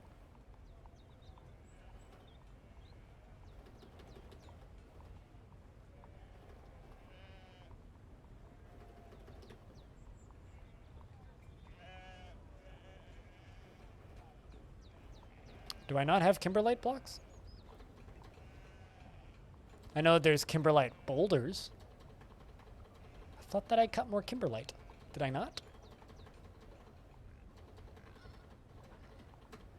There you are.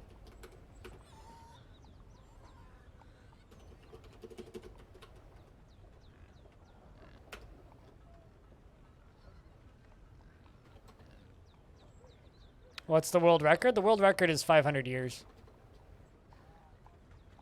Which is ironically another Canadian from my city.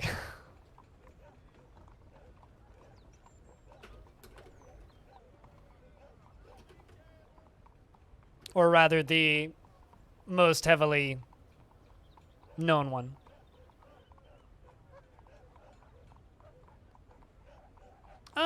Well, I mean, this has just been the way of things for years. Audience goes up, audience goes down in Aussie. But yes, this time of year is also just quiet, and also people are being stupid and going outside and going back to normal, even though people are still getting sick.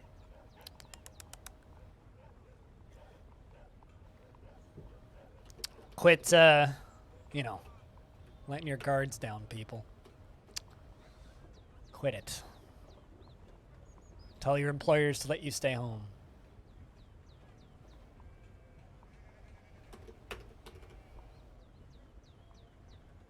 People are frustrated, and frustration is impacting people's reasoning skills. So I don't think it's that people aren't very smart. I think it's people are frustrated, which I completely understand.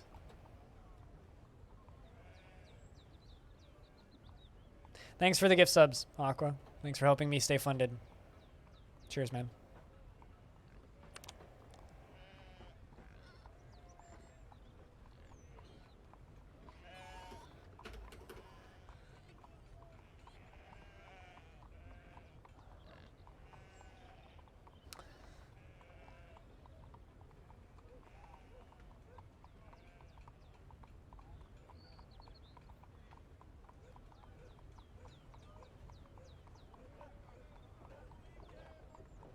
But we are literally the smartest species on our planet, though.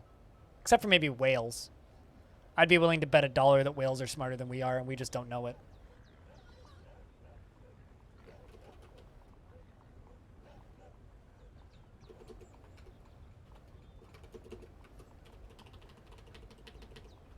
Sure, I can get those 2 done before this gets done. If not, I can forbid stuff.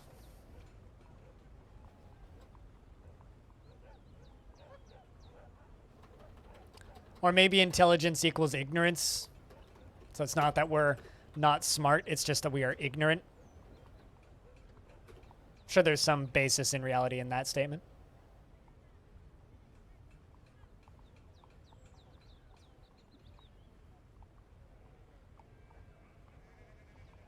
Whales knew to swim upwind to stop whale hunters from getting them in their sailboats. Yeah, I believe that. I've never heard that before, but I believe it.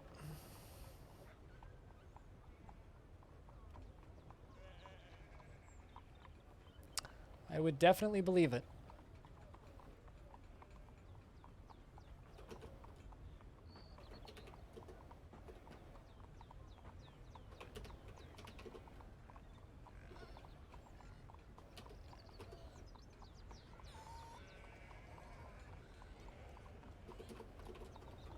You know, let's actually forbid this end bit for right now, and we'll do the rest of it around it. Checking demands. There's no demands currently. Still working on that charcoal.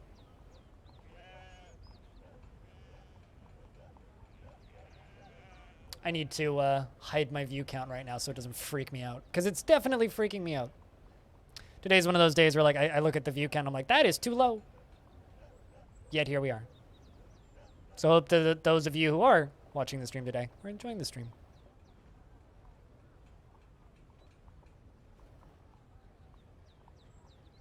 Sometimes it is a net negative to be a super niche channel that plays very specific games for a very small specific audience. Because when there's other interesting things out on Twitch, I'm the first channel that people drop to go watch other people. Which is fair, but... Do we have deities? Duh. And yes, of course. If I didn't have temples, the dwarves would be insane.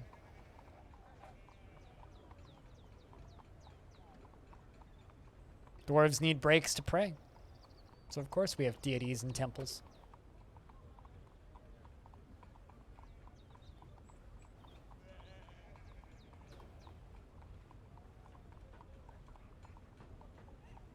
What are you doing? Why is this constantly suspended? Let's demolish that and unforbid this. I have a feeling I know why that wall's getting suspended.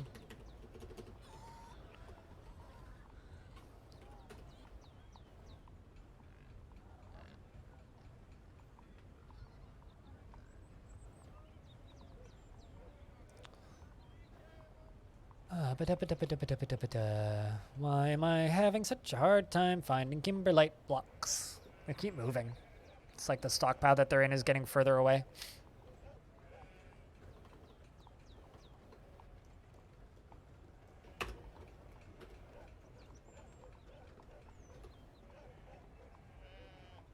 I've literally never had dwarves get killed due to recognizing priesthood. So, I don't know where you're getting that from, but... Religious persecution only really happens in DF in Legends mode. So, like, you'll see a lot of really scary things happening in Legends, but it doesn't really... It's not accurately represented in game yet. That is a planned feature, though, at some point. So if you're worried about, like, dwarves attacking each other due to conflicting religious status, then don't be, because that's not a thing that happens in game yet.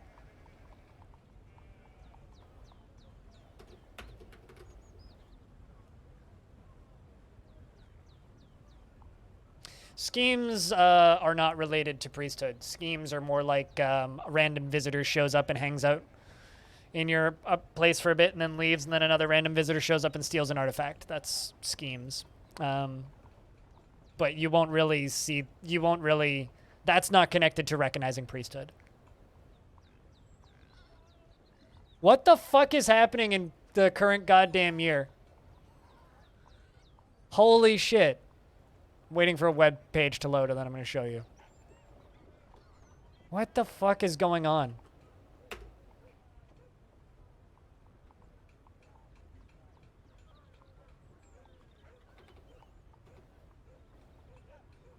Metal injection is down.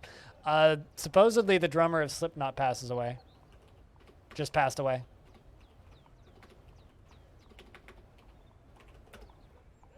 But I'm fact-checking this.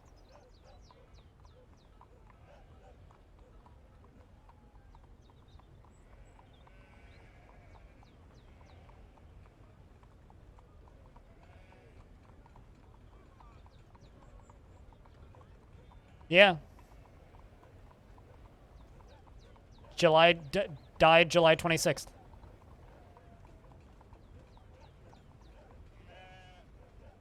Why are you being an ass, Anasi? Somebody fucking died, and you're being a dick about it? Cool. That's classy. What did he die from?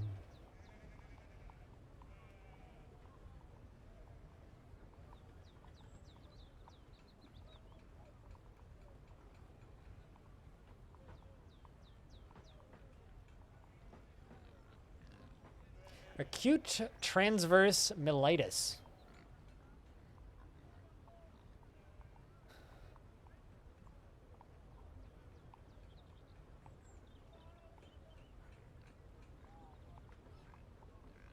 Yeah, he passed away July 26th. A person in a band that I really like.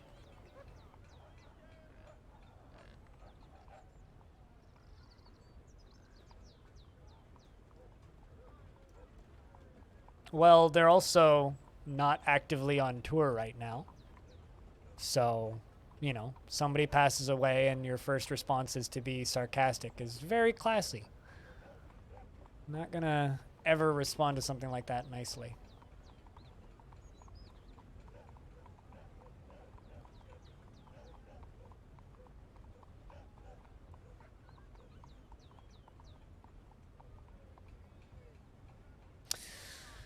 Anyway. Thanks for being understanding, Chad. Spring has arrived. Doesn't appear that anybody has passed away.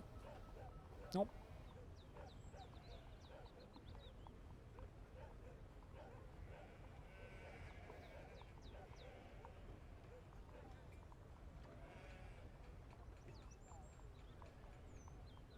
Having no respect for people's lives ending is a really good way to get banned from this chat. Just gonna be blunt to you guys right now. It's just like a what the fuck moment, though, because that's the third drummer in the last year of a band I like that's passed away. It's fucked up. Heads up, Stone. We got our springtime delivery from the group of Alchemy for the year 280.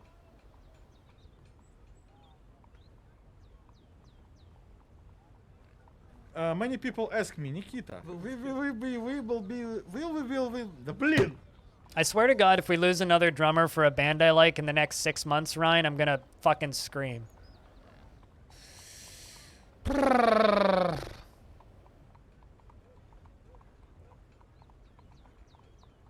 Jesus, that's a hell of a motorway. You guys have just had that running in the background up until what? What number are you guys at now? Jesus, you're still at it. Also, hi, Ryan. How are you? Got it? Okay.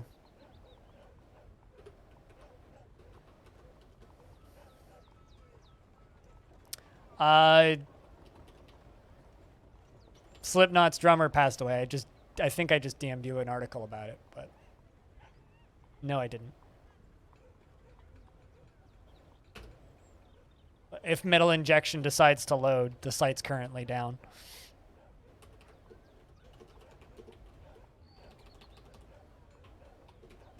So in the last year, we've lost St. Pierre, Hum's drummer. We've lost Neil Peart, Rush's drummer. Now Joey.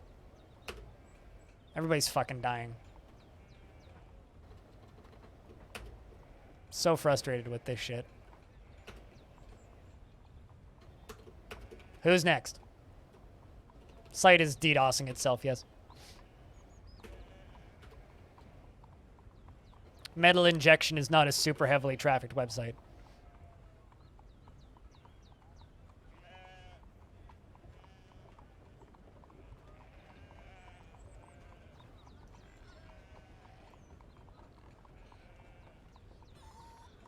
Although I hope you had a good sleep.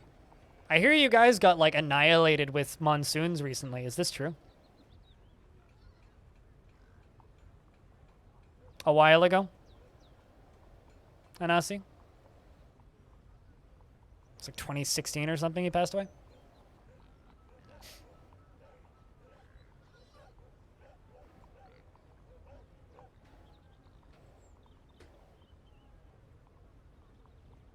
to be fair, Slipknot is a really large band. Like, they have a lot of members. Like, they'll find somebody else and keep touring, but still fucking sad.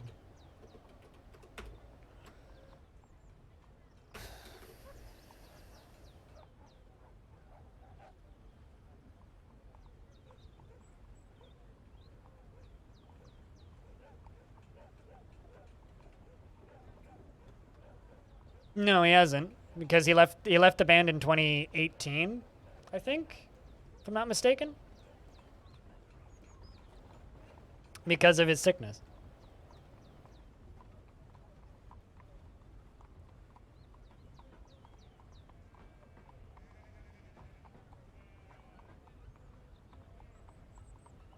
But I feel like it's just kind of like every single band that I know is drummers it's like Neil Peart technically wasn't in Rush anymore because Rush had folded when he passed away, but it's still fucking sad. Like, I don't know, man. It's like, regardless of whether or not he's been in the band recently, it's like I still listen to their older albums frequently. Like, I was listening to Slipknot yesterday, which had recordings from him on it. That being said, have you seen that new King Gizzard and the Lizard Wizard music video, Ryan?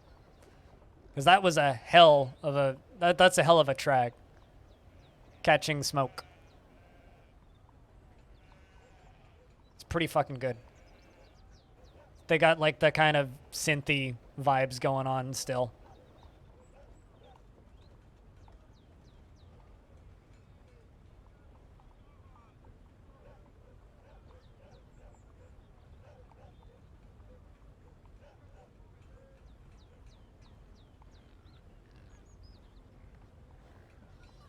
I just want to know why all the drummers are passing away right now. Like, who's next? Need to see. It's called Catching Smoke. Was uploaded to YouTube yesterday, I think.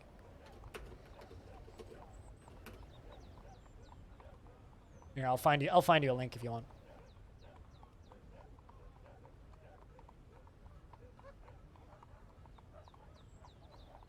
$35? You're only halfway to 70.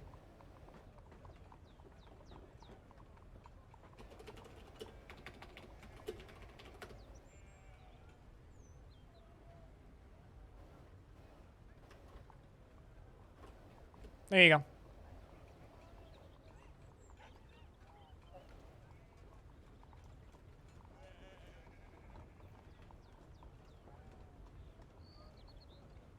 I mean, I'm 27 and I make a full-time living begging for money on the internet, so, you know, doesn't matter how old you feel.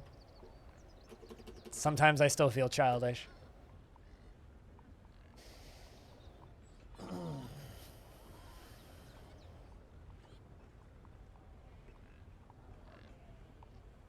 Man, if I told myself 10 years ago that in 10 years I'd be living on disability, fucking making money on the internet, I'd be very depressed with my own existence.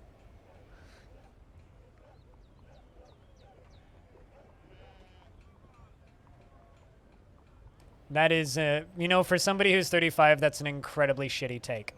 Chilloutica. That's an incredibly shitty take.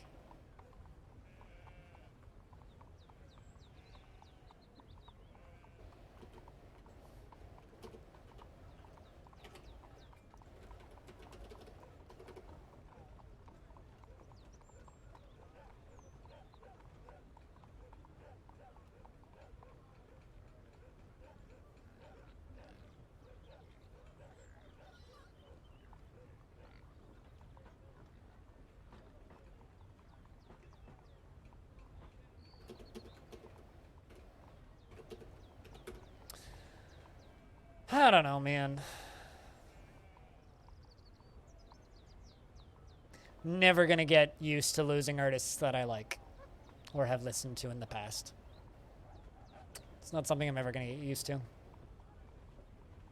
It's just like I'm still not used to some of the Twitch streamers that have passed away.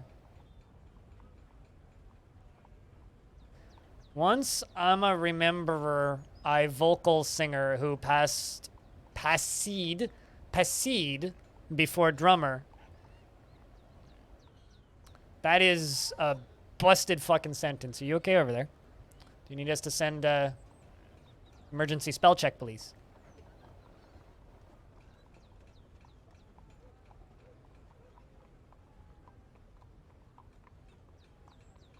I mean, I can think of 2 bands whose vocalists passed away before their drummers. How the fuck is that relevant? And how the fuck is that like a fun take to have? Like, yeah, Rhinestone, exactly. It's like, it just fucking sucks. And there's like, because like I was literally listening to his drumming last night. So it's like, yes, it like doesn't matter if he's not actively in the band. It's like, it's still fucking sad. Even if you don't know who the person was, it's still fucking sad.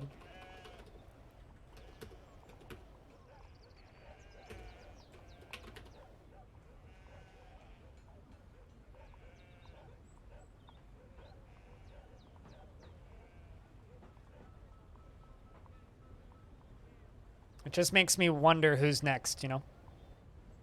That being said, you know, I'm nowhere near as beat up over this one as I am and have been over Hum's drummer passing away. That fucking wrecked me. Because they're just like, yep, the band's probably done. After that, they're just like, yeah, well, we just put out our first album in 21 years. Also, we're probably done. It's like, man. Come on. God damn it. Now I'm never going to see them on tour. Because, like,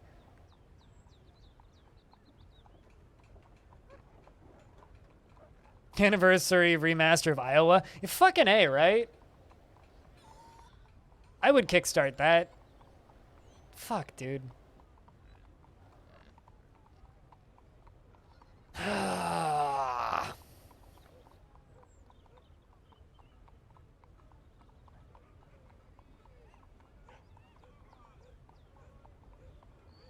Anyway, Ryan, how have you been? I'm just over here slowly losing every single drummer for every single band I care about.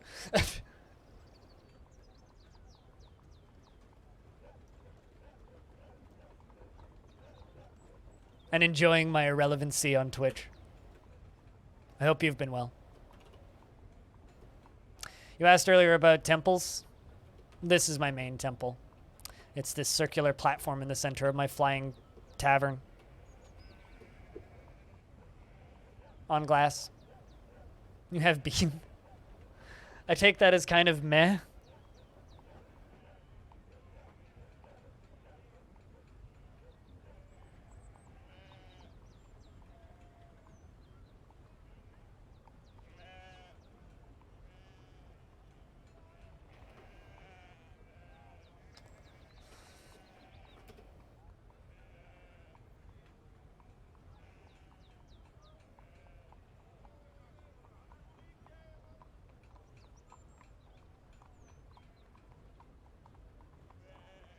Nothing happens to him for a long time to come.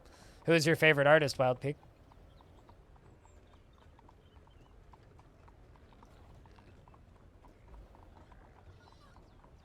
And also, chill out, Tika. So are the Cult, but nobody cares.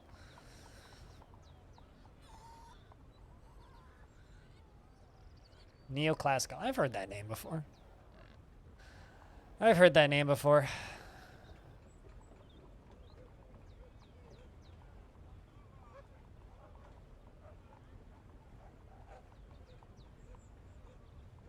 No, really? Is Bleed American really that old? I was listening to Surviving the other day.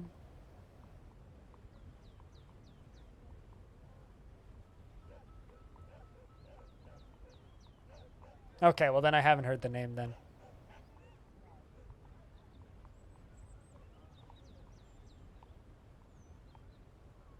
Maybe you should post some in my Discord in the music section.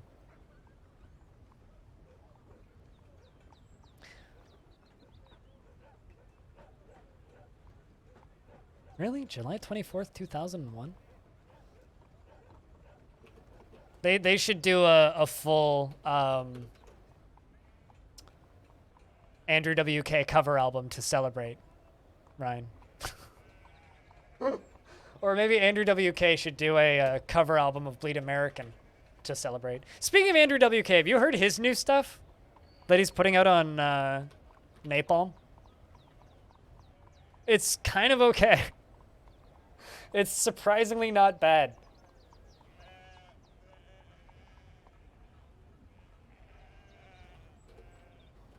Like, impressively okay.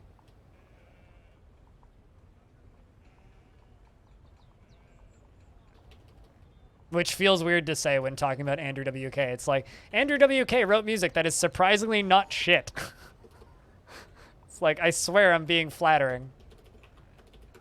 Surprisingly not shit.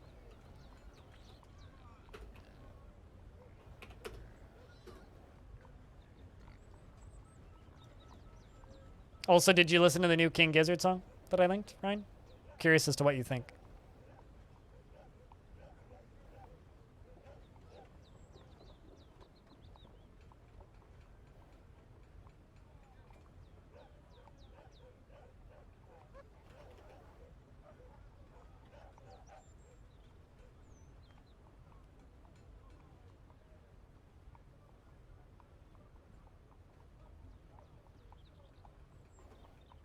Because I really, really like the kind of poppy feel a lot of the new King Gizzard stuff has had.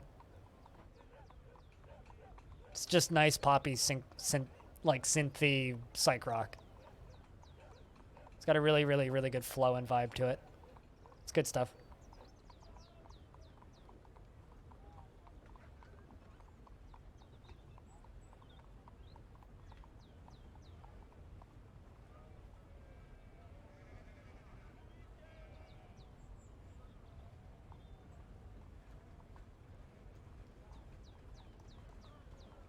Also, kitten pictures, courtesy of Darren.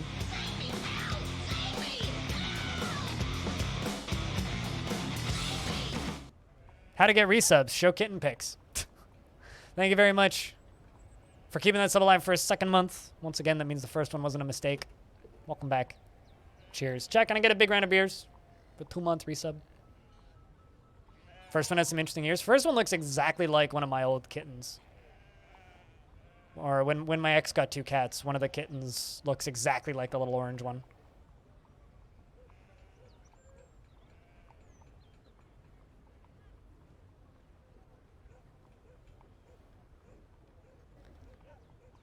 You liked it better when he looked like a giant weed nug and not like a butterfly? I mean, he's supposed to be in a cocoon for some fucking reason. You can afford subs now? Oh, did they give you regional pricing or something? Or did paycheck come in or something? What do you mean by that?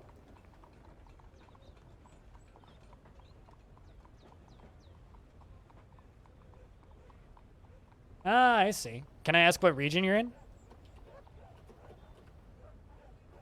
Because I'm really curious about the regional sub stuff because, like, Twitch has, like, been very not information heavy for our end. Okay, you're in Brazil. Gotcha. Neat. That's good. It also means I get paid 66% less for that sub, but it's all good. Supposedly, Twitch is paying the difference for a couple of months, but I don't know. My sub revenue has dropped quite a bit. So I don't know how true that is, or if I'm just losing subs. It's kind of hard to tell.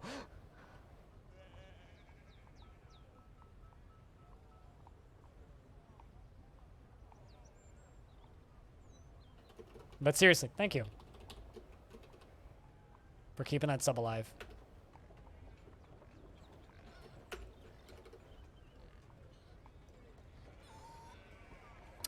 Do not subscribe to streams or cheer bits to stream or buy bits on mobile ever because yes, Google Play Store and Apple Store take a cut. Like, to give you an idea, subscribing on the website for me on Twitch is like $7 Canadian. Subscribing on iPhone or Android phone is about $12 Canadian. So don't do that, because that's a bad thing. Which was the first time? Yeah, the first time you buy bits, they give you a 50% discount on your first 500, I think. Twitch really needs to put bits on sale again. It's been a while since they've done that. Can I ask you a question? Why do you just spam random emotes? Chill out, okay. Are you just like happy spamming stuff, or do you actually have like a purpose for those emotes? Because if emotes have a purpose, feel free to post them. If they don't have any purpose, can you not just like spam random unknown memes that are not relevant to the stream whatsoever in the channel? I try and avoid having a spammy chat, so you're not exactly helping that. Unless, you know, it's a resub round of beers, but that's just because that's what we do here.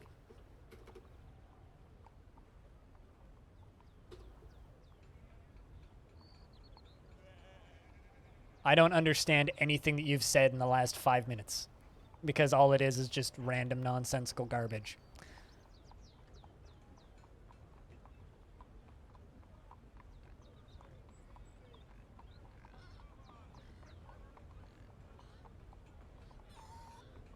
So like I said earlier, if you're going to post emotes, make sure that they actually have some point.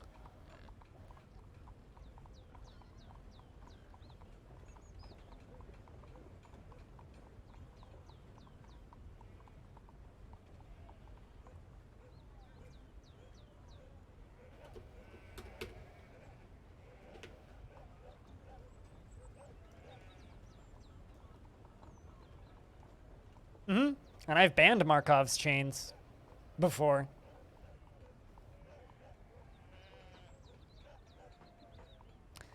I like discussion with point.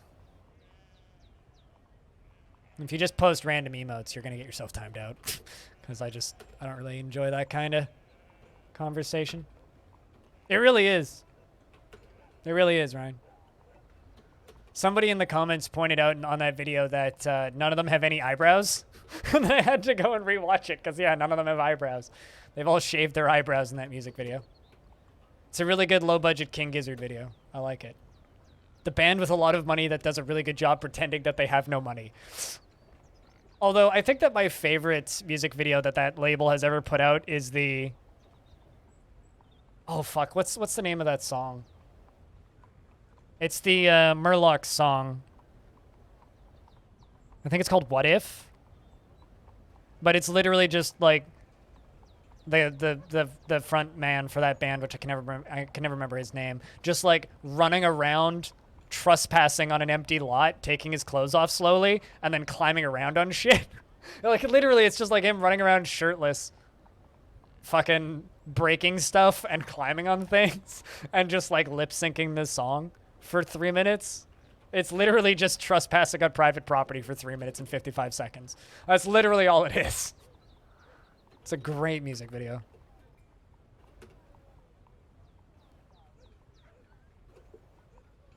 Although I don't know if this is a popular opinion, but I am convinced that my favorite music video of all time is ZZ Top's Legs. That's such a good music video. Queensway? Not familiar.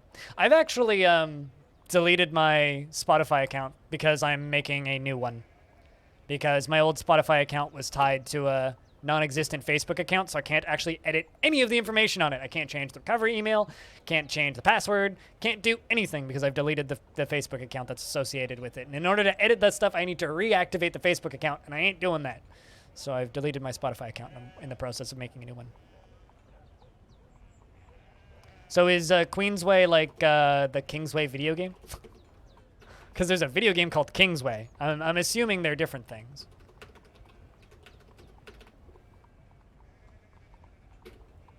But also part of me wants to assume that they're not different things. So what's Queensway?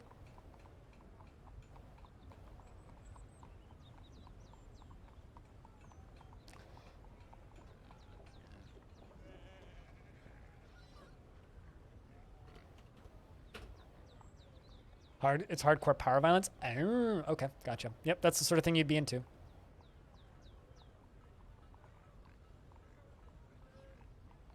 I've just been listening to a lot of what I have on vinyl recently.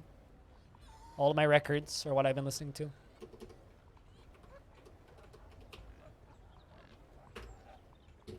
Whole lot of jazz, because that's what most of my recent arrivals have been, is jazz.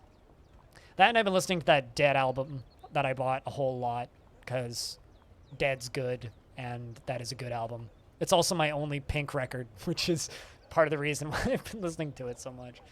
It's because I'm weirdly enamored by the fact that I have a Pink record. Which is, I think you listened to it the one time I streamed it.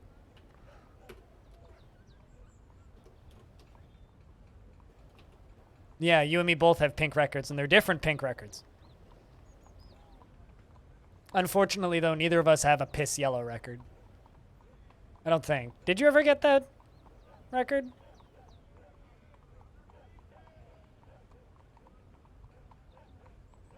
You didn't? Feels bad. I'm gonna take a real quick toilet break. Back in a sec.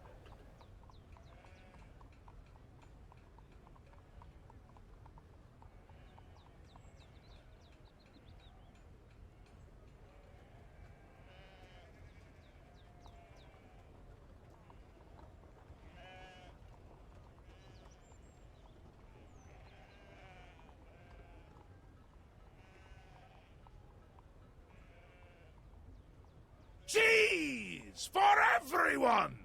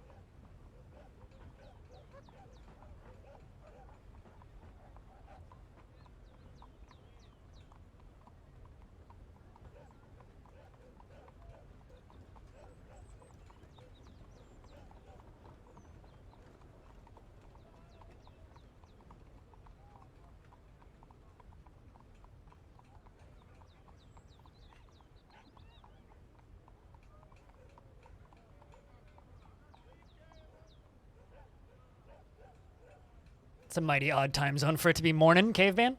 I've also tossed some bread into my toaster. So I'm going to be getting up and having some food in a minute. Kind of hungry. So I'll probably eat something.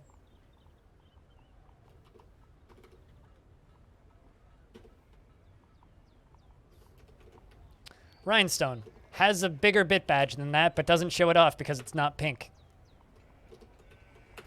It's kind of a mood. It's 5:30 a.m. local. Really? What time zone are you? Where are you? For some reason, I thought you were like in Eastern States, but I guess I was wrong.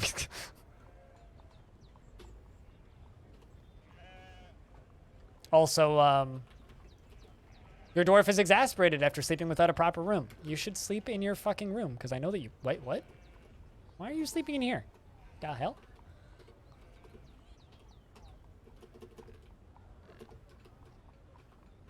Let's find an unclaimed bedroom. There's no way in hell I've used up all of them.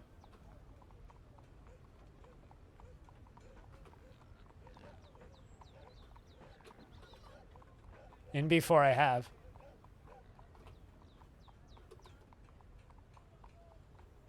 Maybe I have. Do I actually need to make more bedrooms? Oh my Christ, I think I might need to.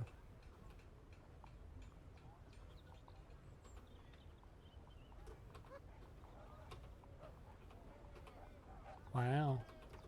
Well, I mean, I don't need to. But I can make some more available. Damn. Yeah, no, all the bedrooms are claimed. I think that's maybe a first. All right, well, let's make these public.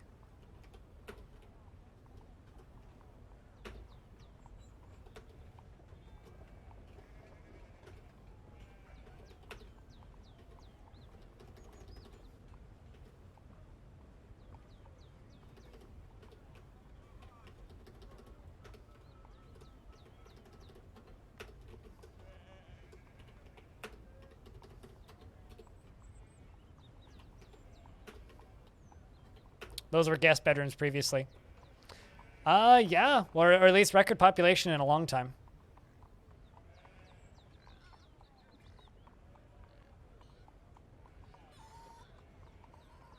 The question is, when are you gonna get an even bigger bit badge, Ryan? That's the important question. Also, my toast is popped, so I will be back. Chat, can I get a round of beers? I will be back in momentarily.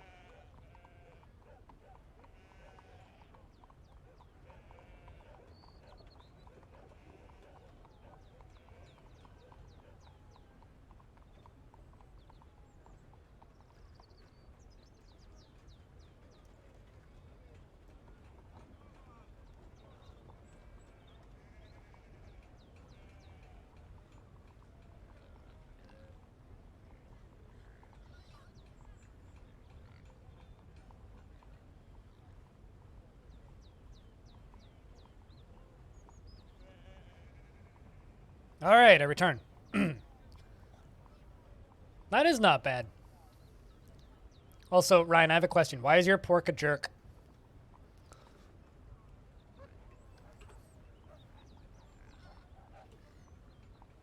Ryan DM'd me about jerk pork, so I assume that there's a pig somewhere being a jerk to him.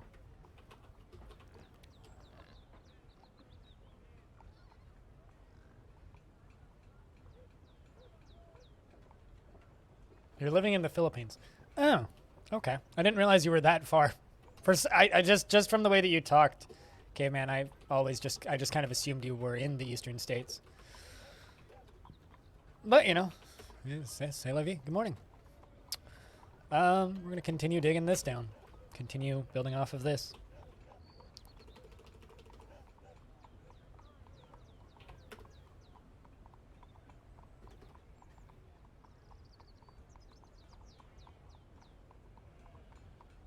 Cheaper, warmer. Huh.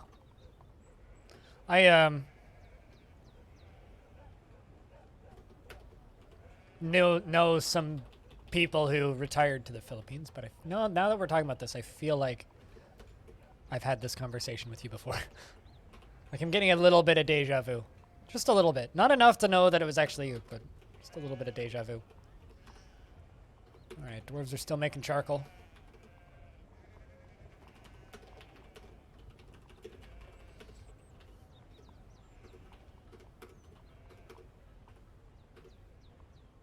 Alright, we should be good.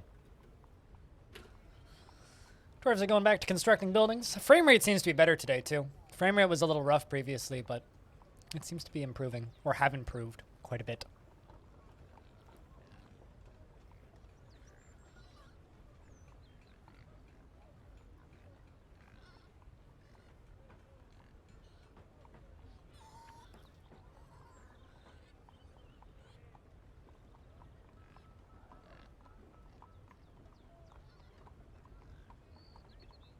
To buy up for your homestead here? That sounds like a lot of work to maintain. Like, coming from someone who's never been a homeowner, that seems like a lot of time investment to maintain that much land.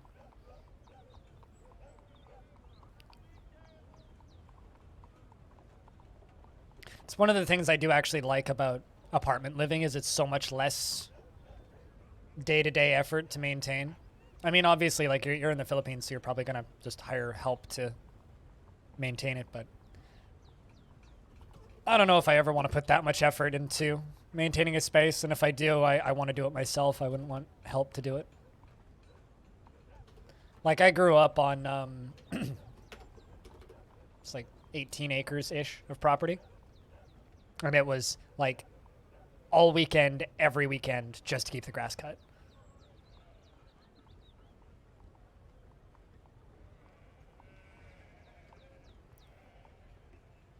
Like, cheaper doesn't necessarily mean less effort, though. That's the thing, right? It's like, just because stuff is cheaper doesn't mean it's less work. It's like, you still need to hire help. You still need to then pay the help, which is still then more work than just not having the land in the first place. So, it's like, just because the help is cheaper doesn't mean it's any less work. Yeah, exactly. Like, you know what I'm saying. It's like, I don't know. Even if I could hire help to do it, I still wouldn't want it. But, you know, everybody has different aspirations in life. And owning that much land is not something that I aspire to do. And that's why I stream full-time video games on the internet and, you know, not working in, like, an industry where I actually make large amounts of money.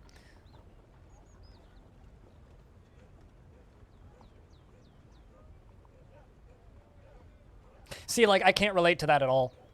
I can't relate to that in the slightest. I want smaller space so that we're more sustainable. I don't need 20 hectares of land. Fuck that. Maybe 200 years ago when that was like a necessary thing to feed your family, but like that isn't a world that we live in anymore. You don't need to have a lot of land to feed people. You go to a grocery store to feed people, right? And I accidentally resized my window slightly, fixing it. So to me, it just seems like an impractical waste of time and space that could be used for something better.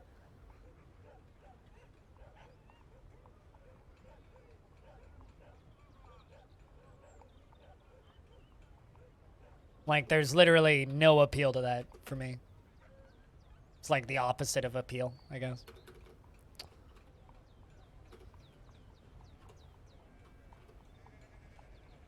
Not sure why they don't ever use that lower stockpile. They should.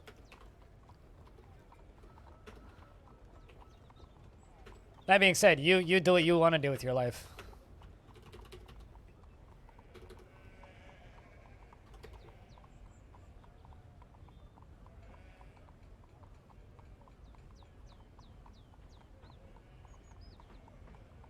Hundred times 2 meters of garden? I mean, you don't even need that much.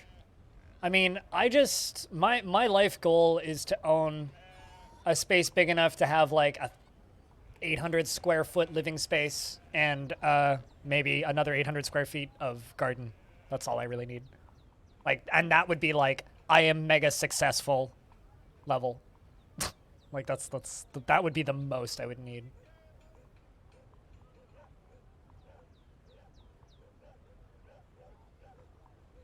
"20 hectares is more than a bit of space for swimming and walking." 20 hectares is like a small town. Almost. Like that is a lot of space. Yeah, sorry, I talk in square feet because I'm talking about Canadian spaces. But yes, about 75 meters. I mean, I have about 40 square meters right now and a 2-meter porch. But enough space to actually have like a living room would be nice. I don't know. I cannot relate to your lifestyle whatsoever, caveman crafting. But you know, you do you.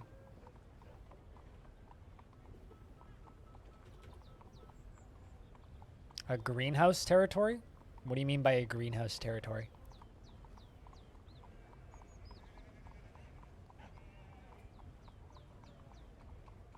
I don't think you're nuts. I just can't relate.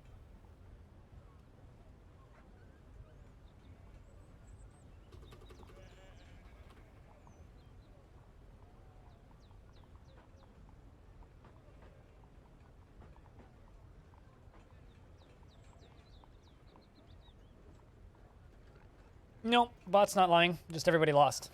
It's like a 40% chance that you'll lose, so.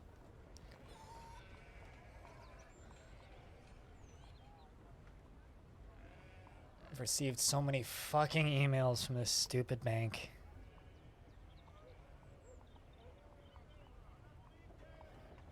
To confirm a thing.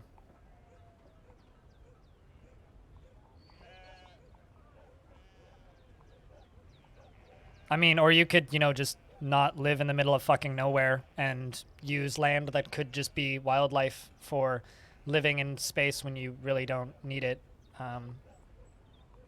And also have better internet.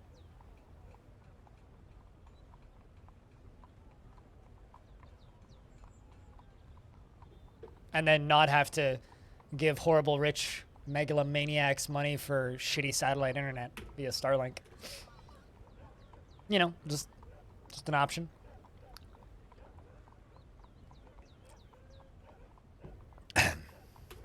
It's like I just solved your shitty internet problem in one sentence. And probably saved you some money. I mean, who doesn't want to grow tomatoes and cucumbers? I mean, I already have a pretty large garden outside on my porch, but like it's just my entire porch. It's mostly greens and tea and stuff like that because like I don't have enough sunlight in a day to grow actual vegetables. So it's a lot of kale and lettuce and stuff like that. Spices, things like that. Some herbs. Oregano, rosemary, that sort of thing. But I don't have enough space to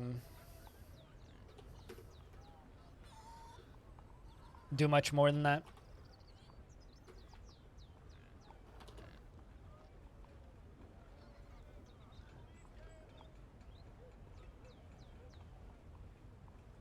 I don't know.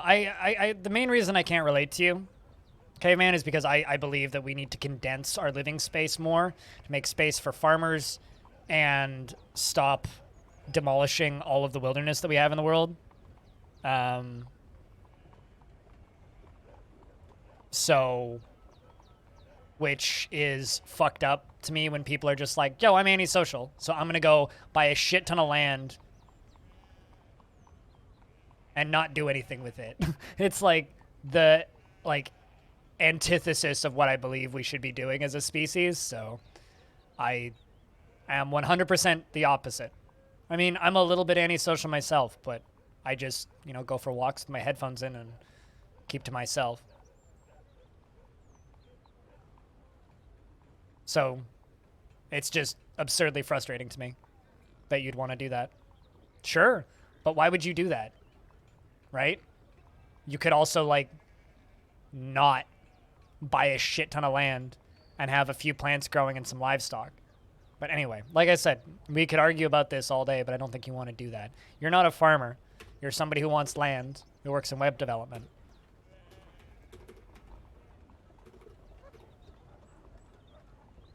Still completely disagree with that mindset, but like I said, I don't think you want to argue, so I get it. I can't relate.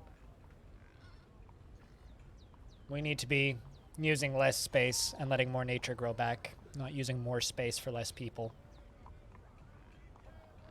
With 20 hectares, you could house way more than one family, and it's genuinely kind of upsetting to me that that's your aspiration. But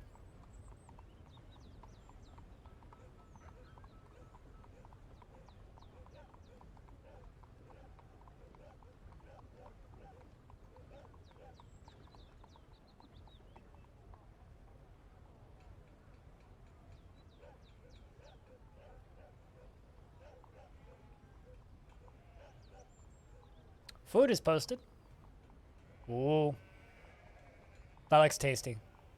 I'm hungry.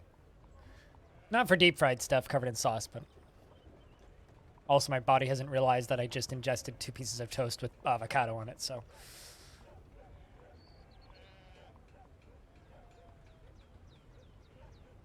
So hold on, are you antisocial or are you building a cult compound?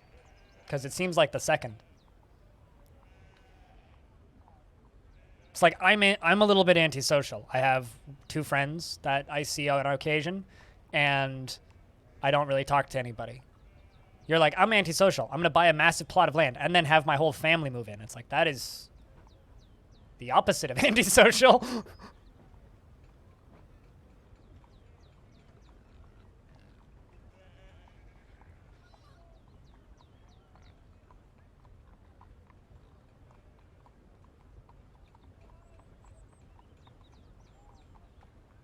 I mean, I'm sure there's probably somewhere where you could buy a planet, Soxmo.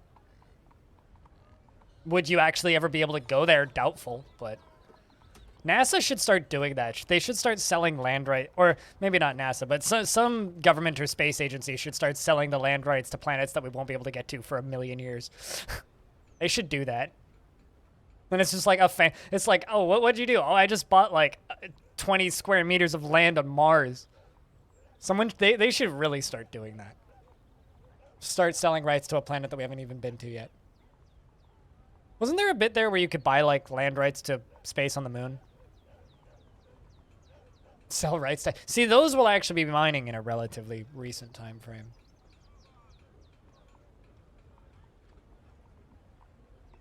I don't know. I apologize for my frustrations, but I do genuinely find that aspiration of let's just take a small number of people and inhabit a large amount of land genuinely fucking frustrating. So, because people keep doing that here and it makes me absurdly angry. See, now that I can get behind. Wild Peak. Now that I can get behind. I don't know about you, but I would buy 20 square meters of land on Pluto.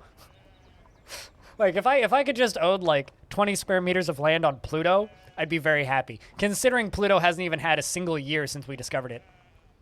It's like we've known about Pluto for 150 years. And in that time, Pluto hasn't rotated around the sun once. Which is kind of amazing, because a year on Pluto is 200 and something Earth years. It's like you could literally buy a plot of land that is perpetually winter. Isn't that awesome?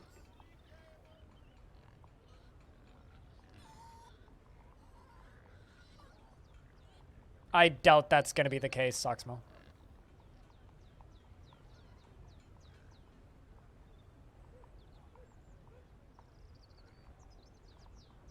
Yeah, you have an argument that I don't agree with.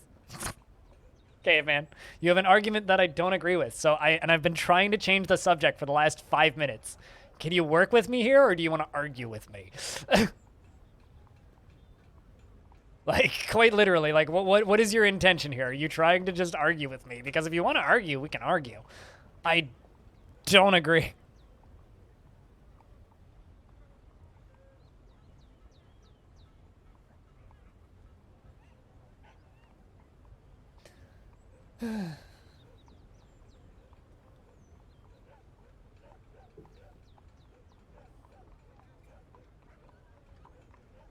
You're also working for a country that would shoot me in the streets because of my habits. So, you know.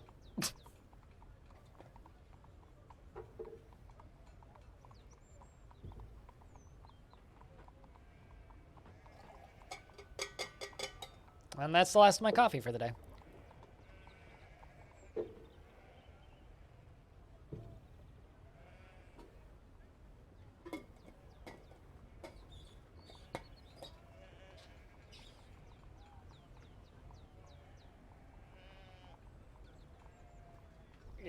Half of space program budget is spend of chips advertised, and humans are fine with that. Chilloutica, do you mind doing us a huge favor and, like, having a look at what you write before you write it so that it doesn't come out the other end like, whatever that is?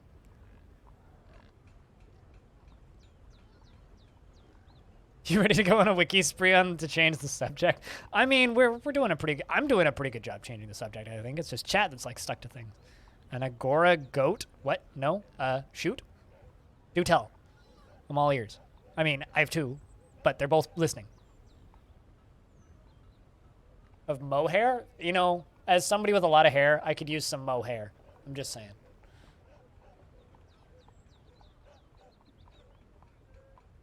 Wait, hold on a second. If you have mohair and you're hawking it for sale, does that make you a mohawk? Or a mohawker? To be clear, Caveman, I'm not telling you to leave. I'm just asking you to change the subject. I don't think that that's so difficult. I don't have anything against you personally. I just don't want to argue with you.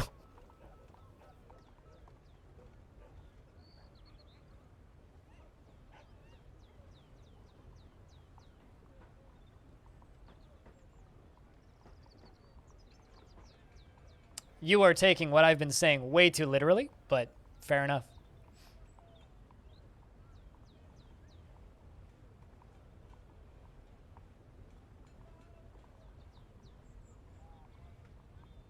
I was good at math. I hated math.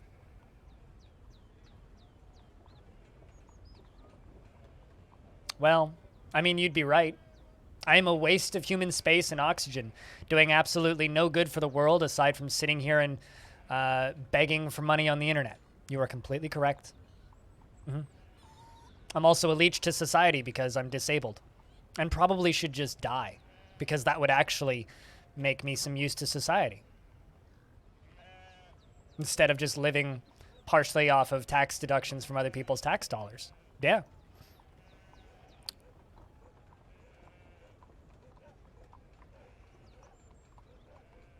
Totally. You're completely correct.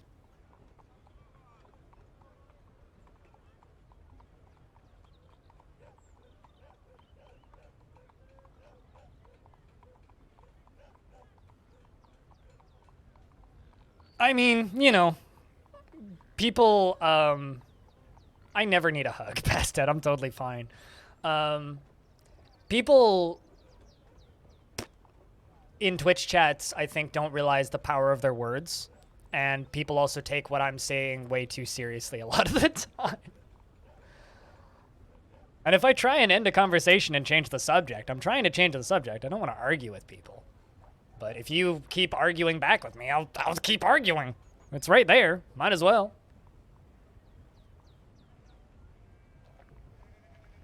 Trust me, there's many decisions I've made in my life that a lot of people don't agree with. I also walk around saying legalize all drugs. and make them all readily available and let people do them safely if they want to. Lots of people don't agree with that either.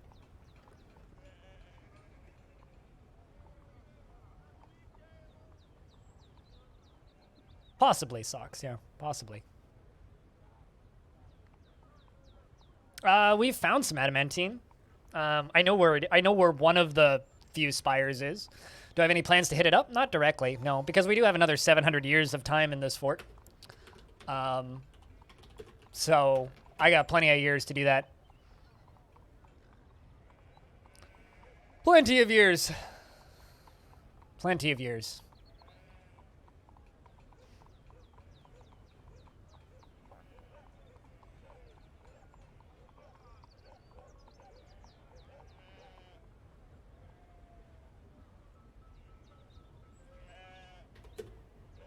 But no, I guess to be clear, I'm well aware of how useless to society I am.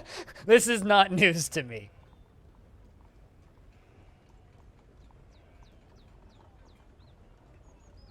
I mean, that would be weird if a cat was used for wool. I used to have catgut strings on one of my old cellos, which used to disturb the ever-living hell out of my little sister until we got new strings put on it, which were steel. But I did have catgut strings on one of my cellos for a while when I was playing music actively still.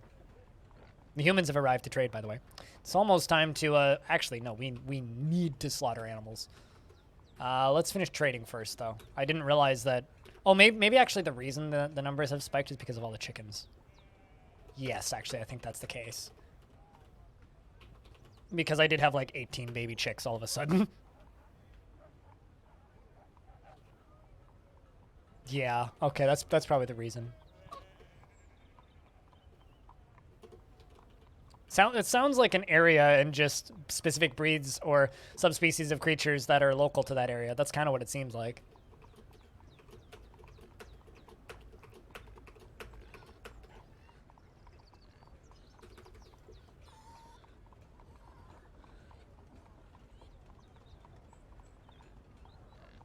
Of short-haired animals? I know somebody who made a toque out of her dog's hair. Just from, like, picking it up off the ground.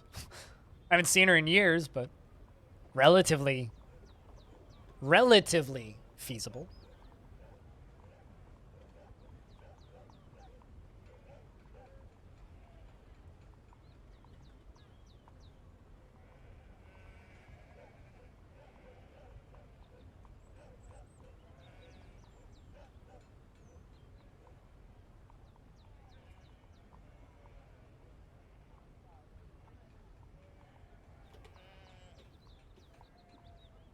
Hey, level 1 mage. What's up? Hope you as well.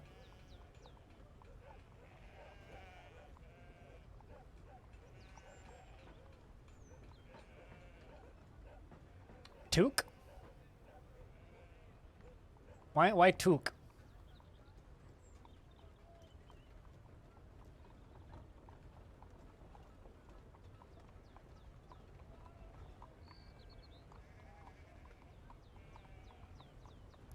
You know, caveman, I'm not trying to poop on the thing that you like, right? I'm not trying to. You are simply continuing a discussion on something that I personally disagree with for a variety of reasons because it's a major problem where I live, right? The only thing keeping this conversation going for the last 20 minutes is you. So if you want to continuously have the last word and continue to make me repeat myself, by all means, continue. But the only person that's keeping this conversation going is you. Yes, I disagree with buying a shit ton of land and housing a few people on it because it's a massive problem that is destroying forests here constantly. Okay? So, your call. But just realize, I'm not trying to poo-poo you specifically or your desire to own land. Do what you want with your life. Fucking buy 10 warehouses and fill them up with graphics cards and mine Bitcoin. I don't care. Do what you want with your life. But if it's something I disagree with, I'm not going to stop disagreeing with it because I disagree with it. Because you talk about it. I'm simply talking about a subject that you brought up. And just remember, the only one who's actually a waste to society is me.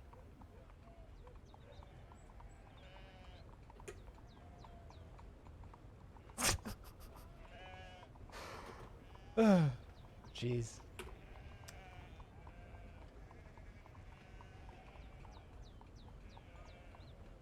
Also, yeah, that paragraph literally made a thud in the chat when it popped up. It's Toque because nobody says Toque in the States. I mean, you could just call him a beanie and you're technically correct. Or a cloth cap, or a wool cap.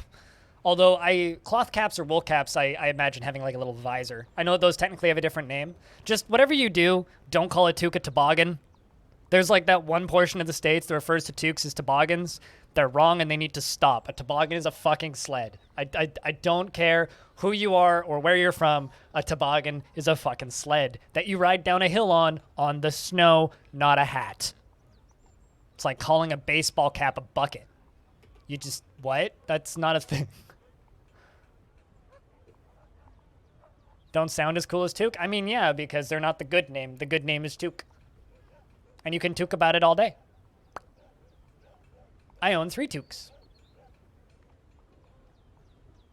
Why, does Jeff call toques toboggans or something, Basta? Because if Jeff calls toques toboggans, then that's, like, just funny. Okay. Because, like, there is a portion of the U.S. that refers to toques as toboggans. It's, like, southeastern U.S.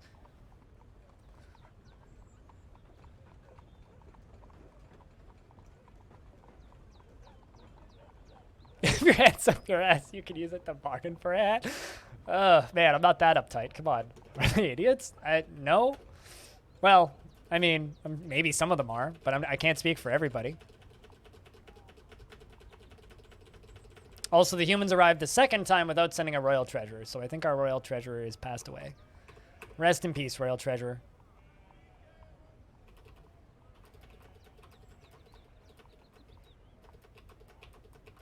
I'm buying vegetables and such from the humans. Asparagus, rhubarbs, strawberries, beets. Not that we need any strawberries, but buying them anyway.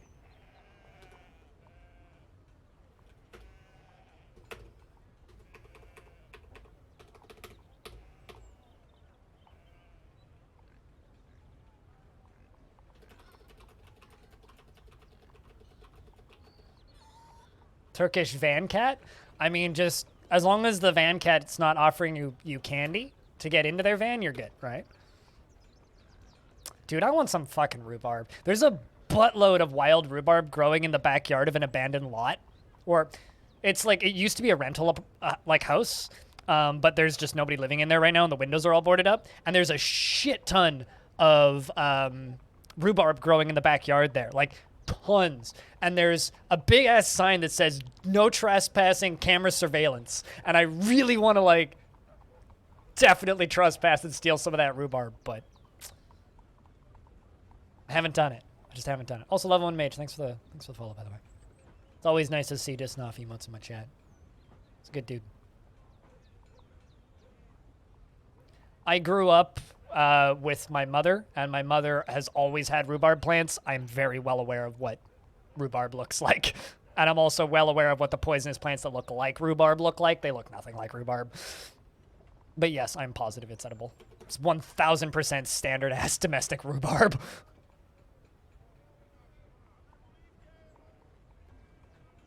Yeah, no, I mean, like, it's in a fucking garden bed and everything, but it's spread out of the garden bed. Like, it was nicely cared for at one point, back when there was a tenant in that building. But it's like overflown out of the garden bed and covered most of the backyard because that stuff spreads like a fucking weed.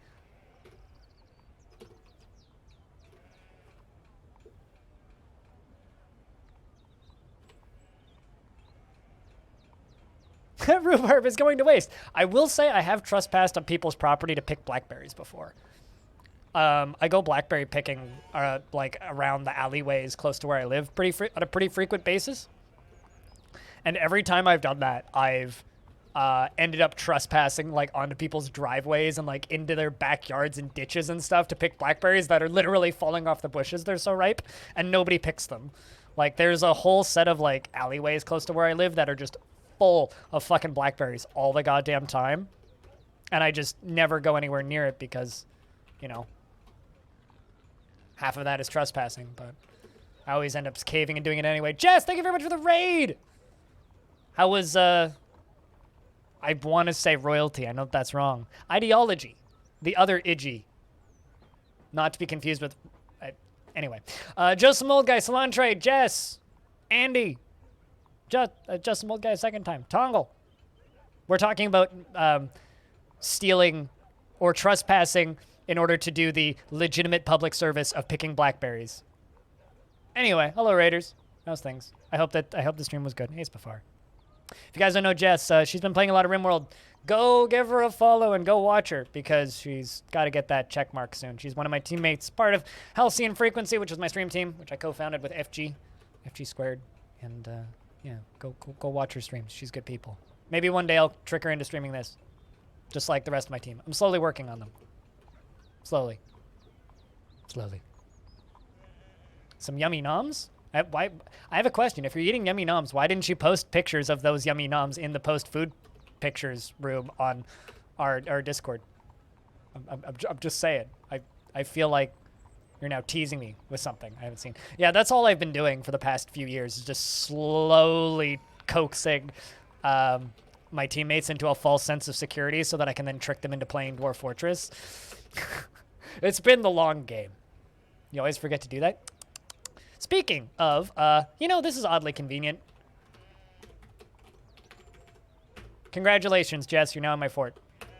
She is the daughter of Lorbam and Caveman Crafting 2. She is a faithful worshipper of Ashen and a dubious worshipper of Ingush the Embraced Roses. She was born today, which makes her very young indeed, and she has cobalt eyes that are very wide set. Her straight hair is dry and her long hair is neatly combed. Her extremely dense eyebrows are low. Her ears are somewhat short, and her head is somewhat short. Her hair is a crew, and her skin is sandy taupe.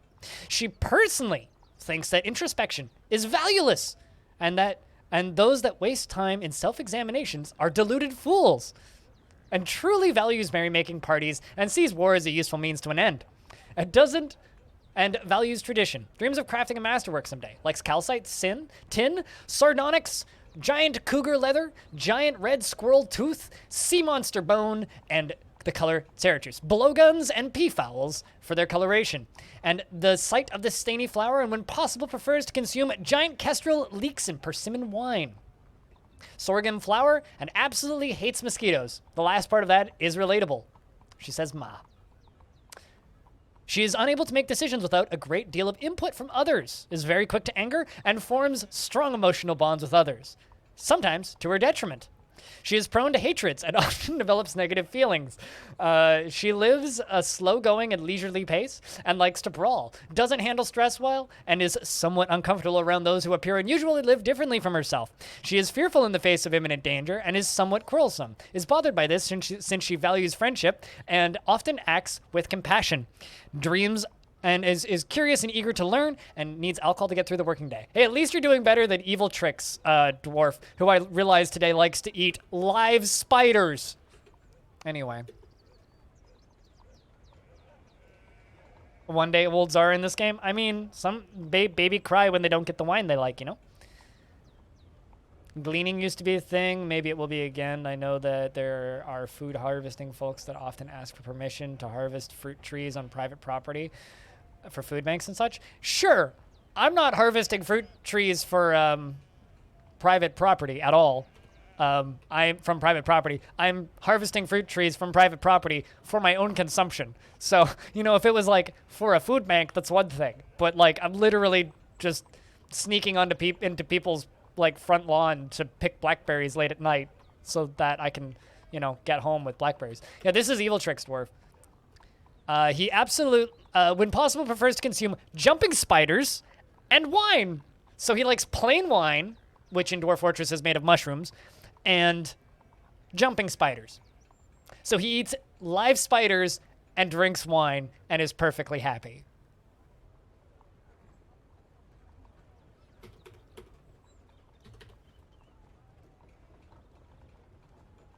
It's a thing. Meanwhile, weaponsmithing demonstrations going on. Cyrillax depressed. Why are you doing that? What squad are you in? Bear fighters. All right, let's get the the wrestling squads training. But thank you very much for the raid. It's been kind of a quiet afternoon, so raid goes a long way.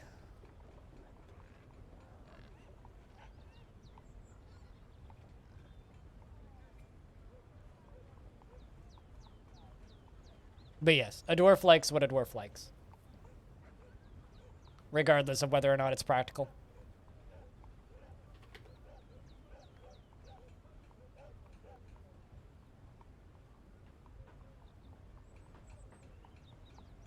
If I could have Dwarf Fortress in a 3D game engine that would still function correctly, which game engine would I use? I wouldn't want it in a 3D game engine because there is actually a Unity viewer for this game. It's called Armok Vision.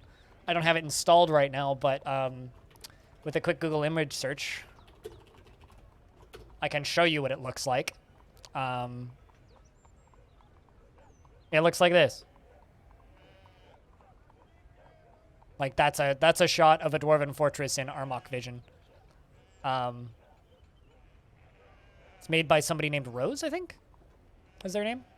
But yeah, that's what DF looks like in Armok Vision. But see, Dwarf Fortress is already a 3D game. So to me, it's like that doesn't necessarily make things any easier. Like here is a fort, and then there it is in Armok Vision. It's like it's fine, but I wouldn't want Dwarf Fortress to run fully 3D. Maybe like an isometric mode with something like a more stable version of Stone Sense, which makes the game run in like an isometric look. But the game is already 3D, right? So it's more awkward than I think you'd want it to be when it runs in 3D. But technically, you can already do that. Because right now, like what you're looking at is one layer at a time of Minecraft blocks. So like this is, I'm just flying upwards. Now we're up at the tavern. And now we move downwards until we get to the upper area of my kitchens. And I mean, that's not correct at all. That DF is in the fifth diminution? Diminution. DF is indeed the fifth diminution. I don't know what that means because I don't think those are words that exist. But I completely agree that it is the fifth diminution. Definitely. There you go. You're already no longer stressed. That's good to see. The question is, what is the fourth, third, second, and first diminution then?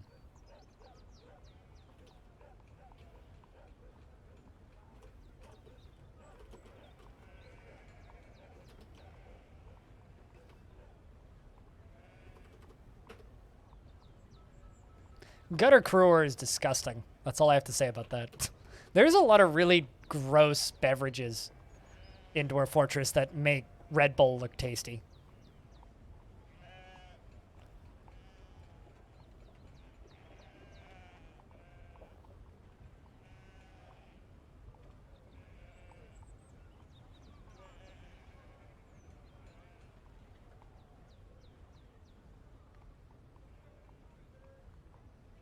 Also, I just received an email that's reminding me to pre-order a Playdate on the 29th. 2 more days until I get to buy a Playdate.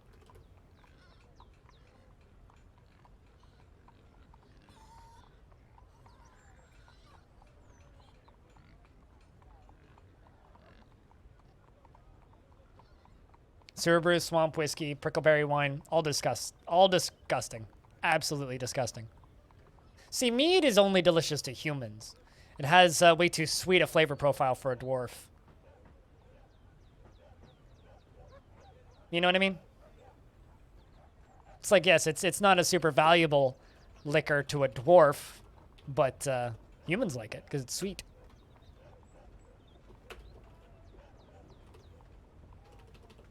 Because you know it's a disgusting real-life human thing? High fructose corn syrup. Quite disgusting, but many humans love it. So it's terrible for us. It's addicting. Sorry, I had to roll with that. That was just a funny typo. When I see a funny typo, forgetful, I have to roll with it because it's always way too funny. I get some amusement out of that. I apologize.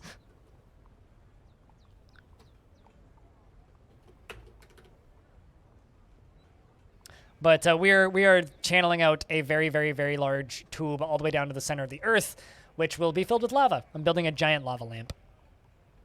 In the process of it. Except it'll be filled with actual lava and not, you know, wax and water.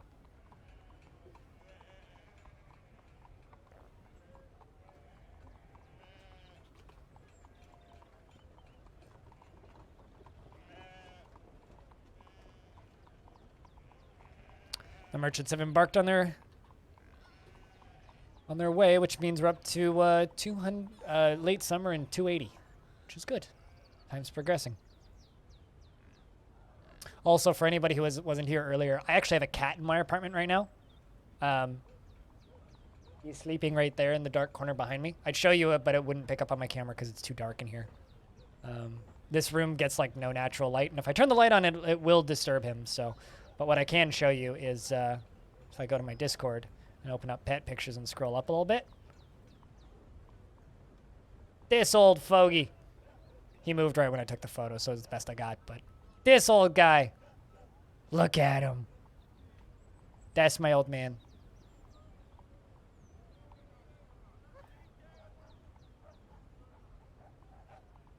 That feeling when you get an email that says, your package has been delivered, but it definitely has not been. He's 21 years old, so he's a very old cat. So I'm currently babysitting a senior citizen. Find the creator of autocorrect and throw him in a I mean, so one of my moderators ages ago went to go type in goddamn autocorrect in my chat, and instead of typing in autocorrect, autocorrect had corrected itself to auto cucumber. So I've known autocorrect as auto cucumber in my head for the past few years, because that is also way too goddamn funny. So I too curse the name of auto cucumber. About dwarves who dig very deep and find demons. Yes, me too. I once dug too deep, found demons, and then drained the ocean into the hole. Literally just flooded hell with an ocean. There's actually a video of it on my YouTube channel. AUTO cucumber. But auto cucumber should be a character that you draw.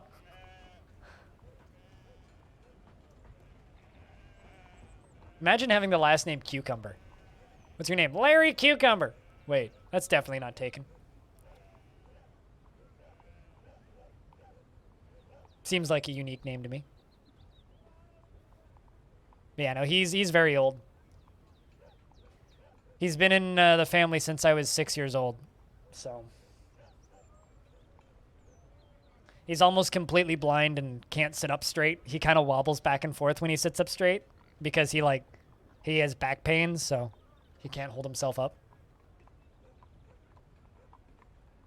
The cucumber family is extinct. Why is that? Because there's nobody in the world with the last name Cucumber? There's a guy with the name Bacon Cheeseburger on Earth. So there's got to be, like, his first name's Bacon, his last name's Cheeseburger. There's got to be a person in the world named Cucumber. That has to exist.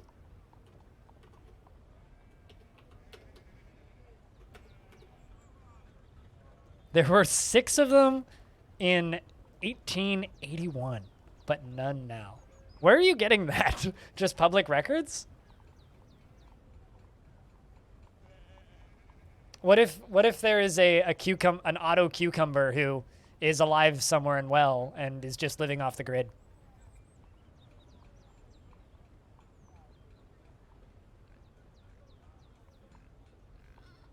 Well, I mean, if someone had the last name Lettuce, we would never forget about them because let us never forget. That was a terrible joke, but I tried.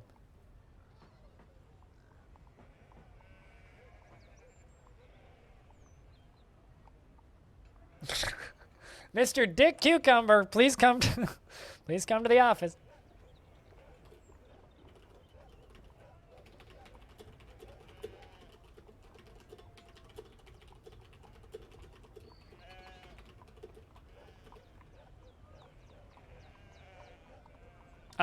Unfortunately, forgetful. No, that's what happens after he sits in brine for 2 years. Anasi. I unfortunately would like to inform you that you have gone from a place with a pungeon to the actual pungeon. Why do you think there's a void behind me? I live here. We accept puns. In fact, I encourage them. Come at me, chat, with your best pun. In this chat room, you'll never hear a pterodactyl pee. Because the P is silent. I live in a void. I can't avoid it.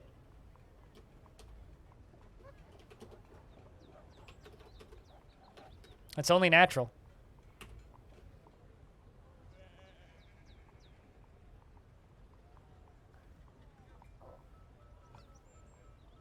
Do you call the security outside of a Samsung store the Guardians of the Galaxy? I was gonna say battery explosions.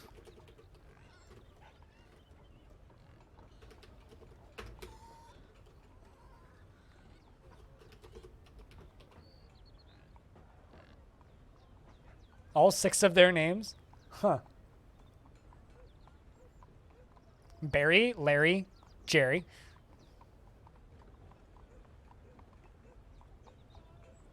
It's okay, the void's warm and cozy. It's like, come join us in the void. We have cookies and coffee. And a record player.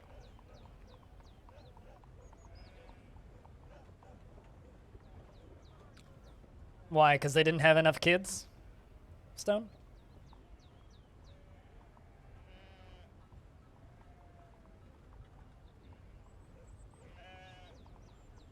What's going on with this tower? Well, I've spent like 3 weeks working on it, but I'm slowly digging this out, which goes around that cavern layer all the way up to there, and then goes all the way up to the surface, and then goes, I guess, 10 Z levels or so above the surface up to here. This is a glass tower that I'm going to fill up with lava. But first I need to get it all the way down through all of this, down to this, which is going to be my magma reservoir, which I'm slowly working on and expanding the reservoir. So.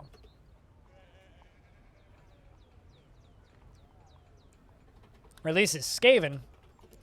I would flex my Warhammer Fantasy knowledge, but I don't have any, so.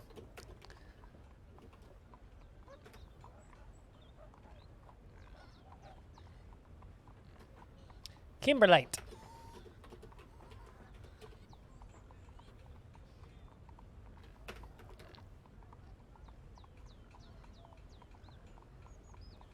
Is it your magma opus? Not this part, but this part in general, probably. Actually, maybe the magma opus that I made was the giant moat that could erupt and engulf enemy forces with the pull of a lever.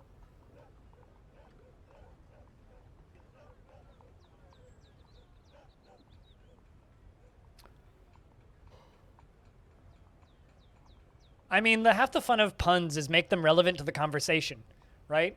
So if you're just like talking and then you just make a no context pun, which, you know, anybody can do, that's no fun. But what's fun is if you can be having a conversation with somebody and then halfway through the conversation throw out a pun, right? So you're just talking, pun. That's you have to hit them when they're not expecting it. If you're just like, here's a pun, it's kind of like just, you know, it's not, there's still some skill in that, but like the actual skill and artwork and craftsmanship of a good pun is getting it in the middle of a conversation where it's relevant and makes sense to the English language. That's clever wordplay and should be applauded. Whereas just stating a pun is just kind of, I mean, like I could just sit here and read a list of puns. Like that's not fun or exciting. You know what I mean?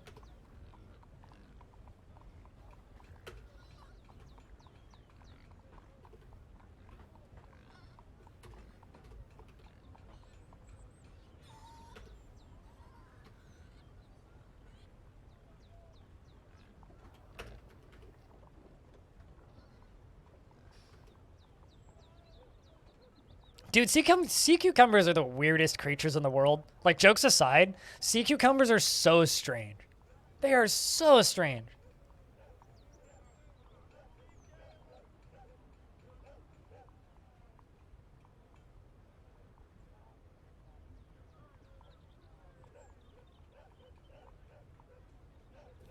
I mean, simple or not, they're like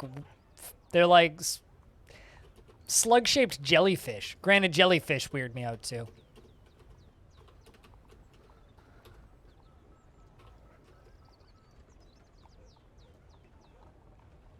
Just because they're simple doesn't mean they're not strange.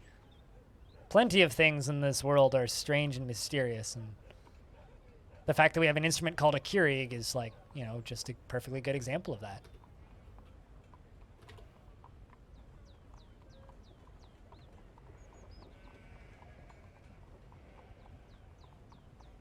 Holotherdoidea is my new, like, prog rock band, by the way. It's like symphonic prog rock, you know?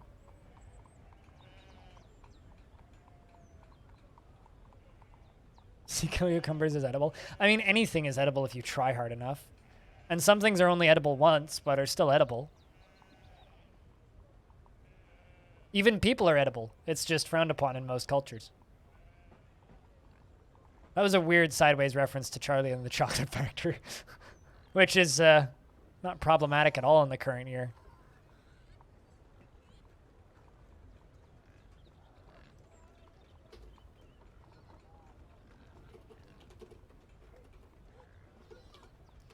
Half the time when the keyboard shortcuts in this game aren't working, I'm just like, why are the keyboard shortcuts not working? Then I realize, oh, I hit caps lock, right? Duh. That's an important button.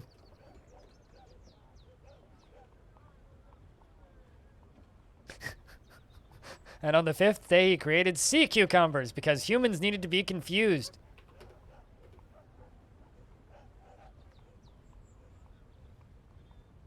Because that's how I feel every time I see a sea cucumber, is confusion and fear.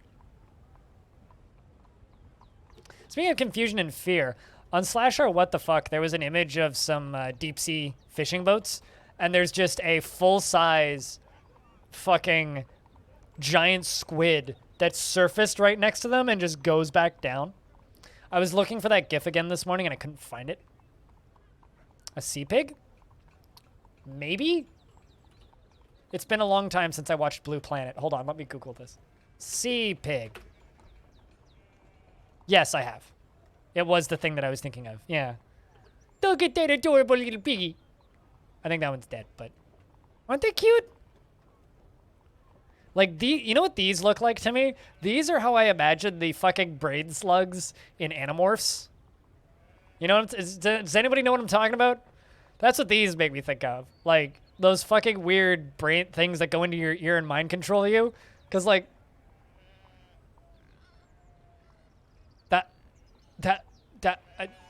I'm very confused by that GIF. Anyway, yeah, that's what that reminds me of. Animorphs. Right? It's funny, whenever I bring up Animorphs, there's always like one person in the chat that's just like, holy fuck, Animorphs! Other people remember that. That shit was way too violent for me to be reading at 11. Like, actually, like, I reread some Animorphs recently. Like, I reread the first book just because I was kind of bored and I was on my phone. I was like, I wonder if I can find this in a PDF, and it took me like 5 minutes and I found a copy of the first book online. Like, just, like, copy-pasted into a forum. And holy shit, those books are vile. like to a degree that I had no idea when I was littler reading those.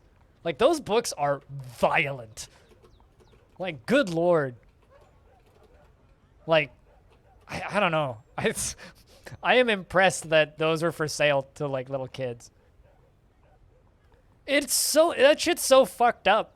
I'm sure there's multiple videos analyzing Animorphs on YouTube, but, like, it's so fucked up. Some of the stuff that those kids do.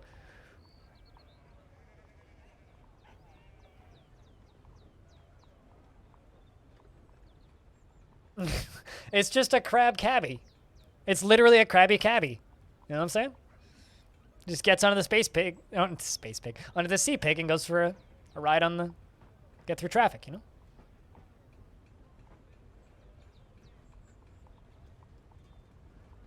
Chat, I have a question. If you could get a video game based on a short children's novel that you read when you were younger, what would it be?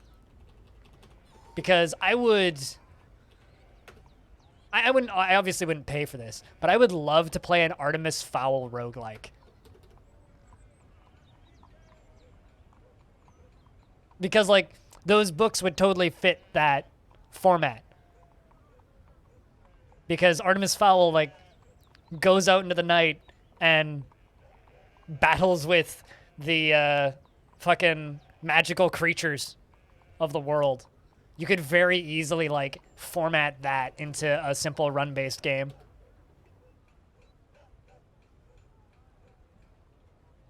As long as it's better than the movie. That wouldn't be hard. That wouldn't be hard at all. Zenith. I feel like a friend of mine read that. Caveman. But you're going to have to refresh my memory on which one that was. Although, they probably have already made this, but, like, someone should... Okay, so you know how, like, Phasmophobia is, like, the biggest video game in the world for a minute there? What if they just, like... I like creative puns in mid-sentence. I don't really like reading puns out of context. But anyway... like, things that are just full of puns I get annoyed by, but, like, I love talking with somebody who can make puns mid-sentence. I really enjoy that. Phasmophobia is the biggest thing in the world for a minute. They should really make a Goosebumps Phasmophobia style game. Or, like, Goosebumps should, like, partner with those devs and, like, do, like, some sort of tie-in thing. Because Goosebumps is great, and people seem to like Phasmophobia.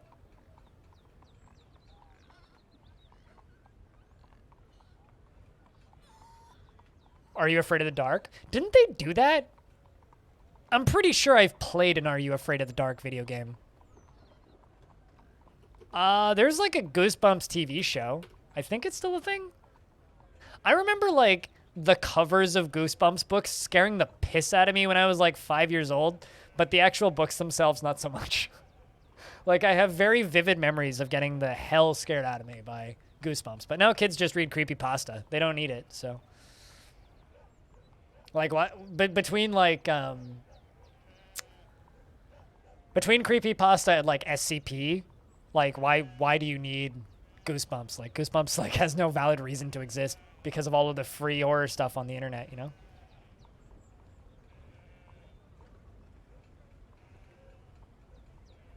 Palagurthia? Palogotharia? What?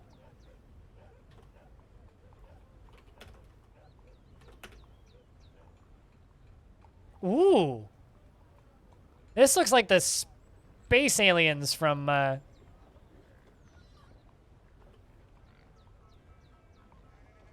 This looks like the alien, the space squids that or space jellyfish that are in Star Trek. That is awesome looking.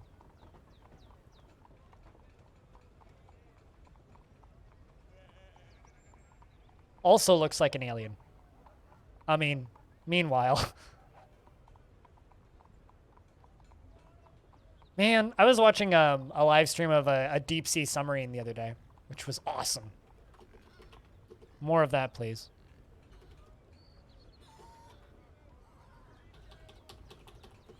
Mesmer from Subnautica.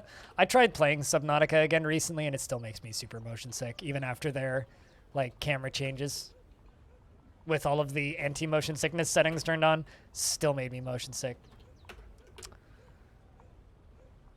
Lovecraftian creatures? Kind of. I mean, a lot of Lovecraftian creatures are very deep sea inspired, so that checks out.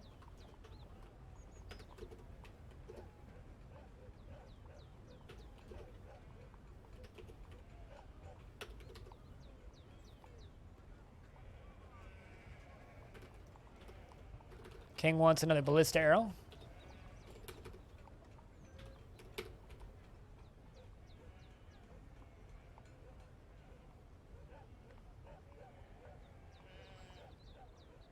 You can't even have head bobbing motion in Minecraft. It makes you super sick. Yeah, no, totally. Like, I kind of really want to play that game that came up pretty recently called Cruelty Squad, which is an intentionally ugly game, but it has this camera sway that I don't think you can turn off, which also, yeah, makes me immediately sick. I mean, sounds like you have the greatest defense in Dwarven history, a drawbridge.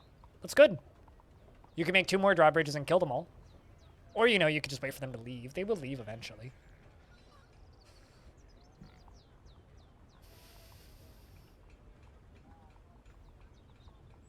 And if you're short on food, just dig down to the first cavern layer and gather plants.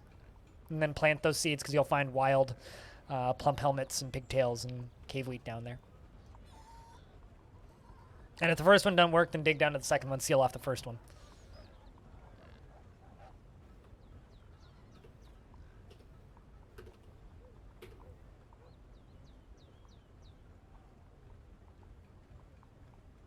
You got food? Okay, well, I mean, not every battle can make it without any casualties, you know.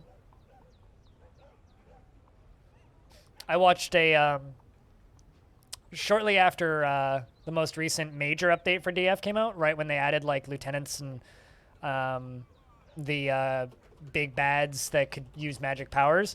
I watched a stream where the person streaming had, well, it was Cupo's stream, so I can just shut him out. But I was watching Cupo's stream, and he had a lieutenant that came onto the map that was a set of 4 intelligent undead, and they all had the power where they could like grip their fists and make things feel pain from across the map. And whenever when they did that, it was such an overwhelming force versus to what he was used to playing against. He literally lost every single one of his dwarves. He had like 50 of them. He lost every single one of his dwarves except for 3 and a cat that managed to dig underground. And the only reason those 3 dwarves and a cat survived was because another cat distracted the intelligent undead off to the other end of the map, and he was able to seal it off in time. So because they were distracted by a cat, he was able to get 3 of his dwarves and a cat into the first cavern layer, and they survived and were able to fight back against the undead.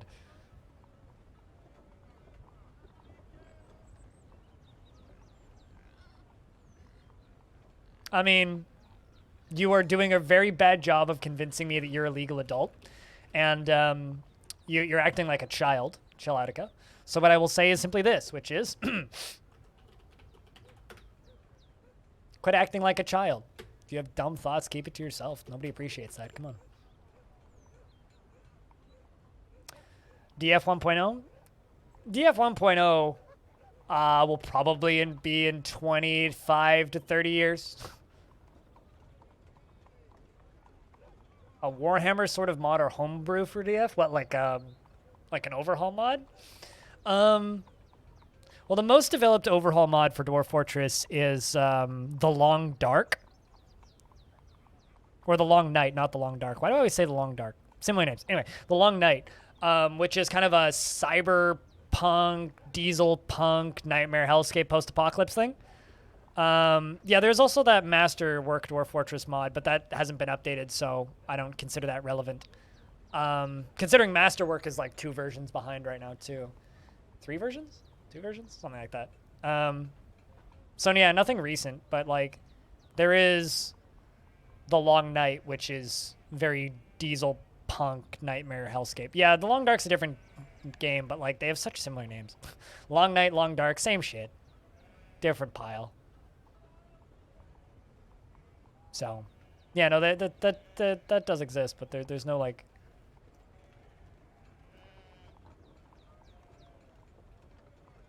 What, the Warhammer mod? I don't see the point in mods for DF, really. Like, none of them really...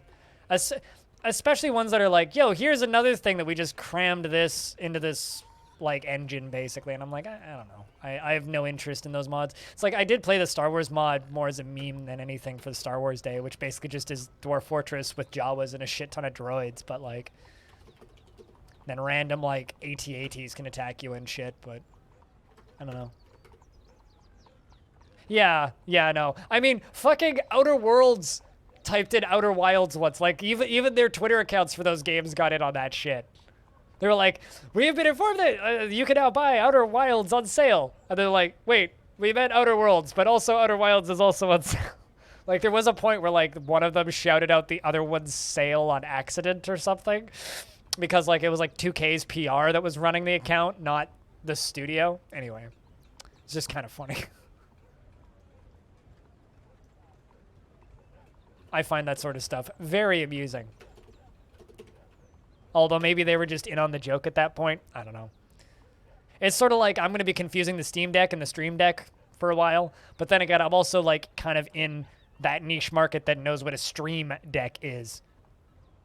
But then again, I have a feeling that most of the people who know what a Steam Deck is are probably also into games enough that they probably also happen to know what a Stream Deck is.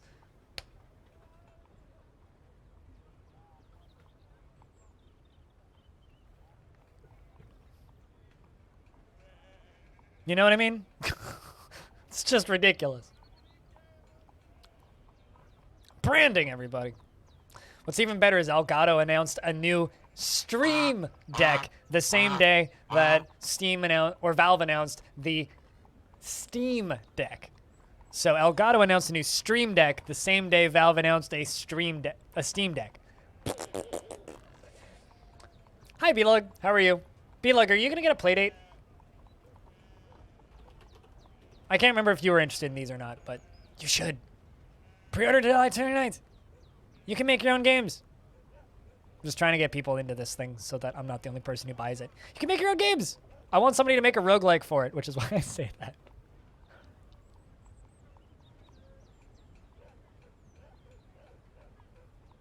Just saying.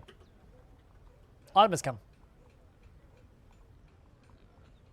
Steam Deck is a new thing being sold by Valve that runs Steam OS, and a Stream Deck is an Elgato piece of equipment for changing scenes in OBS.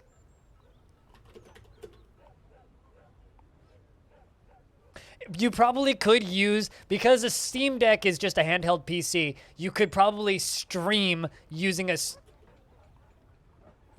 Steam Deck with a Stream Deck plugged into it. Does that mean that you're streaming on a Steam Deck deck? Why do I find this so amusing? Ugh.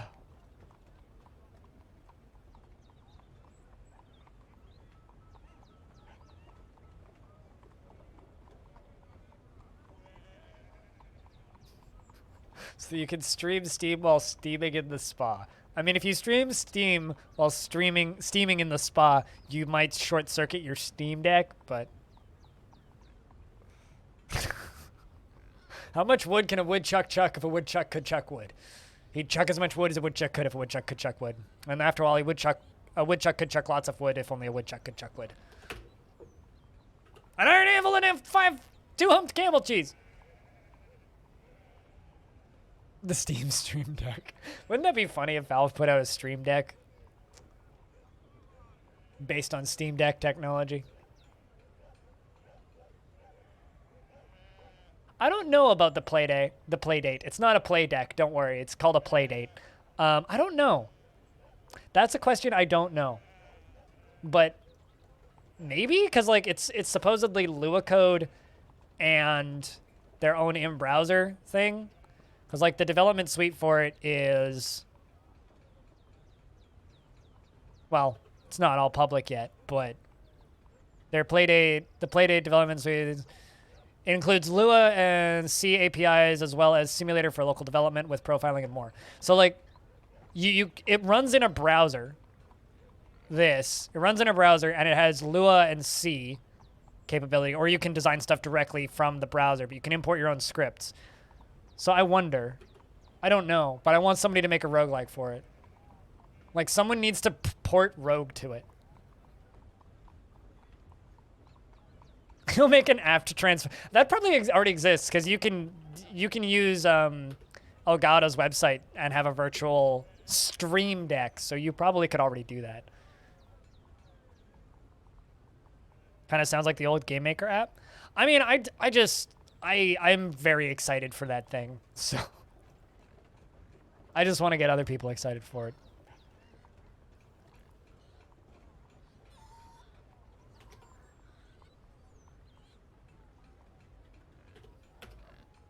All right, let me know when you're ready for me to scroll, Stone.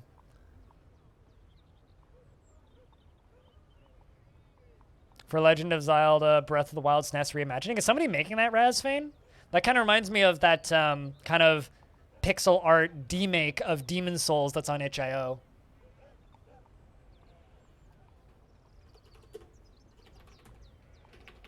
Or maybe it was Bloodborne. Did they do both? I actually can't remember.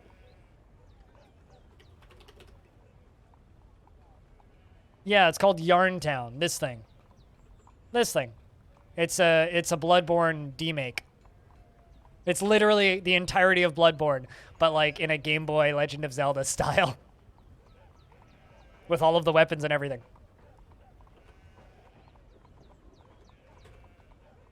They brought us an eagle. How kind of them.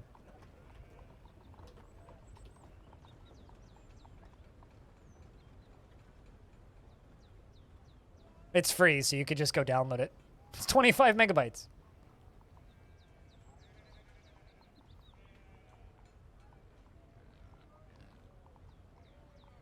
It's playable on Mac and Linux via the Solaris launcher.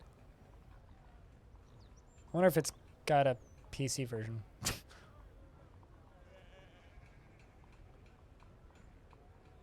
Okay, it does run on Linux, on Windows too. Cool.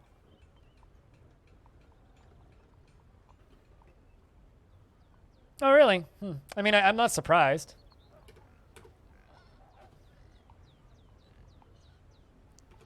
People really like Breath of the Wild, so it kind of makes sense. That one's far shorter than last time. Good. Last one was a bit concerning.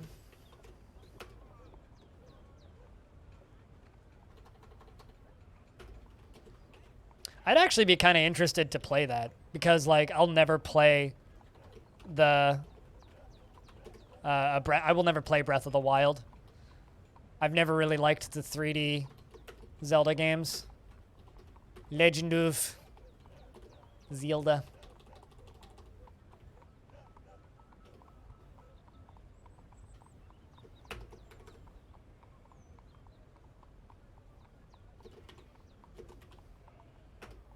I mean, my favorite Legend of Zelda is Oracle of... Probably Oracle of Seasons.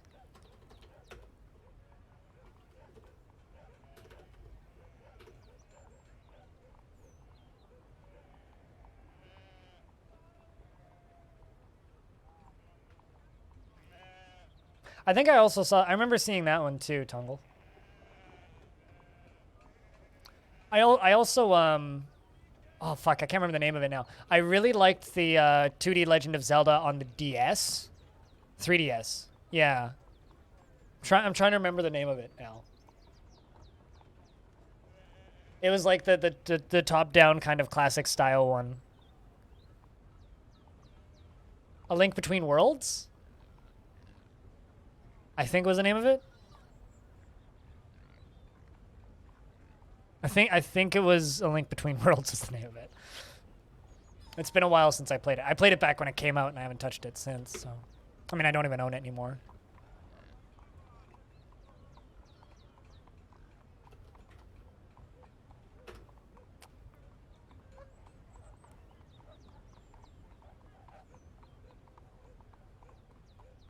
I mean, I don't pay any attention to the story in any of those games. I don't think I've ever actually read dialogue in Legend of Zelda, because every time I do, I feel like I'm losing brain cells, so I just skip through it all. Maybe I'm a bad person, I don't know. But I never pay attention to the dialogue in Legend of Zelda. It's just way too simple. I'm there for the puzzles and such. Don't actually care about reading in those games. It's like there's games where I care about the lore, and then there's Legend of Zelda.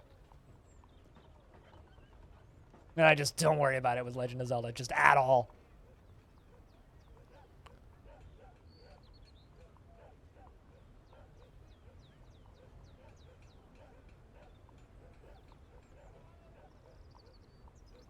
It's because I've always felt like Legend of Zelda is written for, like, a small child, which is totally fair. I mean, like, Nintendo kind of has their audience, right? And, like, I think Nintendo kind of always just assumes that that little kids are gonna play their games. So it's like, and it's not quite like something like Pixar where it's like, oh, this is for little kids, but adults watch it and they kind of get something out of it too. It's like every Legend of Zelda that I've ever played, I've always started off reading the dialogue and then very quickly stopped because it's like, there's just nothing here for me. It's not that it's bad, it's just that there's nothing here for me. So I just don't bother. I've been told that Breath of the Wild isn't like that, but I also haven't played Breath of the Wild because I don't own a Switch because they're $600 in Canada. And that's a lot of money for a device to pay a lot of money to play games on where I already own a PC. So most of the games I'd actually play on it would be PC games anyway. So I don't really care for that.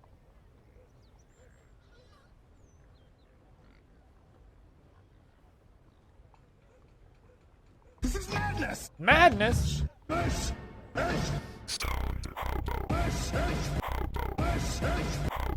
Yeet. Sup, man? Pop it in for a sec to say sup. Yo, dude, that wrap that you're putting on the car? That's a wrap, folks. Looks good.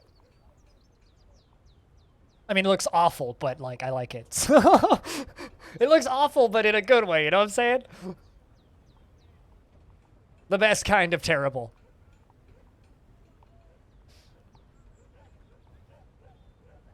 You're gonna get a lot of funny looks on the highway, I'll say that. For bulk unforbidding items after a siege, go to your stocks. Remove the Fs. It's not exactly bulk, but you can go through everything. Or just do DBC, and then go to one end of the map, press enter. Go to the other end of the map, and scroll down till you're through everything that you want to unforbid, and then press enter. And then that'll unforbid everything. Either of those will work.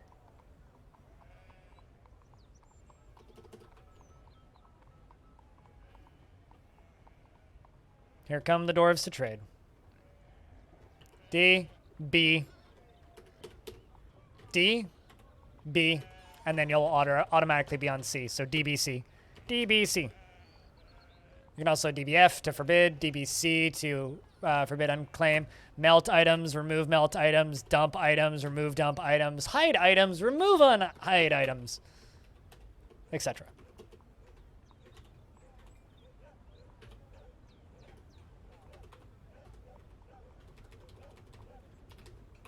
Also, sorry, I realize I fly through the hotkeys faster than most people can keep up with them.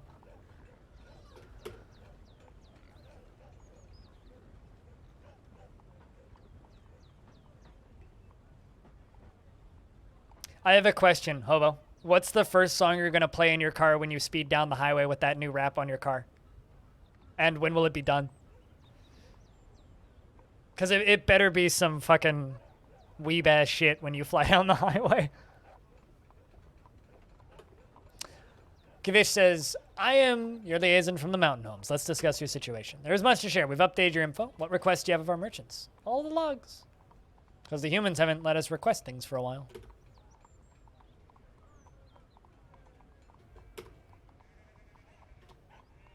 And then we can fly through the rest of this. And Kavish says, I look forward to our meeting next year. Our fortunes rise and fall together. That one. I don't want to play that. Oh, okay, can I shout out something for a second here? I'm not going to play this video because I'll get banned, or I probably won't get banned, but I might get my VOD muted.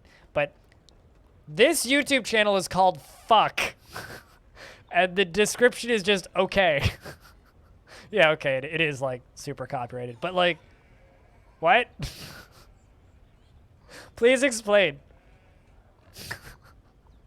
Just please explain. The fuck, man?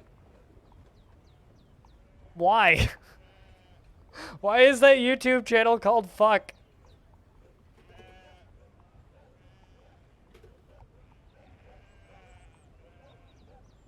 Okay. That is the correct response genders. Jesus.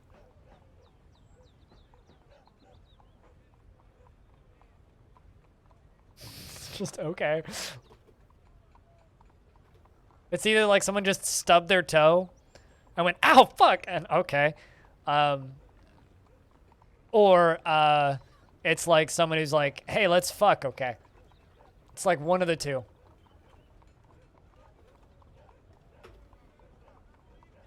It's time to slaughter some of my unicorns. And a bunch of my cows.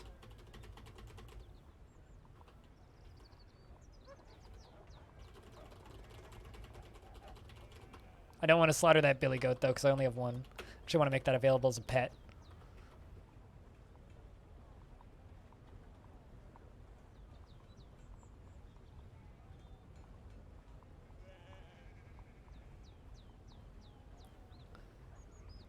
It's laggy season.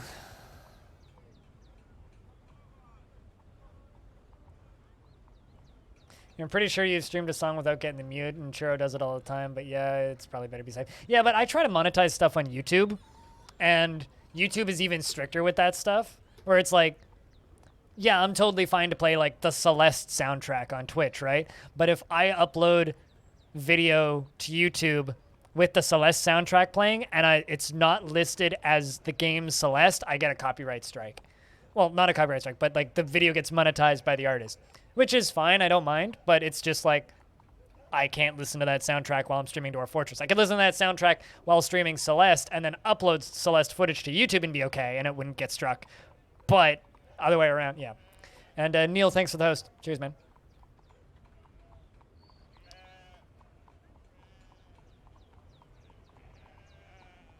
I notice those hosts about 50% of the time, I think.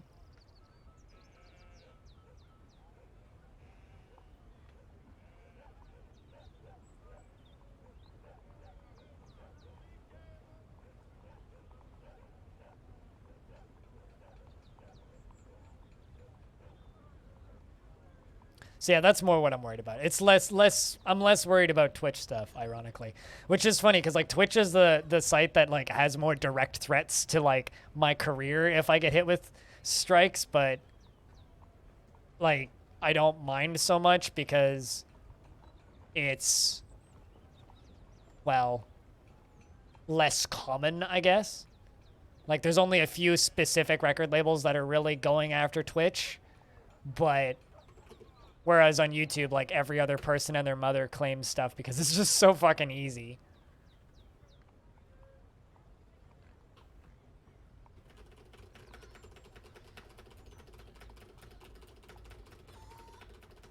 Also, chat, I have a question on whether or not this is a ridiculous thing to do. I've been watching a YouTube channel recently, which I won't name, and I've been watching them quite a bit. They do a lot of outdoor videos and, like, travel stuff and like videos of like unplugged clogging drains and stuff, and it's pretty fun, like just chill non-interactive entertainment. But they uploaded this 3 videos back to back of apparently a bunch of pet leeches that they have, and letting the leech feed off of them. I have a question. Is that really fucking weird? Because I almost immediately unsubscribed from the YouTube channel when they uploaded those videos. Am I a bad person for just immediately dropping that sub for that? Because, like, I was really enjoying that channel otherwise, but I don't think I can watch that channel anymore because it just makes me feel queasy now. Do what you gotta do, Bastet. Drink some water. Take some vitamins. Have a shower. Take a bath. Do what you gotta do. Go feel better.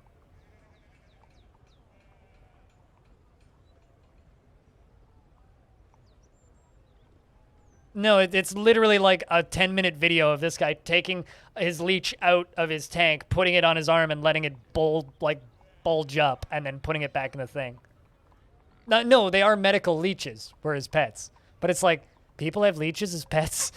I don't know, I'm just so fucking distressed by it that I don't think I can watch that YouTube channel anymore.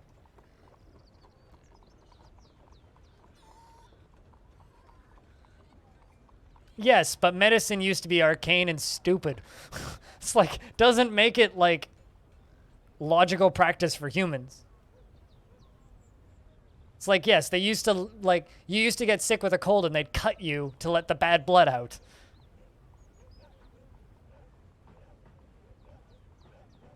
Because we had no fucking clue what we were doing. I don't know. I'm just asking if I'm a bad person for unsubscribing for that. Like, almost immediately. And the first, like, thumbnail was, like, full of blood, too. It's like, oh, what?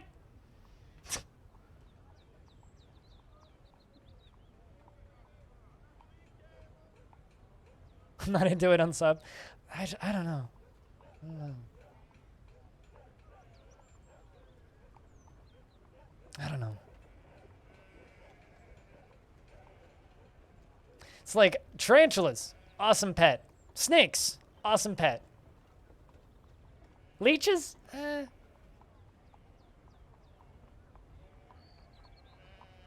I know that they have benefits, right? But having that as a pet is just really fucking strange to me. And then, like, just forcing it upon your whole audience is maybe a little mean. No, I never said it was dangerous. Like, it's not like they have if they had a pet mountain lion, that's more dangerous, right? It's not that it's dangerous, it's just that it's kind of gross.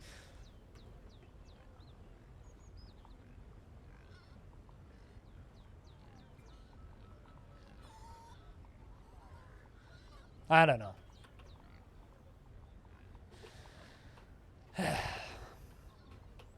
Some third world countries still actually use leeches as part of medicine, but doesn't make me want to throw up any less when I think about it.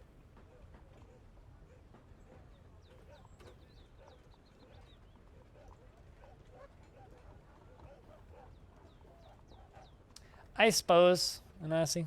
I suppose.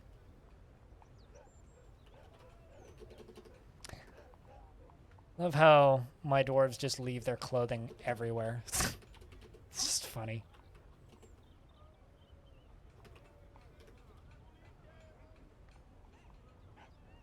Let's give them a more direct route into there so that they don't need to go all the way down and around if they don't need to.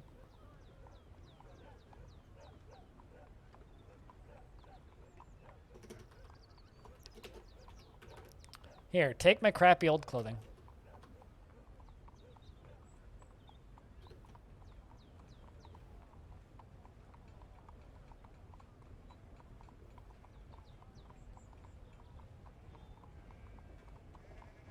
I don't know. I've had people tell me that pet snakes are gross and stuff like that, but this is like the first time I've genuinely looked at someone's pet and been disturbed by it.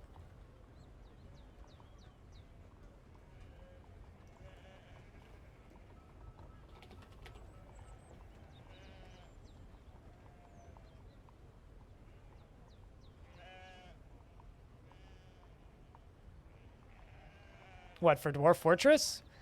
There's a mod that replaces the alchemy skill with a repair skill that fixes clothing, but I don't know, doubtful. I haven't asked Tarn about that sort of stuff.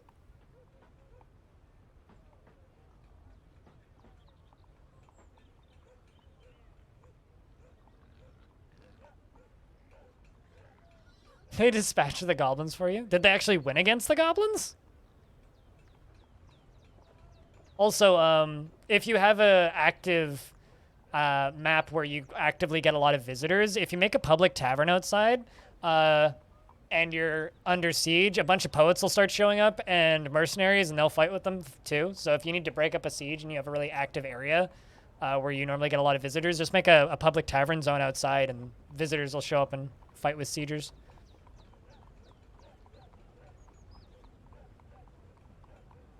I mean, yeah, that dude was a coworker who I had for a couple of years, who I genuinely wouldn't be shocked if suddenly I heard on the radio that he was a serial killer. But, you know, that's besides the point. He was a weird dude. But like he would just go to the butcher shop and just buy liquid pig's blood and dilute it and drink it.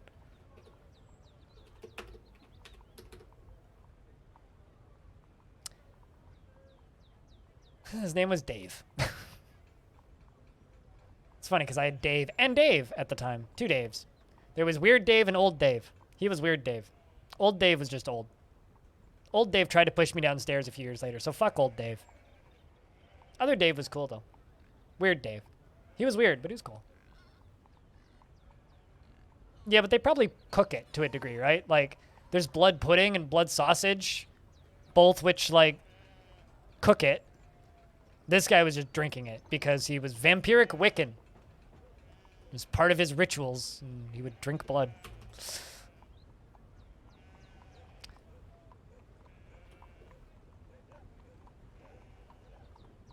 But blood sausage is a different type of sausage than black pudding. There's 3 different types of sauce. There's 2 different types of blood sausage I know about. Blood sausage and black pudding. And then there's also blood pudding, which is a type of stew, which I think is probably what Caveman Crafting's referring to, which is just what I know it as. That might not be the correct name, but there's plenty of dishes that are cooked with blood because, you know, when you kill an animal, you get a lot of blood from it. You got to do something with it.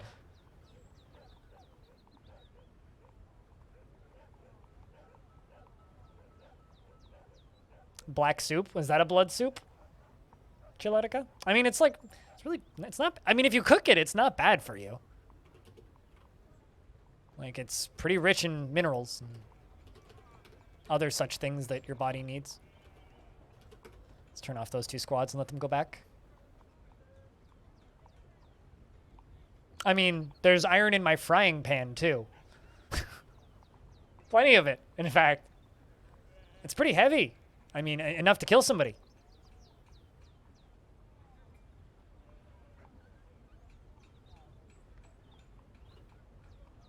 It's actually the one scene I still enjoy from the X-Men movies is the scene where Magneto goes, "You have a lot of iron in your blood."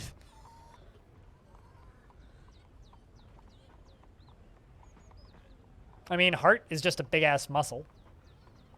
Are you trying to tell me that heart meat is not very hearty? Ah! Ah! Ah!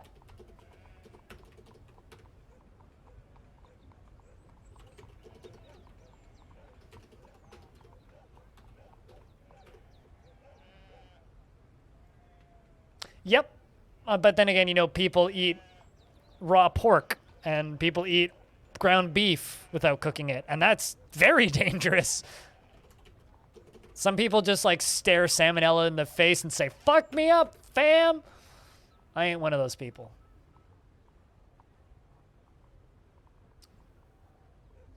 Also, the other day, I was outside, and one of my neighbors asked me, he goes, "What do you do?" I looked at him and I said, "What?" He goes, "I was outside the other day at around 5 p.m. I'm like, "Yeah." He's like, "I could hear you shouting something nonsensical. What do you do?" And I'm like,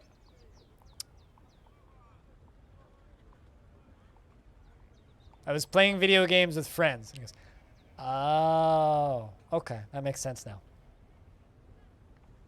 Almost got busted.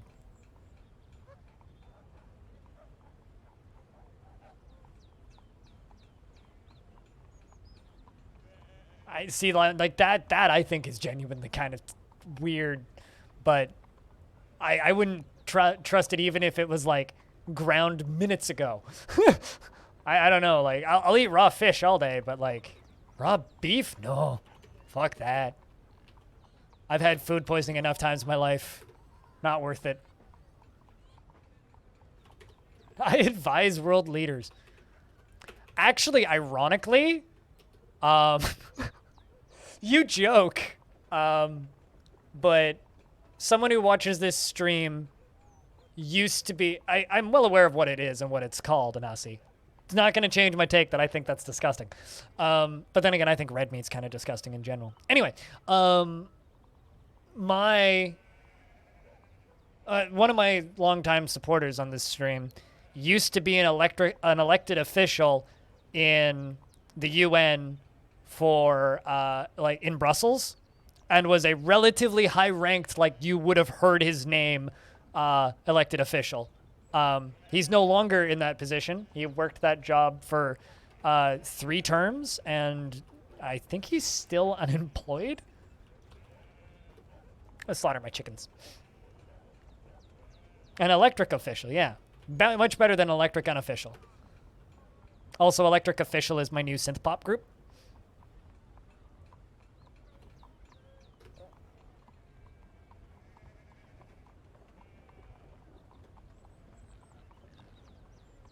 Also, Smoke-a-Loke sub. Smoke's good people. I wonder if I'll ever get to drink another beer with him again. If I ever see him at TwitchCon again, I need to see if I can make that happen.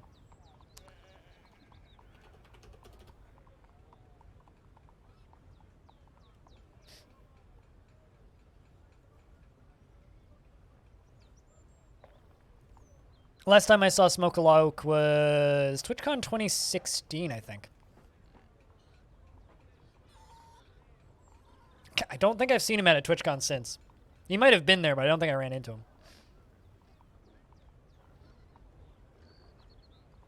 I was a nobody back then, and I'm still a nobody now, but I'm less of a nobody than I was back then. Back then, I was genuinely just a nobody, and I sat on a couch and did a brief interview on the front page of Twitch next to a dude who would later be known as RNGesus and then get, like, removed from the internet for being kind of a not great person. Yeah. It's weird some of the people that I sat next to and talked with, like, who they became later on.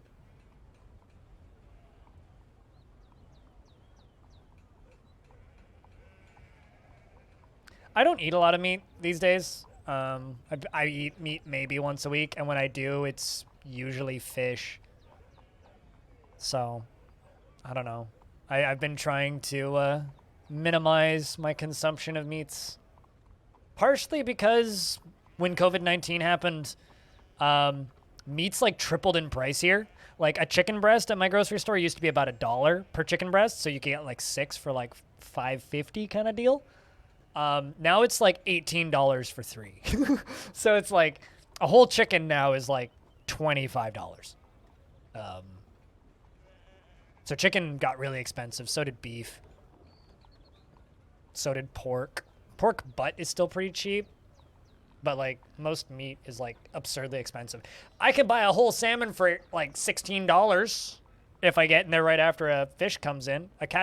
So I'll buy a whole salmon. But everything's cheap where you are. Everything.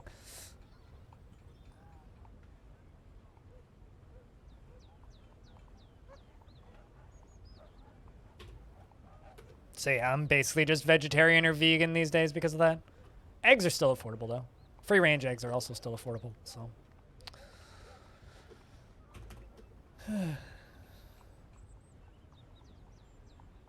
No, because you'd have to pay for a fishing license. And you'd have to pay for fishing equipment. And then you'd have to actually go and catch fish. So I realize that's a galaxy brain result. But that's also, like, not really optimal, practical, or doable. Also, I've been fishing and know how to fly fish. So, specifically dry fly fish. I also used to make my own flies when I was younger. Me and my dad used to go fishing all the time. But because I don't drive, and can't drive and will never drive, actually, like, getting to places where I could fish is exceptionally impractical and damn near impossible. And because of overfishing, even during the salmon runs, it's not really viable to go out and catch stuff.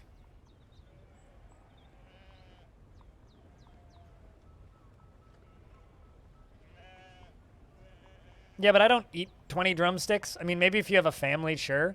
But I'm a single dude. I want, like, chicken thighs or chicken breasts. I don't want drumsticks, and I definitely don't want 20 of them. It's like if I'm getting chicken, I want like 3 or 4 breasts just to get me through a week. You know? I don't need fucking 20 drumsticks. Also, because it's no frills, they'll probably like expire the next day. But I might not be totally correct there. My experience with no frills is they expire the next day. But no, I shop at a pretty small chain, which I'd rather not shout out just because like they only have like a handful of locations and one of them is right next to my house. So...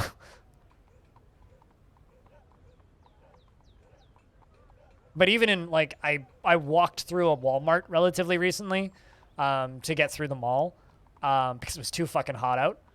And even in Walmart, like prices have tripled for most things, unless like it's on sale. But I haven't bought anything from Walmart in like 45 years now, so.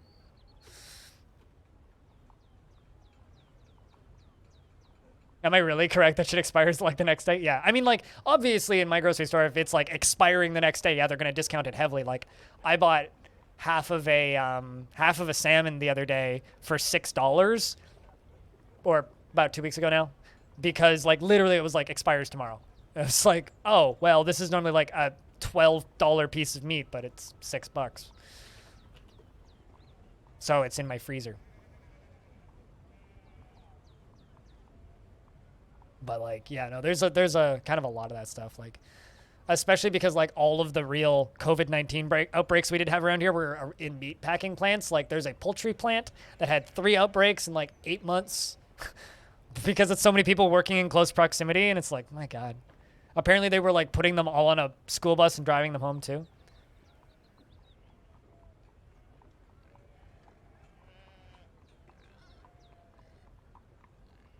For $3, 400 to 500. Oh yeah, no, totally. Yeah, I don't eat cheese very often because cheese is really hard to carb count. I actually eat a lot of vegan cheese, but a nice hunk of brie is like a once a month treat for me.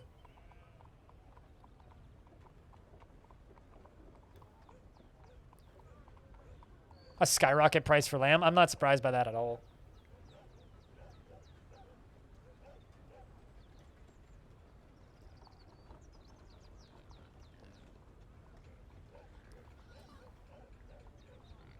I mean, you're not wrong, Anasi, but you know, the vast majority of the time, milk is still good for another 5 days after the expiry date, right? But it's one of those, if it has that expires on this day thing, just put it in the fucking freezer. Like it doesn't mean you have to throw it out. I almost never throw out food that's going to expire. Does mean I will freeze it though. It's like, to me, that's just a freeze on this date, not throw out on this date. That's kind of how I use those, but because like it could go bad after this day, approximately. Speaking of slaughtering, we're slaughtering all of our unicorns right now. Well, maybe not all of them, but a lot of them. That's Project Zomboid logic, is it? I don't know. I never got that deep into Project Zomboid, unfortunately.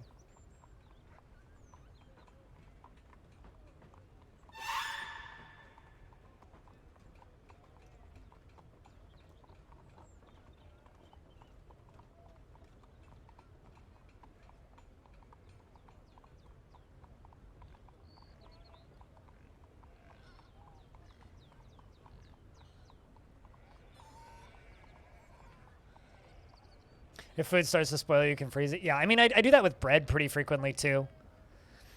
Like if I have a few extra, if bread's on sale or something, I'll buy a few extra loaves and then freeze them. I do that pretty frequently. We're into late autumn now. That also works. I mean, another thing that I do is like every single bit of veggie scraps or any kind of meat or bone scraps, I freeze and then make stew or broth out of with them. Like, oh, this onion is starting to go bad. Well, time to chuck it into the soup bag. And then when the soup bag is full, I pour it in a pot and make soup.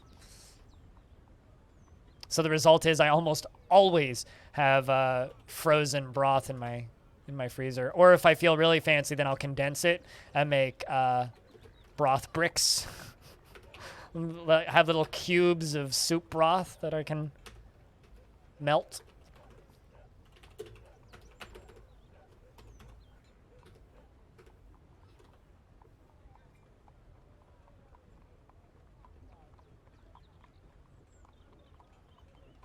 I love mushrooms. Mushrooms are great to eat. They're great to think about. This right here, once I actually give you the link, is a very good documentary I recommend watching about.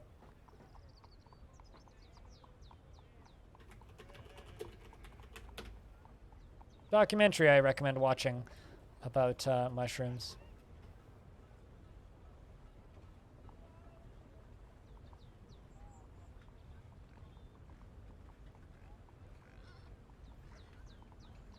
Apparently they also have a cookbook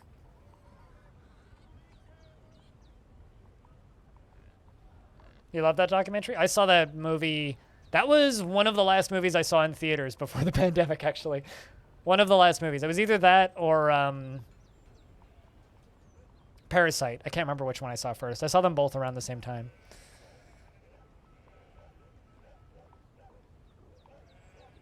I'd like to grow my own mushrooms, or rather, I'd more prefer using mushrooms as an excuse to go hiking, to go picking. There's plenty of clubs that do that around here.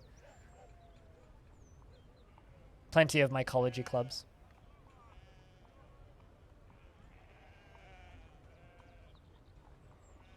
That's kind of neat. I'd love to go on a tour through a cave like that. Yeah, no, there's a few mycology clubs around here. Ironically, that documentary takes place mostly in an area around my house.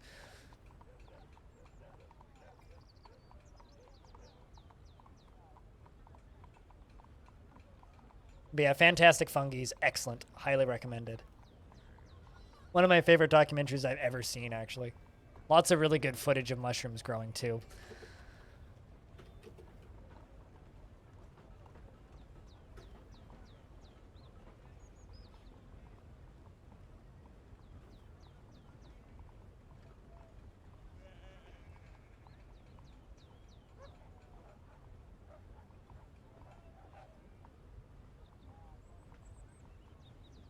I find weird cross effects with other food that causes problems.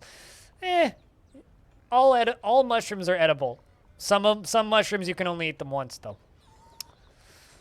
Where I grew up, hunting for mushrooms is very common. You always hated that. I mean, kids hate everything that adults get enjoyment out of. And then when you're an adult, you're like, oh, I get it now. I get it. Adults aren't just boring. Well, I mean, adults are also kind of boring, but they aren't just boring.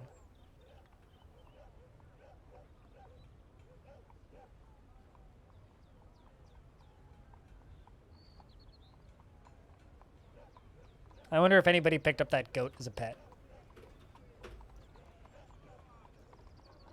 Yay! Nimeses picked up this stray billy goat that was given to us as a pet and named it Kodal. I'm going to make 2 of my chicks available as pets. A male one and a female one. And hopefully then I don't need to worry about accidentally slaughtering all my chickens.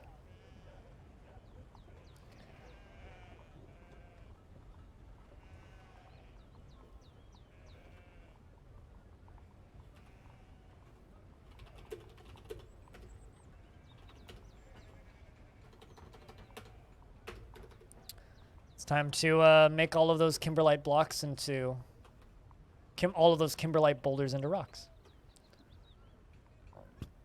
And then suddenly it turns poisonous because you ate it with some type of wine that's not common where you live and you end up throwing up all night. I mean, sounds like a Monday for me, so.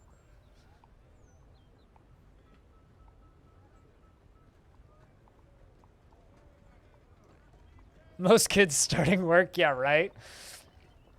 I mean, one of my favorite kid quotes that I ever remember hearing, I can't remember where I heard it, was, Mom, can I have this toy? And then parents says, no. And then kid says, well, why not? You can just go down to the machine by the bank and take out money. It's like, we can't afford it. It's like, why not? This machine gives you free money. It's like, that's not how that works, kid.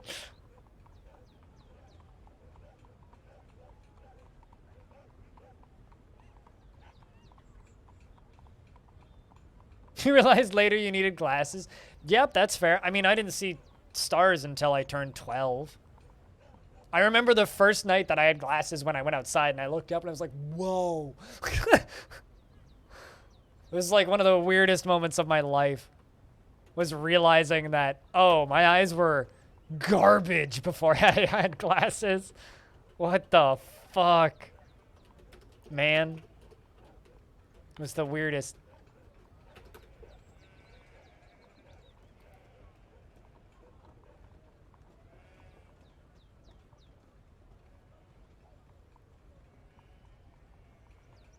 You'll just buy a new one? Yeah, no, I know what you mean. That's why you buy them Legos, so that they can break it and then they have to put it back together.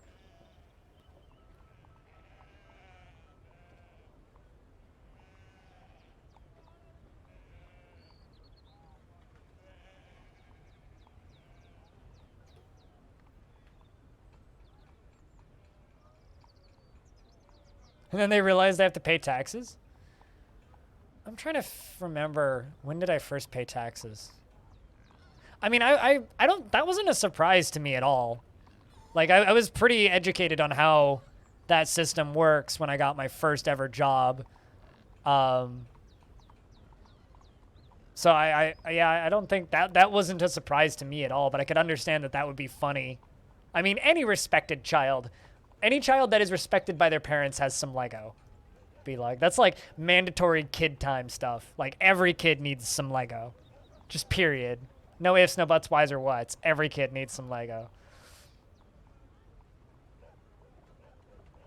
But holy shit, there were so many. Exactly, right, Tongle? Sounds very similar to when I got my first glasses. I was like, oh my god, I see the Milky Way. And all this shit. Because, like, I grew up kind of out in the middle of nowhere, right? So, like, man, the stars I fucking saw, it was like I got hit in the head by something heavy.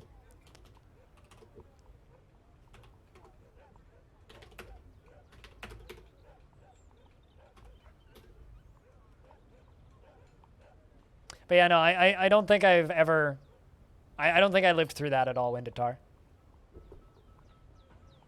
I know what I did with my first paycheck, too. I went and bought myself a Razer Black Widow with Cherry MX blue switches. And a Razer Death Adder. That's what I did with my first paycheck, was I went and bought a mouse and a keyboard. Because up until that point, I'd been using, like, this membrane keyboard that was given to me. Which was like a $10 keyboard. And I remember hating it.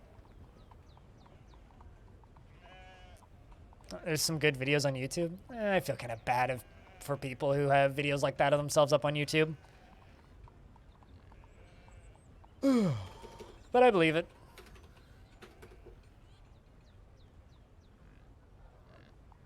I don't know. To me, that's like a fault of the parent, not the kid's fault, right? Because it's like, if a parent doesn't explain to their child that you have to pay taxes, then someone's fucked up somewhere. Or it's like a fault of the schooling system at that point, because it's like, where did you go to school that you were informed that you had this misconception in your mind that you didn't have to pay taxes, you know?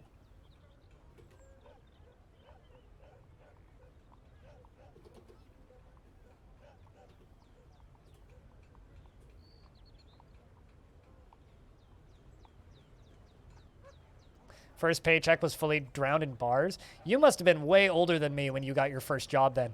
Because I had my first part-time job at 16, so I had my first, like, government-issued paycheck at 16. And I've basically been working full-time or part-time ever since, in some cases in multiple jobs. So, yeah, I didn't get to spend money on alcohol until I'd been working for 3 years.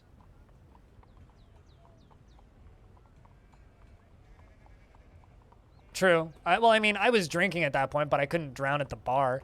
I could legally drink at my parents' house with parental permission, but that's different. Because here, drinking age is 19.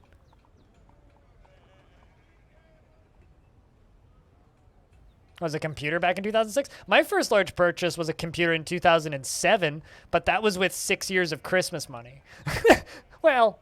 Actually, for between 5 and 6 years of Christmas money and birthday money. I saved all of my, because one of my grandmas would give me $50, and my other grandma would give me $100 every birthday and every Christmas. So I saved that $150 a year for a couple of years, and I bought myself an okay-ish laptop for the time.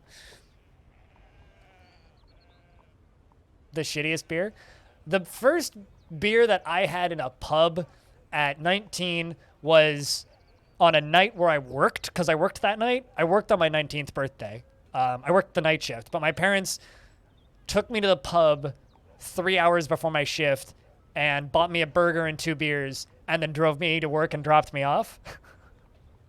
Which was fine, but like I'd had 2 pretty harsh pints, but I had a Mission Springs Blue Moon Ale and Fat Tug, which is a pretty heavy IPA, which is like 7 point something percent. It's like 7.6, 7.8. And then the Blue Moon is 6 I think. So, like, for a 19-year-old with, like, no alcohol tolerance, that was, like, a long night at work. I'll put it that way. A long night at work. Was it 386 IBM? It cost you $1,200? I have the first video game I ever played.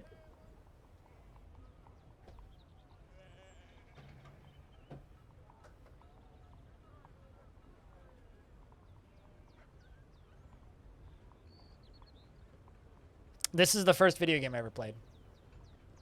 If I can hit this button while the game's saving.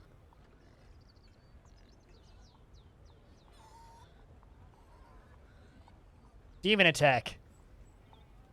On the Tandy 800. 1984. Bring out your dead! All rights reserved, licensed by Tandy Corp.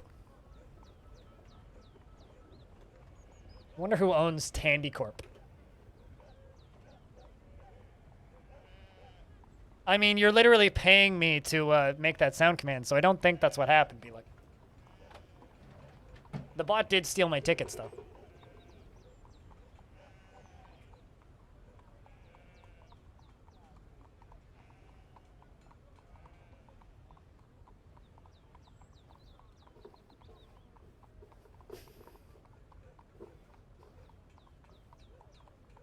It's like, not only is that the first video game I ever played, but that is the actual copy of the first video game that I ever played.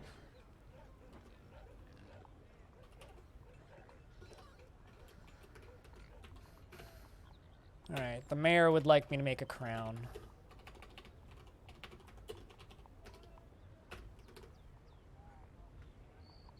I do not know.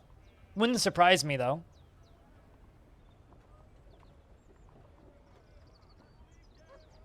I mean, the nice record player that I have, which I got from my parents, is a Realistic. And Realistic was a Radio Shack brand.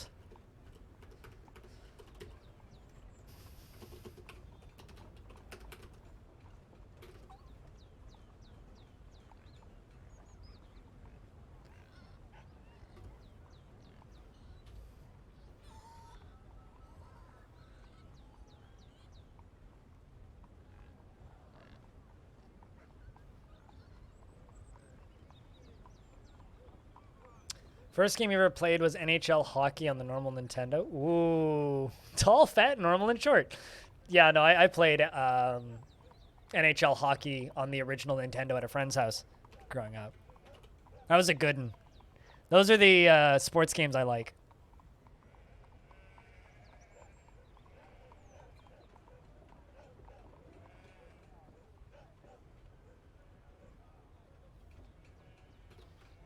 That shit was good.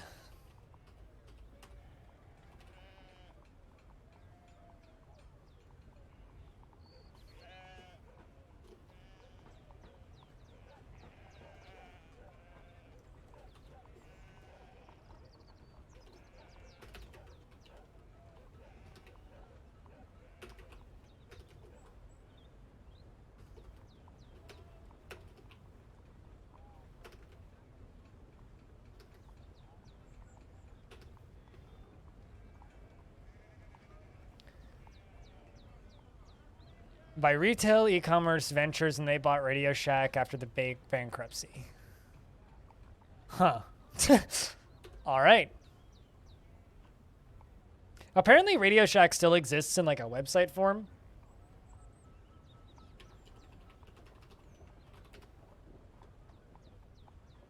Yeah. No, you can like go to radioshack.com and like buy a radio. Or like batteries, I guess? I kind of want to buy some AA Radio Shack branded batteries. They,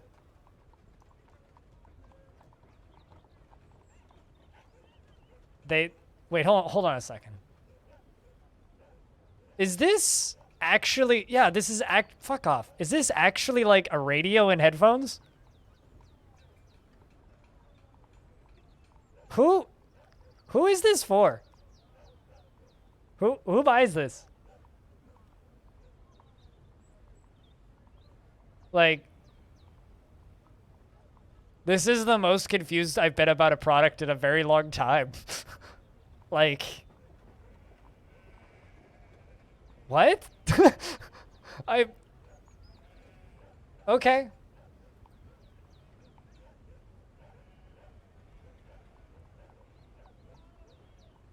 I mean... This is also a very confusing product to me. This is a radio with a fucking with Bluetooth and a cassette player? It's also a 3D render. This is not an actual photo of the product. This is 1000% a 3D render. Finest Chineseium. Chineseium. What the fuck? Frequently bought together. Are branded D-cell batteries. Man, I want to buy one of these just to have a Radio Shack branded radio. For like no particular reason. I'm just oddly fascinated by the fact that this exists. Actually, here's an honest to God good product from Radio Shack.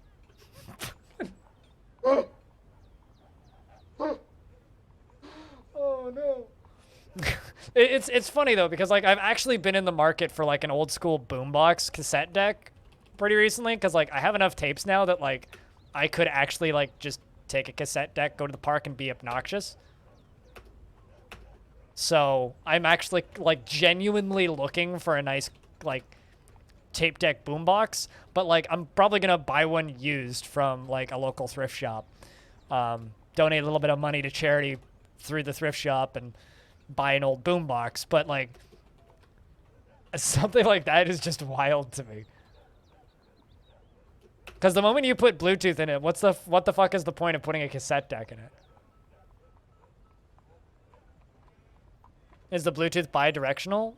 What do you mean? Can you like pair? Oh, I mean probably. I mean I could do that from my tape deck with a cable right now.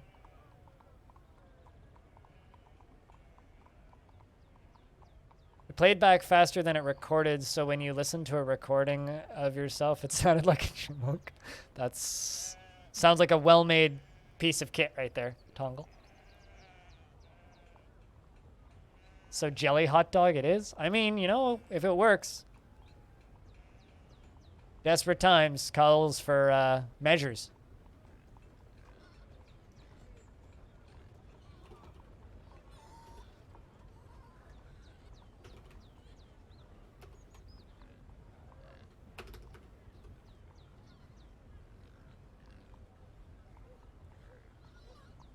It's funny because like I've had people tell me that I must be a fan of retro stuff. It's like, no, I just like nice audio gear. It's not because I'm specifically into retro shit. It's like there are people that are just into the retro aesthetic. I just like nice quality audio gear. Because like, for reference to anybody who wasn't here earlier, that weird camera angle is a record player, which I stream records off of at the start of every stream. I have another record player, which is in the other room, which is a vintage record player. The one there that I showed for half a second that looks weird because it's got the covering on it right now, is a modern record player. But the one in the other room is a vintage record player. And I cherish the fucking thing. It's like my prized possession, but it's... the fascination with like modern plastic retro stuff is genuinely kind of gross to me.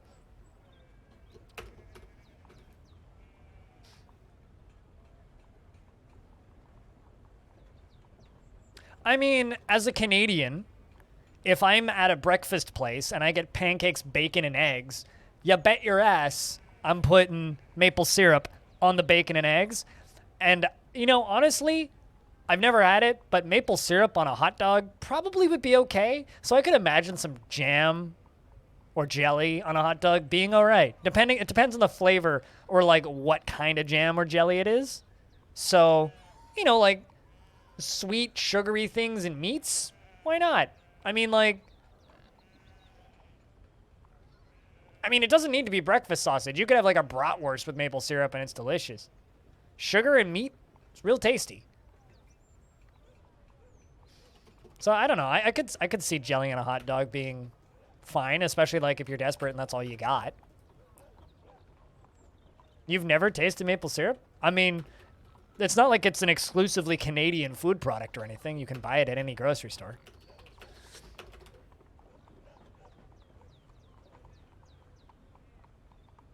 It's literally sugar and soy sauce. Sugar and soy. I mean, that's like most Japanese and Asian sauces. It's a lot of sugar.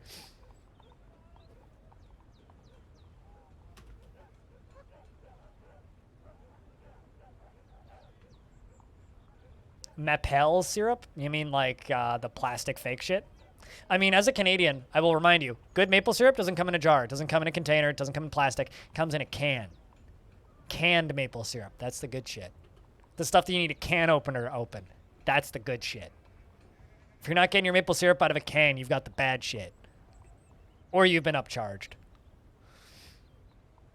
But good bulk maple syrup comes in full-size tins. Maple syrup is not common in Austria. I mean, in a world where I can find specific, like hard to find European foods in the international aisle here, I have a feeling you could probably get it, but yeah, you might need to go to a specialty store or something. Yeah, maple good quality. The good quality stuff comes from a can. They can it.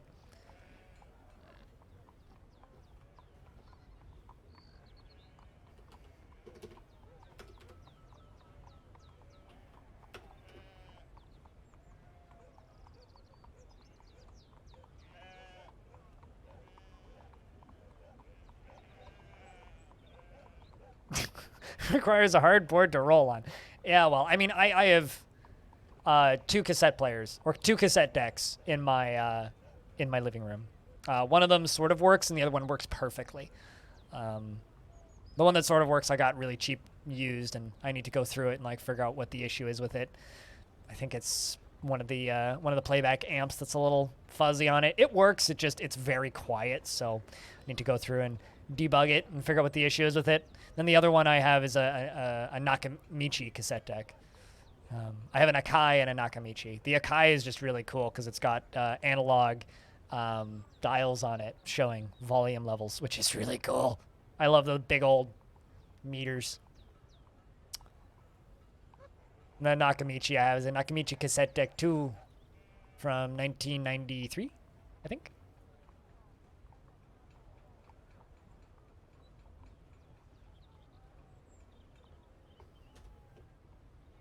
So, you know, it's a good time. Fun hobby. Speaking of that hobby, B-Log, have you done anything with records recently? Since you've been lurking, we haven't chatted as much. Kind of curious if you've picked up anything good recently.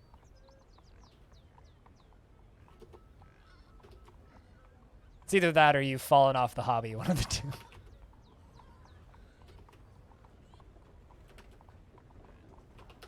I actually just kickstarted a new record for a band that I really like. Or just backed it on Kickstarter. But the album's not coming out until 2022, so. It'll be a while.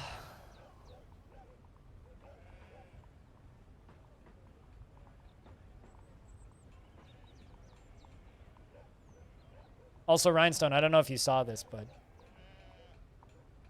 hell yeah.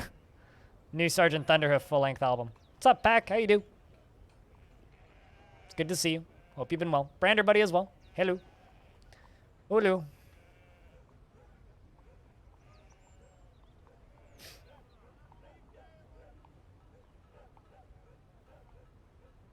Yeah, I've never really been much of a breakdancer myself, so unfortunately I will not be able to fulfill that requirement, but I have a bunch of old Soundgarden tapes, so I can show I can do the proper obnoxious loud music setup.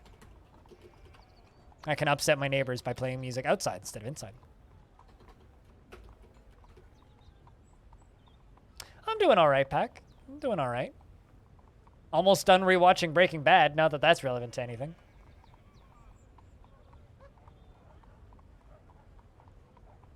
Also, Breaking Bad really shows its age in some of the last seasons. In the last season, man, there's some scenes in that show that are just like, whoa, this is so 2008. So 2010. It's like... There's a few scenes in that show with just like Skrillex in the background and shit, which is very funny.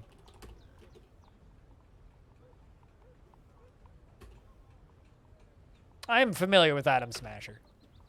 I'm familiar with that. But, you know, I want my proper, like, 90s aesthetic for my 90s cassette deck, right? So I need a couple, like, fucking... I need to go out and get me some Nirvana. Stuff like that.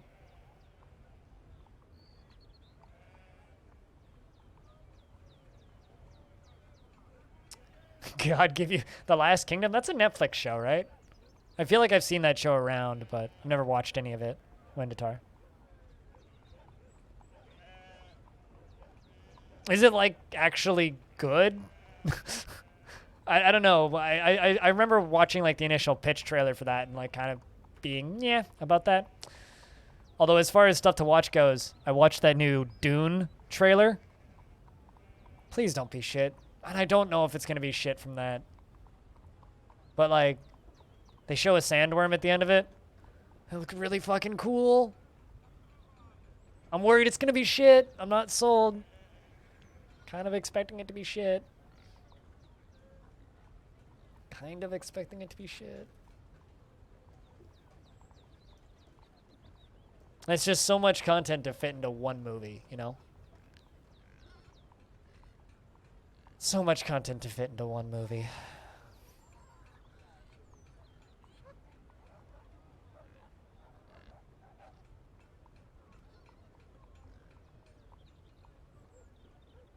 Do you have a Patrick Stewart cameo somewhere? I don't think you're gonna get it though. Looks like fun. I've only ever seen the first Ghostbusters, and I'm kind of okay just accepting that as the only canon Ghostbusters in my brain. Because, like, that movie is just so perfect, and I've heard kind of mixed things about the ones that came out after the first one, to the point where I'm like, what if I just don't ever watch another Ghostbusters movie? Like, I'm kind of okay just having just seen the, like, Ghostbusters, and just never watching another Ghostbuster.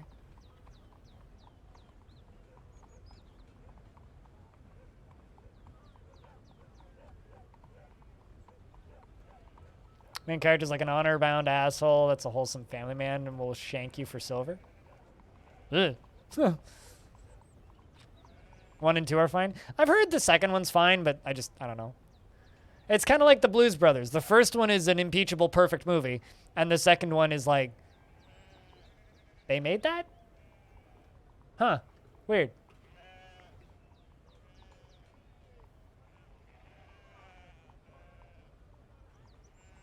You were really disappointed with the Monster Hunter movie? No shit. Here's the thing. I could tell you that the Monster Hunter movie was bad just because by who was directing it and who was starring in it. Because I've seen literally every single one of their Resident Evil movies, and they are all awful, and I love them. But I could have told you that they were going to be bad.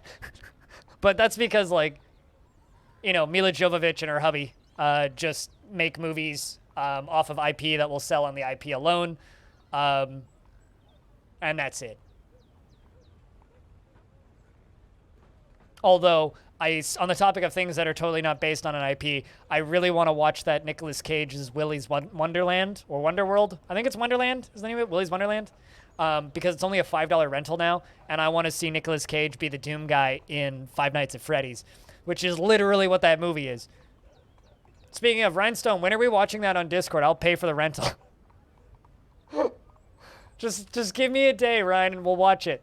If you're still lurking.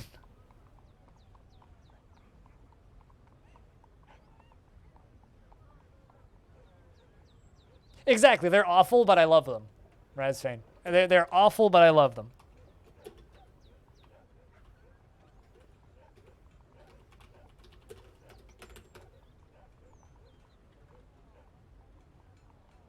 they're all just great popcorn shut off your brain films.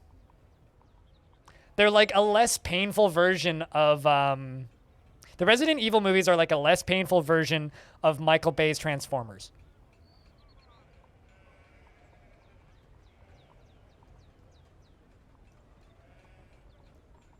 No, exactly. They're terrible movies, but they are entertaining. Terrible movies. You think it was the fourth one? That sounds about right, yeah. They're fun, not too long, and stupid. And they don't really outstay their welcome. It's like, here's some Mila Jovovich looking like a beautiful lady, even though she's, like, getting up there. And lots of violence for, like, an hour and 45 minutes. You mean, like, Fast and the Furious? Yeah, same kind of thing. You're flipping on Beast Wars? I've never actually seen Beast Wars. I remember seeing the toys, but you know what I want? I want a gritty live-action Beyblades. Directed by Michael Bay. That's what I want. Partly turned off your brain, really? Yeah, I mean, the first Fast and the Furious, you don't need to turn off your brain, but the rest of them, yes. Although Too Fast and Too Furious is like practically unwatchable. I mean, come on, wouldn't like a gritty, hyper-realistic Beyblades be great though?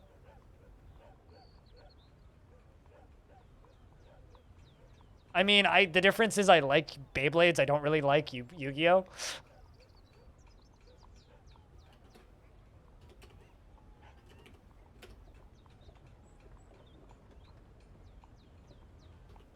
That's actually my anthropomorphized Beyblade parody movie, where you date your Beyblades.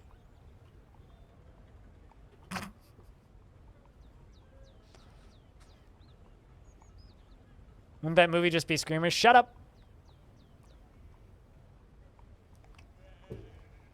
Speaking of random movies nobody's ever heard of, has anybody here seen the movie Cam?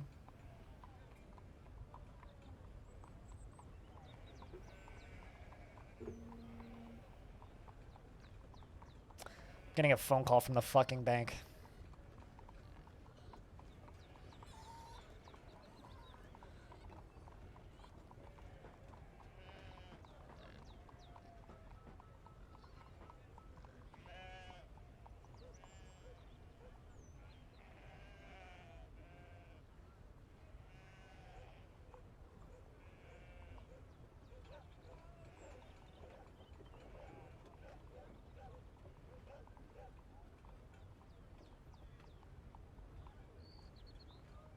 Gotta love the bank bloody pestering you to fucking show up. It's like, lady, I'm still working. Like, I'll be down there at 6. Is that the one where the webcam is like evil? Yeah. Chat says hello. I mean, I told her, I'm like, I'm still working. Like, I'll be down there when I can be down there. They close at 7, so. I'm still working.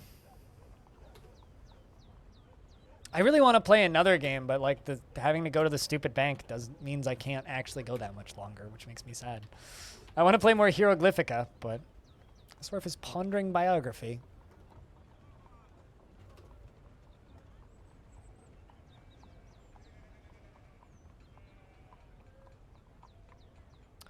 No, it's about a bank account that I opened on Friday. They need me to refile some paperwork, probably because they fucked it up. According to my mom, when she did this for my little sister, because my little sister's on the same disabilities thing, because she's also a diabetic, they fucked it up 4 times, and she had to go back into the bank 4 times to fix it and refill out paperwork. So I have to go back in and sign stuff, which is,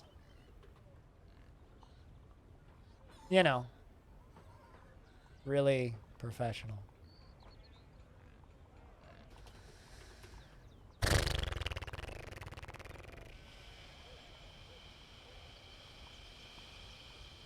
Is there a bank-themed minigame that I got? Nope. Although, I'm surprised there isn't, like... I wonder if there's, like a beer tapper reskin that's just, like, bank teller, where you're, like, helping people at the bank instead of, like, passing out beers. Anybody here played beer tapper in the arcades? Fun little game. I mean, I mentioned this on Saturday, but when I was in there, she was like, you know, filling out stuff on her computer, and she had like a second monitor pointed at. What? Why? What? Just did somebody tantrum?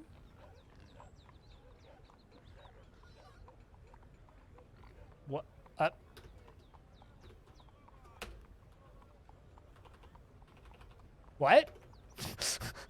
What? There was no foul play.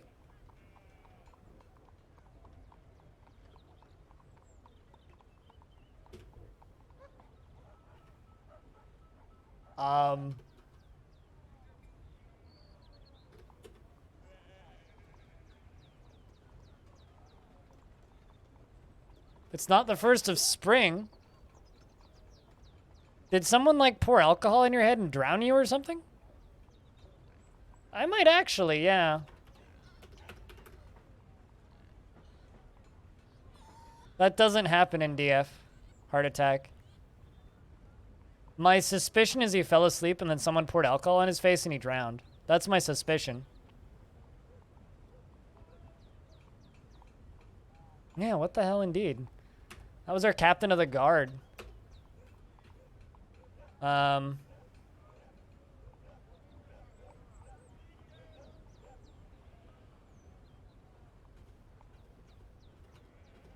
Let's make... I don't know who I'm gonna make the captain of the guard. Maybe Free.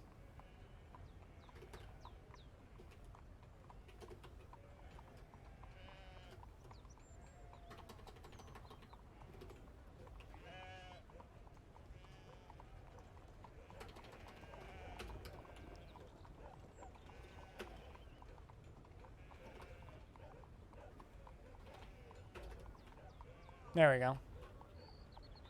That's bizarre.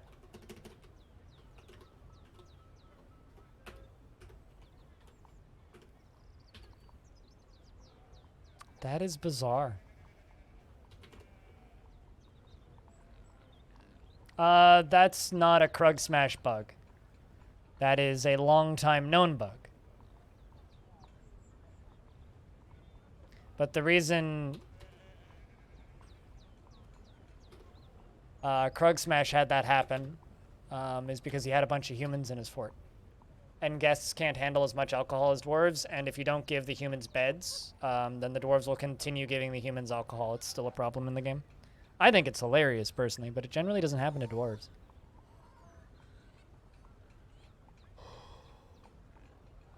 But yeah, no, that bug is not unique to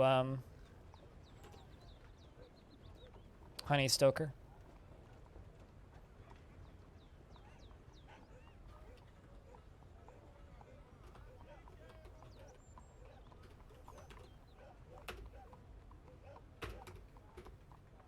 All right, let's find out.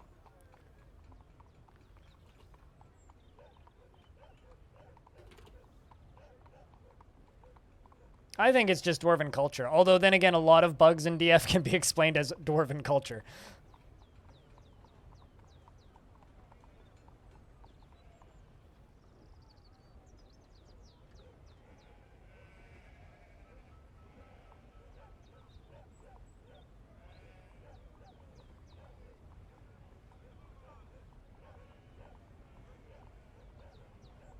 I feel like a lot of people got their second shots today. You're like the 5th person to be like, I just got my second shot.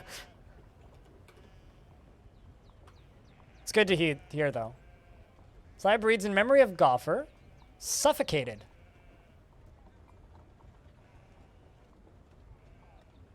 Slayed by the human Tegism Trample Market in the year 280. Creator of the Adorable Spring, Captain of the Guard. Of the Eternal Adventure of Time. 193 to 280. Almost 100 years.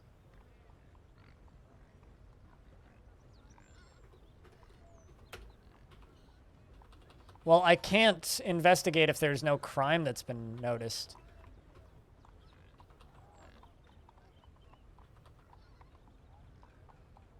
Yeah, I can't counter intelligence if there's no crime open. But for unsolved murders, I could.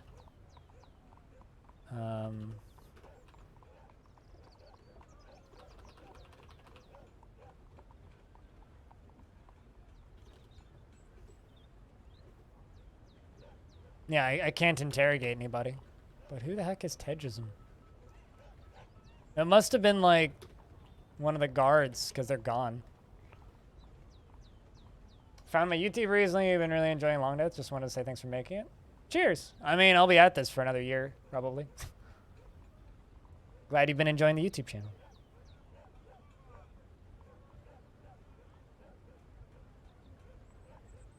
I would like to complain about the crappy reception on 5G over here in Canada. The vaccines did nothing. I've been fully vaccinated since the start of June, and I have not had any 5G signal yet. So this is very unfortunate. Not super thrilled with it, I'll be honest. Kind of want to redo.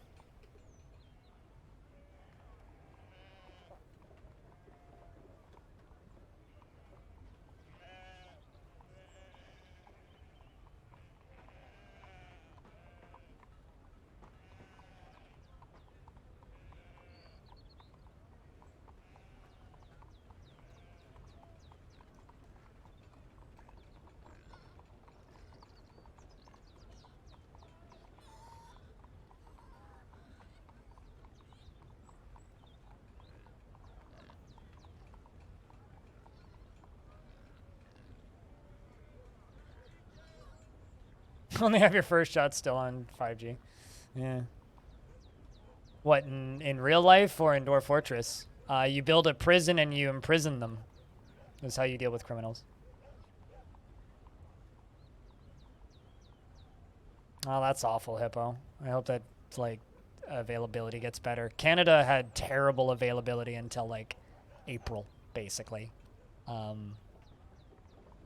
Like, nobody had any promise of getting shots until, like, the end of the year, until April. And then April rolled around, and then suddenly everybody got vaccinated, like, immediately, so.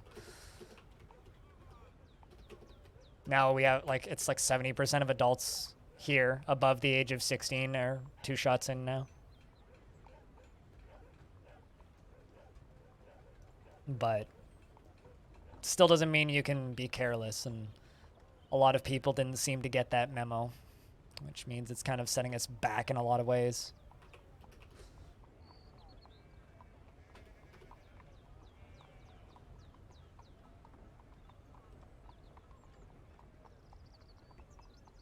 That's good. Can I ask what part of the world you're in, Hippo?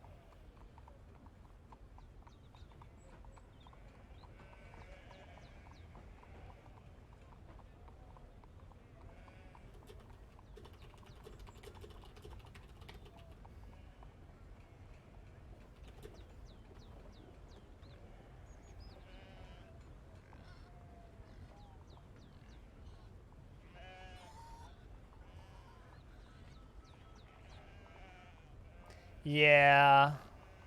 Oh, you're from Western Australia. I get you. Yeah, I've heard about. I have a viewer from Australia who works in a grocery store and hasn't gotten his shot yet. You love my part of the world? What part of Canada is she in, if I can ask? I was like, I'm in Western Canada, right? So, I mean, the difference between like every province in Canada is like most of Europe, right? Like it's a big region.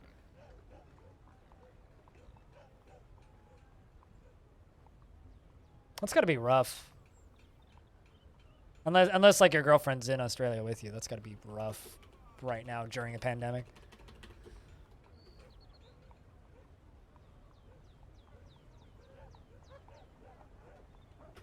Most of the people that I know from Russia got vaccinated way before anybody else did, though.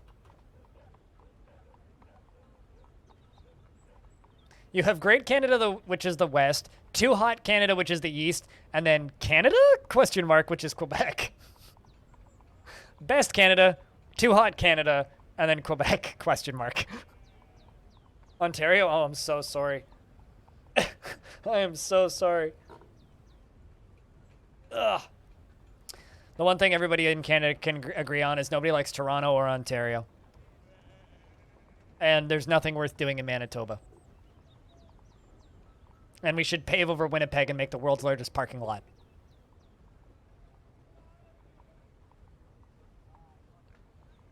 This is the most scenic, which is why I don't ever want to move. I don't care that it's expensive to live here. I'm going to live here my whole goddamn life.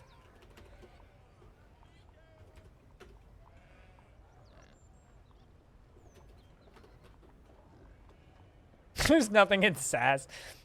I mean, yeah. I was going to say cute girls in cowboy suits, but yeah, pretty much. There isn't much in Sass.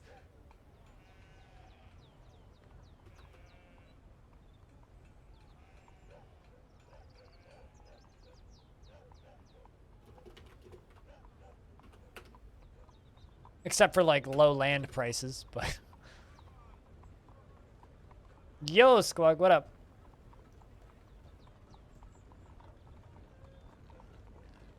Good for you, Squawk. You're getting good, finally.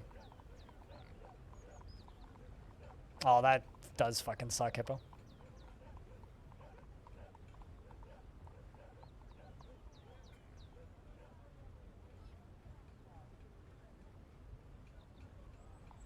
I'm like a 30-minute drive from one of the nicest mountains in, like, this continent to hike.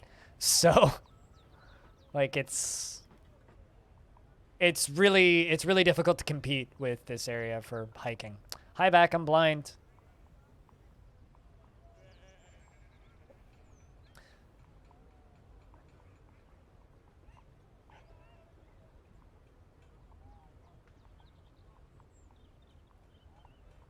It's good to see you again, stupid.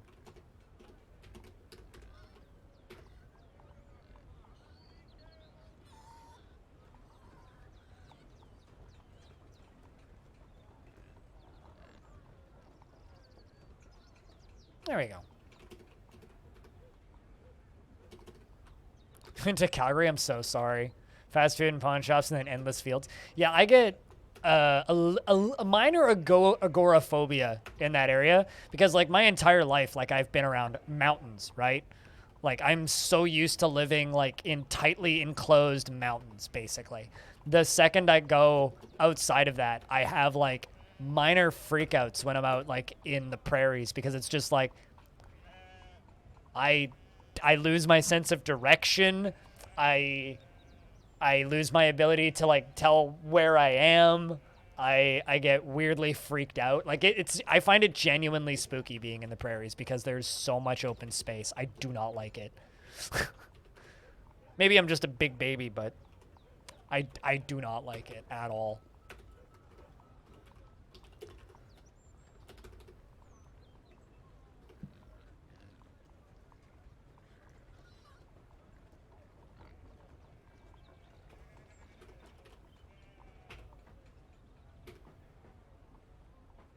Yeah, like here, like I always know which direction is north and which direction is south because if I look north, I see one mountain, and if I look south, I see a fucking volcano. So it's like, doesn't matter where I am. I can orient myself without a compass here. But like, I need to like look at my phone and check Google Maps to like figure out where I am.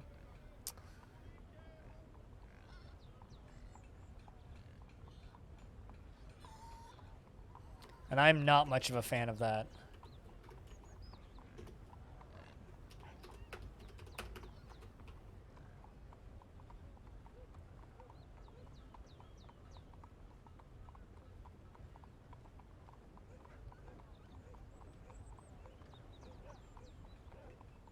Which way should I go? Hey, there's a giant tower in Surrey. Which one? There's lots of giant towers in Surrey. If you think there's only one giant tower in Surrey, you haven't been in Surrey in a while.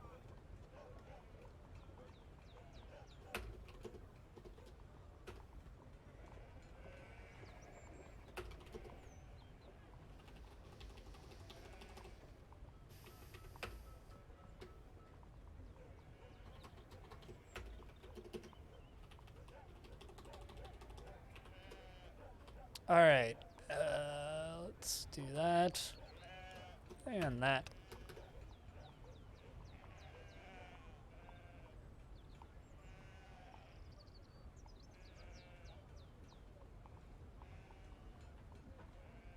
There's one that you can see from your place. Probably the SFU or the tax center. Trying to think what other big buildings you'd be able to see. Although just you stating that means I now have a pretty general idea of where you are, where you live.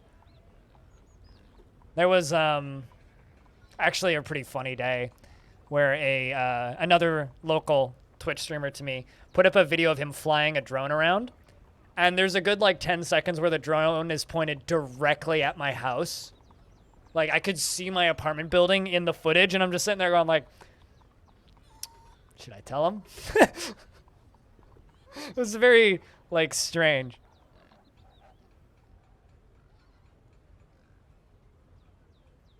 It's weird to me that you'd be able to see that building, but not like one of the other 5. Can you see the giant flagpole from where your building is?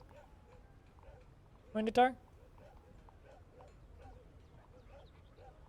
Cheers, Razfan. Thanks for hanging out. I mean, you're the one who was hanging out here. So, cheers. Thanks for spending time. I unfortunately have to end pretty soon, though. So I'm just kind of waiting for the year to end. And the reason I have to end is the fucking bank needs me to go fill out more paperwork. Which is awesome, I guess.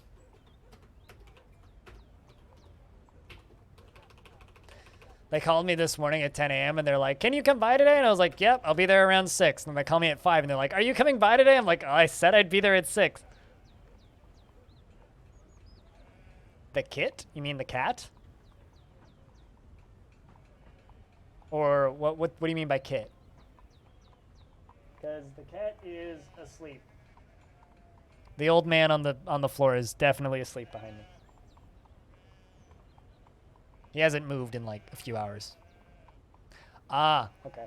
Yeah, no, he's still breathing, snoozing.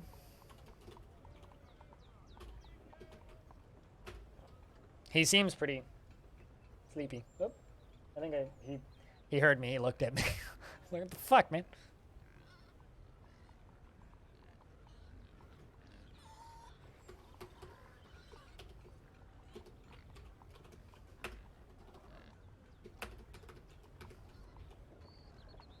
The weird part about this is that there was no combat log. I still have no idea what's going on in DF, but it was fun hanging out. Thanks for streaming. Thanks for $2. You just doubled my bits revenue on the day. Cheers. You love this Kimberlite cistern?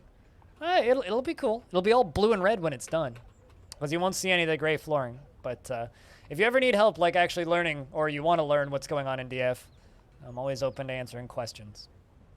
Tongle. This game's actually very simple.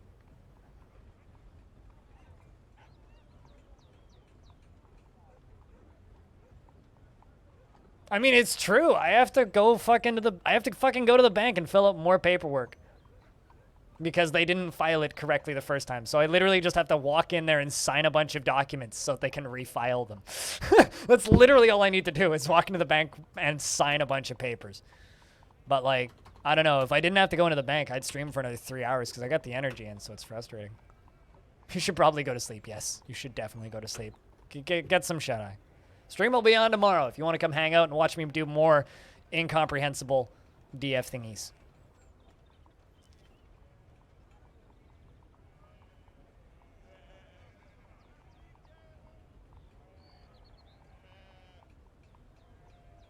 Besides, who doesn't like incomprehensible DF thingies?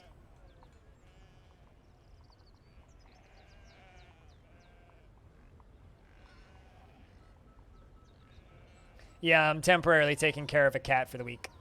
Squug. I will have the kitty until Friday. So he just sleeps on the floor and then gets up and asks me for food every 5 hours. Should bank that energy for another time. See, here's the thing, right? If I don't use the energy, then I don't sleep. Right? So I wish I could just like save that energy for another time, but I really can't.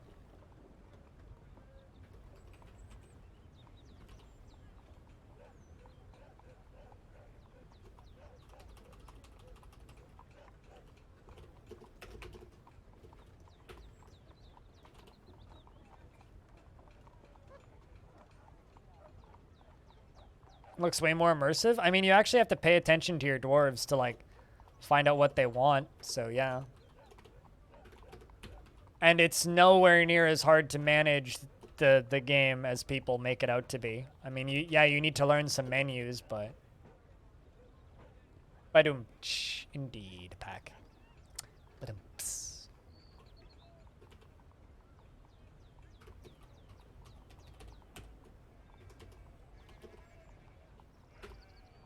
Dwelling upon light. Shocked, reliving the unexpected death of somebody.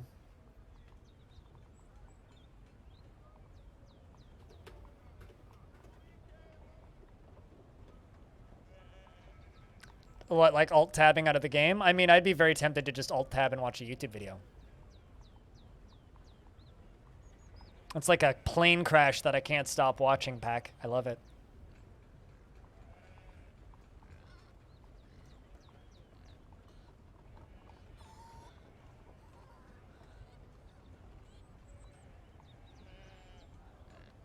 And spring has arrived.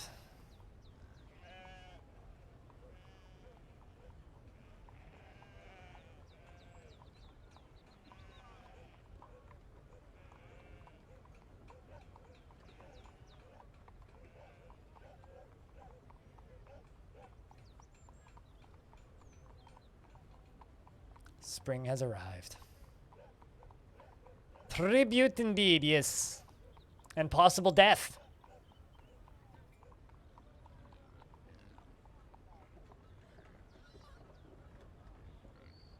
I really hope Millennium is going to go longer. If so, I'm going to rate him. I mean, that might also be the massive amounts of cocaine you're doing. Garen from Demacia. So ease up on the heavy drugs, and the schizophrenia might get a little better. No old age deaths.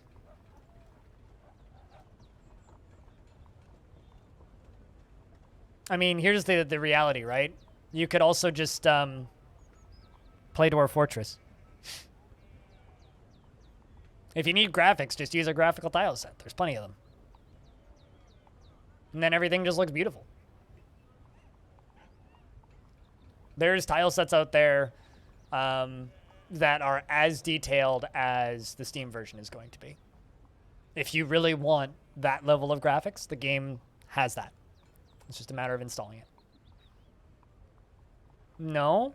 Since when do I judge people for using tile sets? I judge people who tell me to use tile sets because they want me to use a tile set. But if you use a tile set, I'm not going to judge. I'll help you learn the game, even. It's not my place.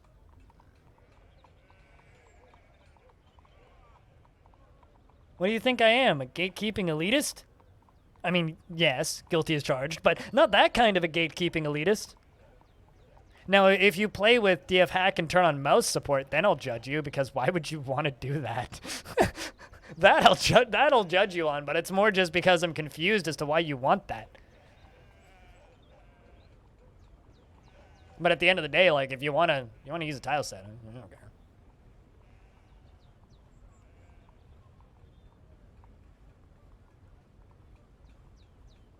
Their name is Father? She. She is named Father.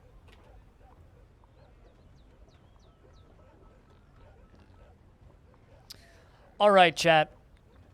I think that's it for Dwarfs today. And unfortunately, the bank is summoning me into existence, so I think I have to call it for the day. I wanted to play some more Hieroglyphica today, and I'm sad because I wanted to play more Hieroglyphica, but here we are. I ain't playing Hieroglyphica today. That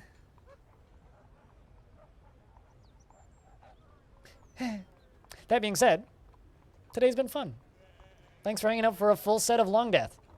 The VOD will go up on YouTube in about 2 days, probably. And,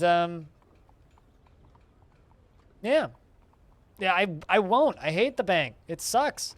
But if you want to get caught up on other things that I've done in the past, there's more Dwarf Fortress and roguelikes on my YouTube channel than you could ever reasonably watch in a lifetime. If you want to support the stuff I do directly, I have a Patreon. Currently, annual monies on the Patreon is 16% off until the end of the month, at which point it goes back to the normal 6% off.